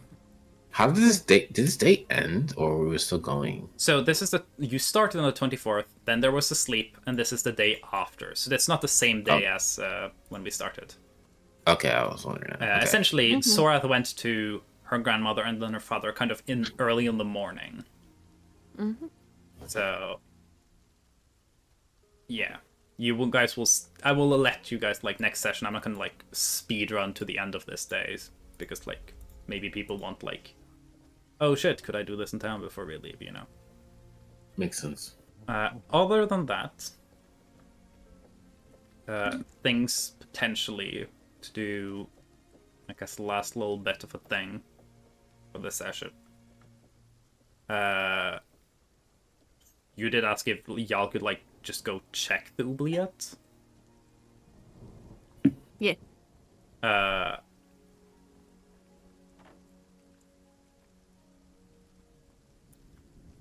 Give me a persuasion check. Who am I? Sorath. You can have an advantage because I'm assuming people are coming with you to check the spooky dungeons. Could probably add a Glad I had quest to it advantage, if you 21. want. D4 Or on guidance. top of that. Yeah. Yeah, sure, you can be guided. Okay, 22. 22. You meet some resistance of like, not sure if it's the best idea to go there right now. You kind of push through and you notice that it's not all the staff that's like that. But some staff seems to be like, they're trying to prevent you from going to the oubliette, which usually you wouldn't assume would be an issue because y'all haven't used that thing as far as you know. Can Sorath, can I roll for intimidation if for like anyone that tries to be Yeah, more go for like it. distant on not? Another advantage. No guidance this time though. That's fine. 26. 26. Potentially 26. 26. You manage to like kind of scoot away the people you notice are like, okay, these are some people I recognize as like firmly Emrys people. Scoot them out. You seek out some like some other staff, some people that are a little more neutral, not too involved, some people that are like a little more ambrosia aligned. And Oh, is Emrys that's trying to stop you? Ooh. and eventually managed to get to the oubliette. The oubliette is technically in the mansion. Go down to the wine cellar. Then there is another storage cellar beneath that again. And then there is a staircase kind of carved into the rock. Goes further. And there is the oubliette. And peeking down into the oubliette, you guys see a somewhat emaciated looking dragonborn. But like diamondy crystals. There's no rainbow to the scales. At all. You're not sure if they were asleep or dead, but they're currently still. They don't seem to notice y'all walking up, or... Can Sorath, like, Hmm? cautiously approach to, like, check vitals? Or at least just get closer? So, because y'all carry around infinite bags of holding, you can grab out the... you can grab the 25 feet of rope required to rappel down into this oubliette. Like I said, the oubliette is just a hole. You open the grate at the top. Go down. Yeah, Sorath... I think Sorath would want to go down because... Yeah. Leave out open her. If the group is there. It's just Sorath. I'm assuming the no. entire group. Sorath would have had everyone go because she would have been like, I think... I can think of a place where Taklik may be, but... Well, I would assume my family would have told Here? when we asked about it. But she's like, I just want to try it before we leave, because, you know, this is like... Just to see. Yeah. That's what my mind said immediately when Gunther described. But yeah. You guys let the rope down. They tie it to part of the bars, and Sorath and maybe Levi as well rappel down if you're like checking for vitals in case medical assistance is needed. Yeah, I mean, if we both Sorath can, probably that'd be great. goes down first, and then Levi just follows. To see if, like, just to gauge, like, she could probably do the like tug if medical assistance is needed, and for getting them back up. You climb down the rope. Give me a medicine check. And give me a history. I am. Okay, Sorath medicine. first, since Sorath is the one going down there first. 30-20. 30-20 and a history 30-20. check. History. 17. 17. Hey, Sorath does well in history when it's not related to Holy Pleasant shit. Valley. Sorath knows anything that isn't tied to schoolwork or Pleasant Valley. If it's not something she learned in class or not tied to her governmental duties, great memory. She learned about it in class, no way are you remembering that. Some of their features remind you of Taklock. But the, like, iridescent, rainbowy glint to all their scales is gone entirely. They... On the medicine check, they are breathing. You think they're probably asleep. They have a pulse. It's not, like, strong, but it's consistent. There is food down here that has been, like, kind of haphazardly put down here. Most of it has not been touched. Yeah. And touching the person that you're now pretty convinced is Taklock, they're cold to the touch. Like, they're alive. But it doesn't feel like there's much warmth in them at all.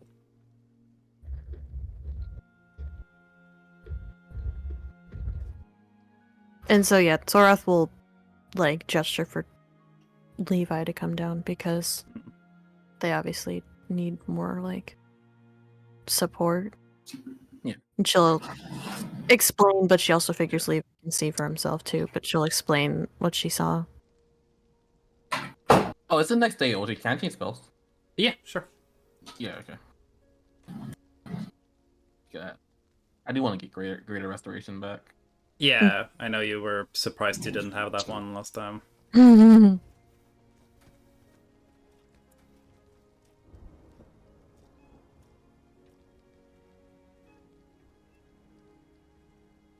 I forgot I was muted. I was just saying I also have that. Yeah. Just so everyone knows. So, you can give me a medicine check as well, Levi, with advantage, with the information that Sorath also has gotten. Can I guidance myself? Yeah.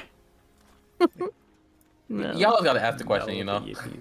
No, I just heard the. Oh, natural No, 20. Discord didn't. Oh, Hey! and a nat one. Oh, Holy +4. shit. +4. So that Plus was Sorry, one. I'm pointing at the nat one. first a nat 1, then a nat 20. So if Sorath hadn't been helping, that would have been a nat 1. So you went... Yeah. This could have been a 10, but it's now a 29. Yeah. So, Just a little bit of a difference. Yep, just a bit, just a tiny bit. Can I cheer you on a little bit so you get a 30? give me a performance check. And if it's big enough that I feel excited about it, I'll be happy. Sure, it's a 30 now. 23. It's a 30 Let's now. fucking go. With the 30, does technically bump it up to where you get more knowledge. So that is actually What are you chanting down the oubliette? Yeah. How are you Go, cheering? Levi! Go! Yeah, I'm gonna like scream out his name. So an oubliette is usually it's wider at the bottom and then kind of curves in. So you guys are kind of in the bottom of like a giant funnel that's being shouted down to. So it's very loud. Yeah. So I guess that really motivates you. Hell yeah. You're like at the bottom of a really big megaphone. It's dark and sad down here. Yeah. We need it. Levi, like looking at Takluk, they are definitely somewhat malnourished. It seems like they've been eating enough to keep themselves like sustained, but not enough to like stay even a remote bit of healthy. They've probably been in here for a while. You're not entirely sure exactly how long, but it's definitely been weeks. Oh my god. Given like they have some like you can see some scabs and soreness where they've probably been sitting and laying down a lot because there isn't a lot of space here. Can Levi And cast? I will also say those two things like together like are not too problematic. Like those can be dealt with. You're pretty sure they are going through some sort of like withdrawal. It's the fucking And crystal. it's They don't have it with them. Bad. Yeah. They've been stuck like this for a while, and it doesn't seem like they've gotten out of it, and now they like left them up, like checking on them. And especially with the loud noise, they wake up, but there isn't really much of a response. They're like cognitively not really there. Their brain is probably just exhausted and isn't really processing much anymore. I would say Sorath would probably try to like tug on the rope to be pulled back up. And then she's gonna start yelling at the nearest authority she finds. Can Levi cast sleep at level 1 on Takluk and then cast dream on him? Because I'm assuming he's low HP at this point. Hopefully it works. Takluk doesn't seem to be injured whatsoever. Okay. So They seem to need healthy rest, Okay. But more than anything, they're going through like medical withdrawal essentially. They need. Sorath would know this very well. They need their crystal back. Their crystal. Do you remember the funny rainbow random magic crystal that you shook a couple of times, Panda? Actually, I thought Gin was Oh, the one who did that. yeah. Gin did it. You IV.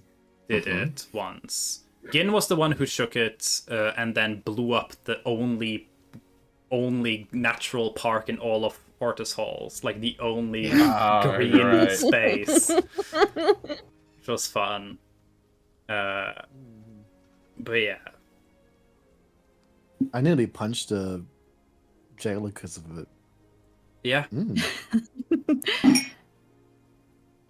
Yeah, that was Panda's role, made Flinken, I believe. Panda's role made Flinken have to punch the next person they disagreed with. You're right. And then y'all immediately went to the police office to talk with the police chief.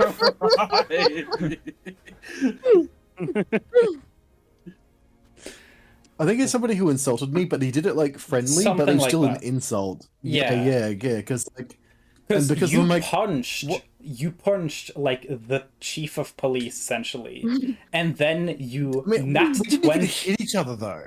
No, I think you actually hit them. You just didn't do you didn't. No, I got restrained before I could, but I kept Sure. missing. He missed me, and Oh then, yeah, Yeah. you was doing this. remember that? And I'm Yeah, pretty yeah. sure you literally risked yourself. That was like the first Flinken risks himself out of things, where you convinced him that he had been very rude, and he just went like, fair enough, my bad, I tried to swing too. It's okay. Let's put this past ours. Fuck you, get out of my office. I'm not gonna press charges or toss you into a jail cell. And then a couple think because sessions we didn't hit each later, other, I'd also, you like, accidentally dropped a landmine and managed to nat 20 save it. And I yeah, dropped the landmine, but then disarmed it like right after. I'm like, okay, that's fine. you also chose to do the dumbest thing. You just tied it to a rope and had it hanging from a chair. That was your storage method. Oh, the bomb, yeah. Yeah. When you went into the bomb shop and almost set off all of the bombs in the bomb shop and almost killed your character. Because it would have definitely killed you. It's on a pie. You know, they're making It's a all these bombs, and we never really dove into that, especially since it was illegal to have explosives The in bombs, this place. you guys did figure out what the bombs were for and who asked for them. The Keelathan wanted that. Oh. They were trying to blow their way through the labyrinth walls to get to the gods. They could put it in the ring. And he was like, I just want explosives. And just I want to blow this place to high hell. So they just asked someone to make a shit ton of bombs. And their plan, if y'all hadn't shut down the bomb thing, that there would have been an attempt to blow up the labyrinth.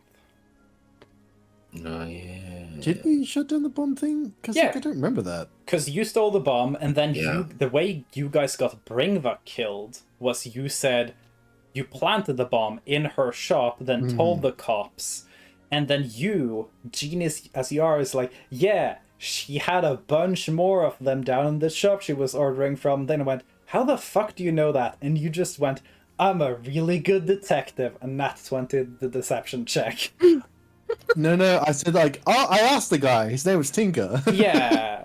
Oh yeah, true. That's where fucking Tinker is from. Yeah, you just kept nat 20. You kept putting yourself in situations where you probably would have been hanged for severe crimes, and then nat 20 yourself out of it. That was the Ortis whole arc. The entire arc was just you doing that over and over and over again. No consequences for your actions ever. Yeah, So Flinken's really cool. our Ortis Hall arc was actually unhinged for what we got away with. Yeah, we got away with a lot. We got away with a To be lot. fair, that Especially was since, also the one arc where I said you guys do kind of have training wheels on. I will allow. Yeah. I will stretch things a little further. because there were Mhm. so many people who were like alone. And boy, did we stretch our boundaries. I Yeah. mean, wasn't it apparently stretched far enough where Lincoln was allowed to steal a good bomb? Essentially, like- the way I ran Ortis Halls was like, if I ever get in a situation where I'm like, no, they're just dead, I promised myself I was gonna allow every one of you, like, if you got yourself into a situation like that, I'm like, I'll allow them one more roll every time. And Brett just kept saving their ass. Mhm. So Like the time when like the bomb was about to drop on the floor and explode, I managed to like catch it before it actually like activated the pressure sensors. yeah. Thank God you chose to play a monk at first, because you would not have been able to do that if you chose something else. No, I don't think I could because I had a lot If you of had decks chosen and Bard to stuff. begin with, you would have just died. Yeah. But yeah, anyway, Sorath is what do we do? screaming at people. Yeah. She's Right. demanding for someone to like any of like the attendants or like Mhm. someone of importance to A, get her father, B, ask who put them down there, and C, demand that they give her information on how long they'd been there and why they were in the oubliette. And where's Teklo's stuff? So, D, where's Taklix? No, because we needed Crystal, right? And that would be a part of Yes. his stuff. Yeah, Yeah, but so- that yeah, I think she wants to know Yeah. why and like Yeah. figure that out before immediately finding the crystal because at least they're in a somewhat stable state right now. So just Yeah. like I will allow Lion to make a history check. Ooh, Lion. Yeah. Gin makes a history Lion. check. lion. Can I Brain guide his blast. Gin did a funny say a thing that turned out to be correct, and I just had Wow. to pretend that I didn't hear it because I would have fucking giggled my ass off. I didn't. Okay, cool. Gin does not remember what they said previously. Brain blast reworded. No, I'm gonna go watch the VOD. Hold on. You get to watch 5 hours The of fu- VODs. I do think this is after we ended session, during the post-session Oh things. god fucking damn it. Because Alright. y'all tend, this is exactly the same thing as when the first time I brought up the idea of like, who is the Lord Commander? Jewel, immediately after we ended the session and had like our little post-game chat, Julie immediately said, oh, that's Eustace, for sure, that's my dad, I'm gonna find him. First thing Jewel guessed was, oh my god, it's gonna be Eustace. And then Jewel kept guessing like a billion other things. The second I say, okay, session's over, y'all say some weird shit, and weirdly, a lot of it is correct.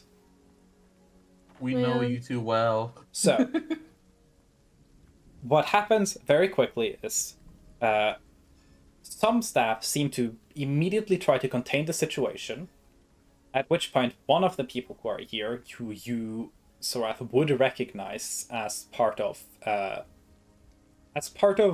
Anselm's entourage. Mm-hmm. Not really because you have any knowledge of them, but because they look like they've seen the sun before. Yeah. And as some of the staff is like, hey, just stay calm. Like, this is not supposed to be information that's spread. One of Anselm's staffers is going to punch another of Emrys's staffers hard enough in the head that Levi probably will assume that that person needs more immediate medical attention than Takluk does right now, as they go out cold Polly and that person is like sprinting. They're like, oh fuck, because they've kind of caught on. Oh. Wait, that they're running away from the scene? No, they're running into the manor. They are one of the people working for Anselm. Takluk Oh, is yeah. Anselm's Mhm. best friend in the whole wild world. Mm-hmm. And some of the Emrys's staff essentially went, calm yourselves. This is supposed to stay secret. Information is not supposed to spread. And that person just went, fuck this, I'm punching this guy and running the other direction. I'm telling. I'm making Sorath sure is that immediately settles. going to, upon like that reaction, she's gonna be a little bit taken aback seeing someone just fucking knock out one of Emers's staff because damn, Yeah. you're probably dead. Not dead, but really in trouble. But also, Sorath is gonna advocate for them, and then Yeah. she's gonna look at Emers's staff and demand they bring her mother here as well. As of late, OT, did we get our spells back? Was it for us? Y'all have gotten your spells back, I would say, yeah. I still wanted to make sure Yeah. before I could cast them. So, running around, trying to find, like, some people go to fetch Amrys. Some staff are trying their best to, like, keep y'all's voices down. It's very clear immediately to most of the even slightly more insightful people that these staff do not know what's going on. But they've been told, like, hey, just make sure to not, like, let anyone in here. Don't worry about it. We don't want this to be a Sorath, thing. instead of being intimidating, is kind of just coming off as someone that's like really fucking confused and worried and scared. Yeah. I'm imagining Like that, like, emotional. Levi is probably working on getting Tacklook probably somewhere. He would probably, when he saw that guy get punched out, he would probably cast like level 1 cure wounds on him. But then, Which like, does bring not them bother back. anymore. Yeah. Like, he wouldn't, like, put any more focus on it, you know? Hmm. Just because Tackler seems... I mean, cure wounds is gonna help that guy up. He's not gonna be in any more danger. Yeah. Tackler needs, like, the seems like the... Yeah. That guy needed immediate attention. Immediate attention has been given. And now it's time to deal with the person who actually has the big issues. I feel like I Sorath mean- kind of tries to calm herself down when Yeah. she notices that like everyone's like Wait, just doesn't really know what's happening. can I think back again to like I'll tell allow us I it. was going to? Another history check. I mean, why did Lion himself remembers? Brain Blast Part 2? No. No. It's worse now. It got worse. It got Yeah, worse. Don't worry. Y'all are gonna figure it out real soon. I'm pretty I sure. mean- Levi would take them to their rooms, right? Yeah, I would imagine. That's probably... Yeah. Yeah. You take... Sorath is gonna stay by the oubliette, but Hmm. yeah, have them take. There's some so of she's the party take Tacklock to one of your rooms, get them in a bed. Does he ever pass out at Uh, that point? I he imagine kind of we can have drifts in and out of Gunther. consciousness generally, it seems. We can have Gunther sitting with Tacklook, probably. Oh, no, because Levi would try to cast dreams on him if he ever like falls back to sleep. Mhm. You can, like, by the time you put them in a bed, you can definitely, like, they will definitely drift back into sleep, and you can try to cast a dream on them.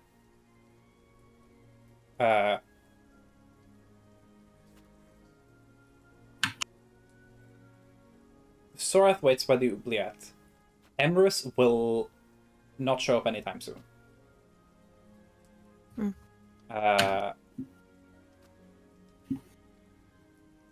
I want Levi to make a medicine check, though, on bringing Tacklock into the manor around then. You Yeah, can probably have also advantage guidance. because you have people with you. You have Gunther with you, who's also looking out for it. And Yeah. both of you are the two people who kind of know medical attention. Mm-hmm. Can I give myself guidance? No. This is just like Medicine a I thing did you not can roll do. well. 9. I I'll rolled a say 3 it's, on the full. I'll say it takes you a bit to pick up it, but Tacklook is like you get them into the bed, they seem to fall asleep. You're like, oh, true, I can dream. It's been a little bit, but they seem better being here. Oh. Not good. Well, Levi and his thought process is gonna go, Wait, because I think Soras mentioned something about the crystal, right? That Yes. Tackle had a crystal, and then Y'all Levi remember remembers the Takluk's crystal? rainbow crystal, and Sorath mentioned it that they need that. So Levi would think, wait, if I No. play a game where like I'm basically hot and cold, yeah, I can find where the crystal is. So Levi's gonna go do that. He's gonna carry Tackling around and play Okay. hot and cold. I'm gonna give go me with them. give me another medicine check with advantage, and I'll have Gin give me a survival check with advantage. You can If only I guidance enhance- one of them. You have to pick. Okay. If I enhance myself, can I get a super advantage? No. Alright, advantage. Alright. Oh wait. Which one do you want to disadvantage. guidance? Yes. I'll do medicine. I was gonna Okay, do so medicine 20. because Cool. So survival is 20. So with Gin's tracking abilities and Levi's 19. using Takluk's like limp body and their arms kind of like as a dowsing rod, you guys figure that kind of in the middle of the manor, maybe in the basement, seems to be where they feel the best. Okay. I mean, And now, does Levi know how to get to the basement, or? you know how to get to the wine cellar and the food cellar, but that's in a different part of the manor. Someone knows how to get down here who's in here. Gin, you Yes. know how the fucking access tunnels for the staff work. Yeah. Gets to Oh, everything that's that the family doesn't need to get to. And with a dirty 20 survival check, I'll say you get into those, and the two of you just kind of, any staff in your way are just like, no, fuck you, we're here, we're going through here, we need to save this person. And at this point, they're not going to block you off. You take them down They've seen how into- Levi worked before. the first basement in a entirely different section, more towards the middle entrance, where both Gin and Levi can feel kind of like irradiating, pulsing arcane energy. Now is when I will say the thing Lion said, because I mentioned one of the things that y'all said before you got to Curzon was, I wonder what they've done about all the magic that was powering this place. And Lion said they fucking did they steal the, I believe you said, the random bullshit gem. Oh, they're using that to power. Oh no. Because the thing that's Risiuk noticed a couple of sessions back was that the place used to be powered by Debaya Rock in individual, every apparatus had a little bit of power, but they had switched to a centrally powered thing, which would require an immensely powerful source of magic. This is the powerful magic. Yes. By the time you get down there, Takluk, still kind of out cold asleep, is starting to like shift a bit, and you can hear them muttering, and color is returning to their scales.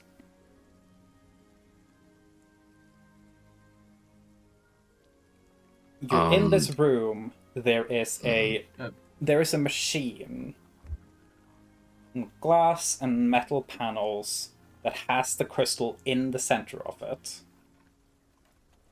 That is currently powering everything magical in the house.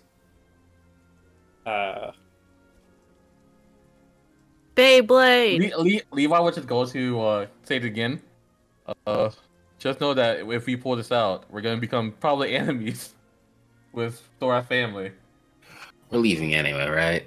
Yeah. And I broke through the glass and grabbed the crystal. Okay. Yeah. Give me a fucking weapon. Just a weapon attack. Whatever weapon you want. You want just Grub was there a way to Grabby, turn that off? go!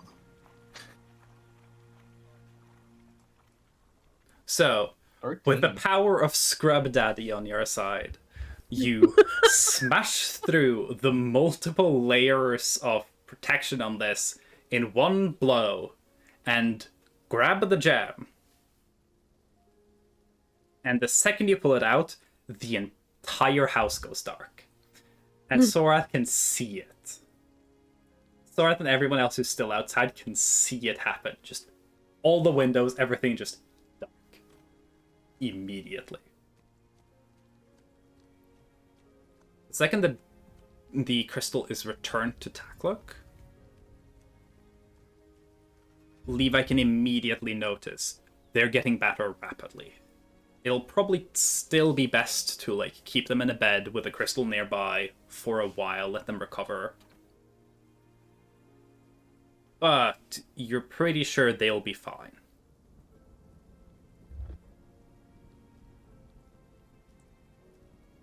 So again, how do we hide from the Bell Roses?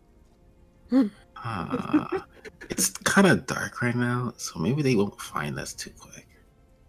Can No, again there's make a some ability where survival she can check for me. Just a normal survival check.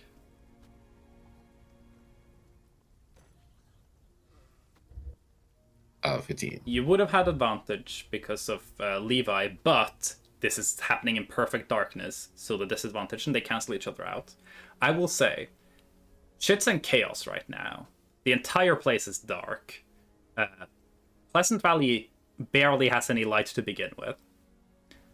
It takes you a little bit, but the two of you are able to sneak back out through the access tunnel, like the access path hallways. So, Levi does not think it is a good idea to stay in this house. Yeah, let's gather the people and let's get out of here. I mean, do y'all want to like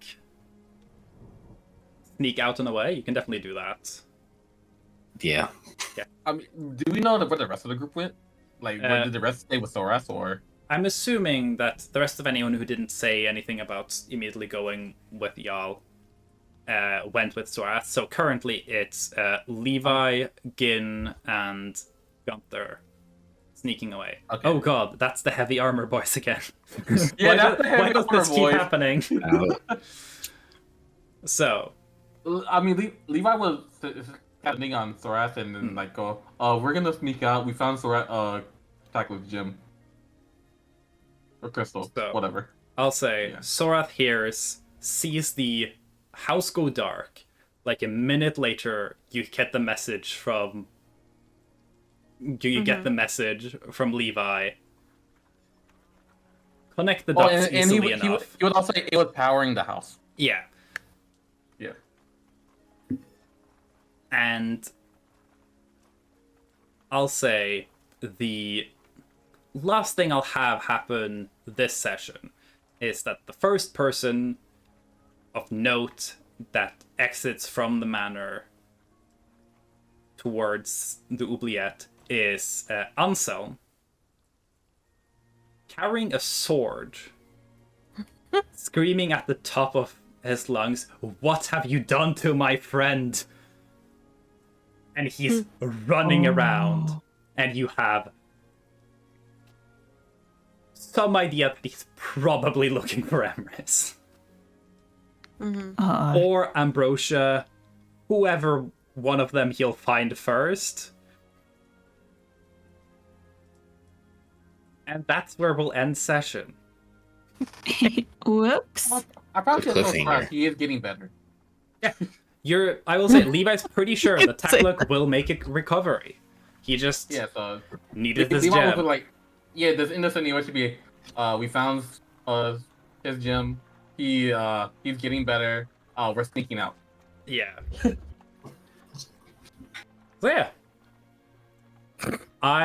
There was a moment when Macho was having a Resu like study the magic, how the magic worked in the house, and he had Riz be like, maybe I should go check that out at some point, how they've done this. And I was like, oh, I would love for you to do that. And then they just didn't. So that could have been noticed earlier, which would have been a fucked way of noticing that. A Of part of me Sorath was knowing, like, damn. the crystal's here. Where the fuck is Takluk? They can't be away from this crystal for that long. A part of my thought process was when it goes towards like, maybe he should never went to Pleasant Valley. He should saw the big old dome and should like, this is not my mess. Yeah. When Rizzigus was doing that, I was just, yeah, this guy's just a nerd. Talk about nerd stuff. Alright, we're gonna have to check out 3 heavy armor people sneak out of the house.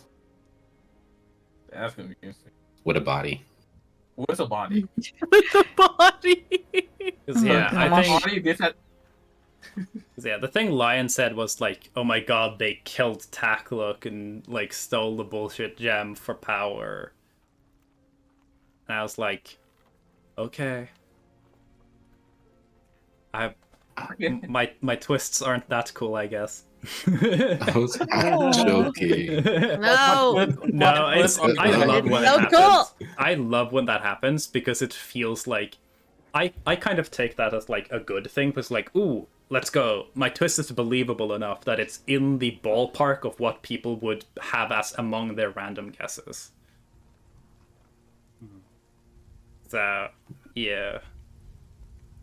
Anyway. Where such ends. What we caused more chaos in Sorath's house. Hey, to be fair, this time it wasn't your fault. This time it wasn't my fault. This time, this is justified. This time it was justified. But we did call the blackout in the house. Yeah. You're pretty Instead of causing sure a work that room. at least, no matter what happens here, you at least have Anselm backing you. Because, Because Ambrosia doesn't care. And then Roja doesn't give a shit. It's and I like mean, you were like he's probably looking for Emrys or Ambrosia, and I'm like, well, let's be real. This has Emrys written all over it. Yeah. Let's be real. This idea is of- something Emrys did. Like, Takluk is someone who's been to the manor a bunch before. The idea of Ambrosia even bothering to recognize that they are visiting is weird. So Emrys is probably the one who received Takluk. Yep. Anselm probably didn't realize they were coming, and so was just like, wasn't aware because he's not aware of what happens in the house. Let's be so perfectly And- real.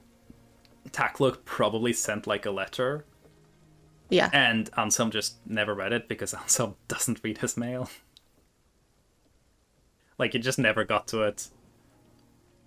Because the dude just has, like, paperwork backed up and probably just got lost in somewhere. It's gonna hurt when he reads the message. And it's like, Yeah. oh. damn, I thought we were gonna have a peaceful like next session. We're gonna be like, all right, we're preparing for a boat. We're gonna visit the carnival one time. Nope. Yeah. Look, if this arc just went like, okay, y'all have the keys, and then you go to the tomb, and then you open the thing, and then you beat it would be a kind of boring arc in the long run. I mean, to be fair, I have always been curious where Takluk is. Yeah. Levi did put some effort to look, but he should never found it, right? And he doesn't Yeah, no, like, know anything. y'all did think of this at some point. Like, y'all did float the idea of like maybe Takluk is in like the prison in. Well, that's why- or the That's why oubliettes, you were right? like, maybe they're in the prison or the oubliette. And I'm like, oh, did we check that? And you're like, no. I'm like, what? Why not? It's just. I was looking And for I'm it. so mad at past me. Like, I like, believe bitch, what are the you reason y'all doing? didn't do that is because y'all had that idea and then you went to the big family dinner. In the big family didn't Oh, distract yeah. us. Yeah, and the big That was a family big dinner that distraction. was like Okay. a full 3-hour RP gauntlet where y'all needed to navigate correctly to not piss off people and try and build connections and like Alright. get All of that. information. So now, first I have Ambrosia hating me. Emrys liked me.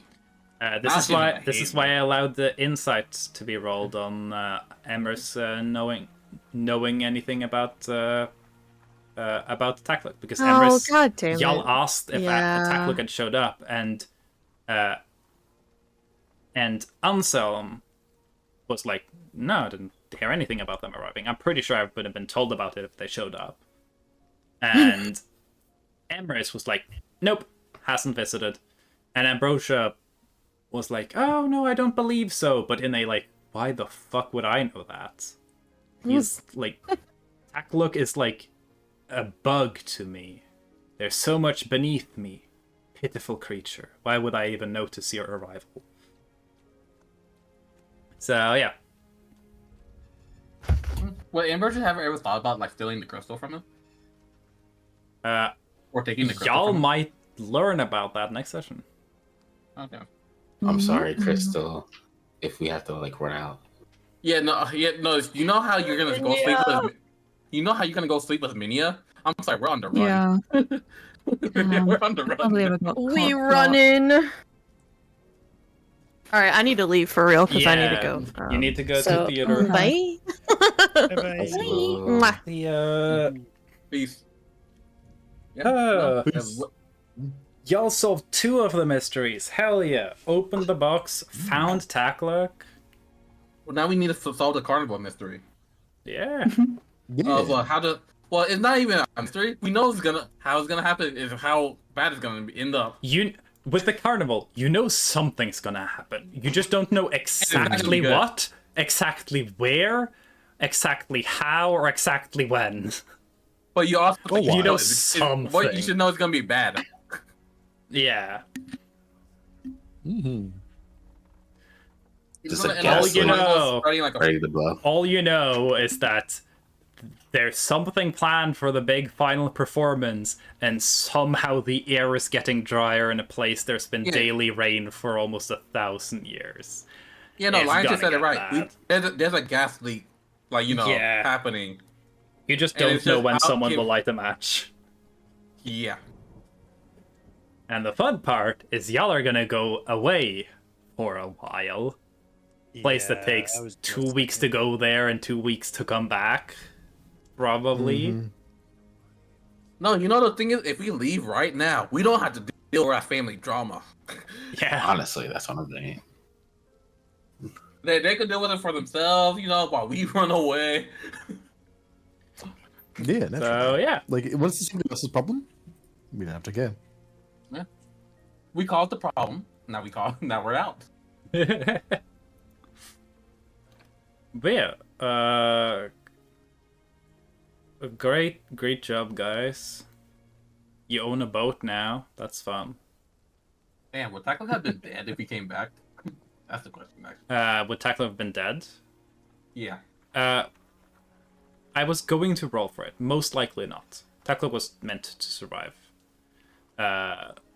Because by the time you guys would have gotten back, it would have been probably more apparent Tackluck would be there. Because the cracks would have started to show in, like, Emrys trying to keep control of the situation. But yeah. I wasn't planning on, like, killing off our favorite shopkeeper unless y'all did something really stupid. Or we should never found him. Yeah, if y'all just, like, never found Tackluck and decide, like, I guess we have to leave. What? The scary thought, I thought he should have went to Great Landing, I'll be honest. He should have went straight to Great Landing, and then, like, I'm in my scrying didn't work because, we were inside a bubble. Mm-hmm. And so I can't look out. So, y'all,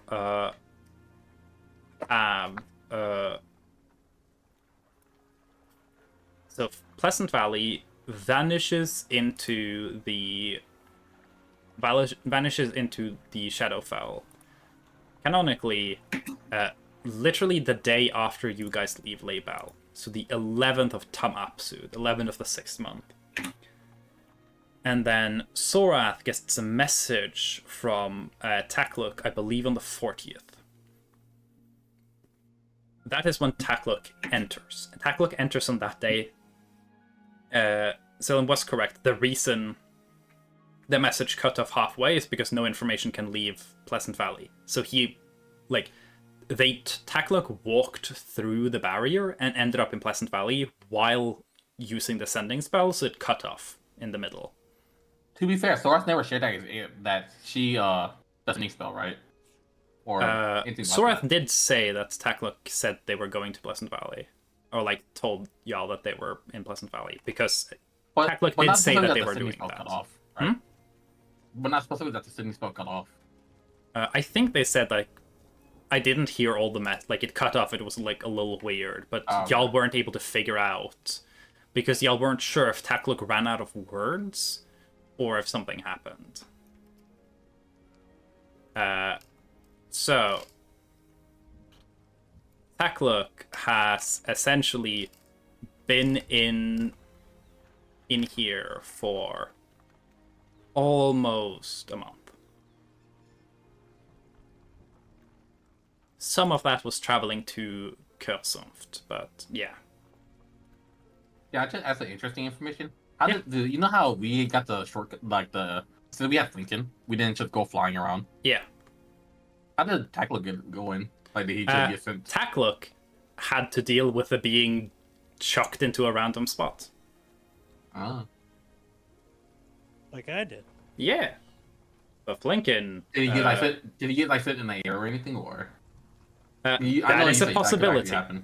Essentially, when the way it works is that the way I think of it working is that Pleasant Valley is kind of a sphere, and if you end up on the floor or your spawn point, quote unquote, is anywhere underground, you will just end up on the surface, on the point that's closest to that. You can end up in the air. In which case, good luck. So, yeah. And Taklock was magical, so I mean, he wouldn't have any difficulty being in the air, but... Taklock can save themselves, yeah. They're pretty crafty. So, yeah. We solved this murder mystery, guys. Yippee. Next session, y'all will get some answers about that, and maybe a leave. Maybe there will be enough stuff that y'all deal with all of this, and that's the session. But that's not our problem. That's a Sorath problem. That's a Sorath problem. me, Gin, and Gunther are currently sneaking out of the house in heavy armor. With a rainbow dragon on our backs. yeah. So if there's time for super disadvantage, probably then, but Yeah. For some reason, it's always the three of you needing to sneak I don't know how it actually ends up that way. Y'all have a kind of stealth. Everyone else in the party is at least medium stealthy, but it's always the three of you that have to stealth somewhere. Always together as well. It's literally all the people clinking and clanking around in heavy armor. Yeah, it's always actually weird how that happens. That's why I sort of want the misroll. Okay. Yeah. I am going to start a raid because I need to actually end the stream because I forget that I'm streaming a lot of the time. Yeah. I mean, you guys got to get some more little post-session talks, you know? Yeah. I'm thinking that Vika literally just started streaming, so I'm raiding them. Oh shit. Okay. All right, that makes sense. Oh. Didn't even see their pop-up. Yeah. So cool session. Y'all did a fucking lot. This is usually how it is with this group show. Usually they fuck about and do nothing for a couple of sessions and just have fun. And then we have the progress session where all the dominoes fall into place and we have a shit ton of progress, and then we go back to just vibing. Yeah, no, when we're on that week and a half on the boat, you're gonna just see pure vibe. Yeah. I mean, because we can't speed it up or anything, right? You just gotta take it. But yeah. I'm gonna start the raid for Vika. Vika is really cool. And I'm interested to see how your character's gonna be able to fight. Yeah. I'm so excited. I have so many things I can do. Mm-hmm. You What have kind the of druid privilege are of you? yeah, druid. No, no, I'm the, yeah. I'm the shepherd druid. Yeah. Summoner, essentially. Okay. But yeah, feel free to just like say whatever you want. I don't really do raid messages. The closest thing I usually have to a raid message is Salem's write something cool. But don't worry about it. Yes. Just say something nice to Vika because we love Vika. Gotcha. I'm literally gonna type something nice to Vika. At the end of this OTR, you're gonna get like a triple level up for how long? No, because if I do triple level ups, I'm gonna run out of level ups to give you guys at the arc's end. I gave you a double level up after the Debaya arc, literally because that was the big arc where everything starts, Yeah. and y'all did that. So like from here on out, it's single levels all the way. Okay. Yeah. Anyway, bye bye stream. I'm ready now. Bye bye. Night night. Honestly, can't wait to be level 10.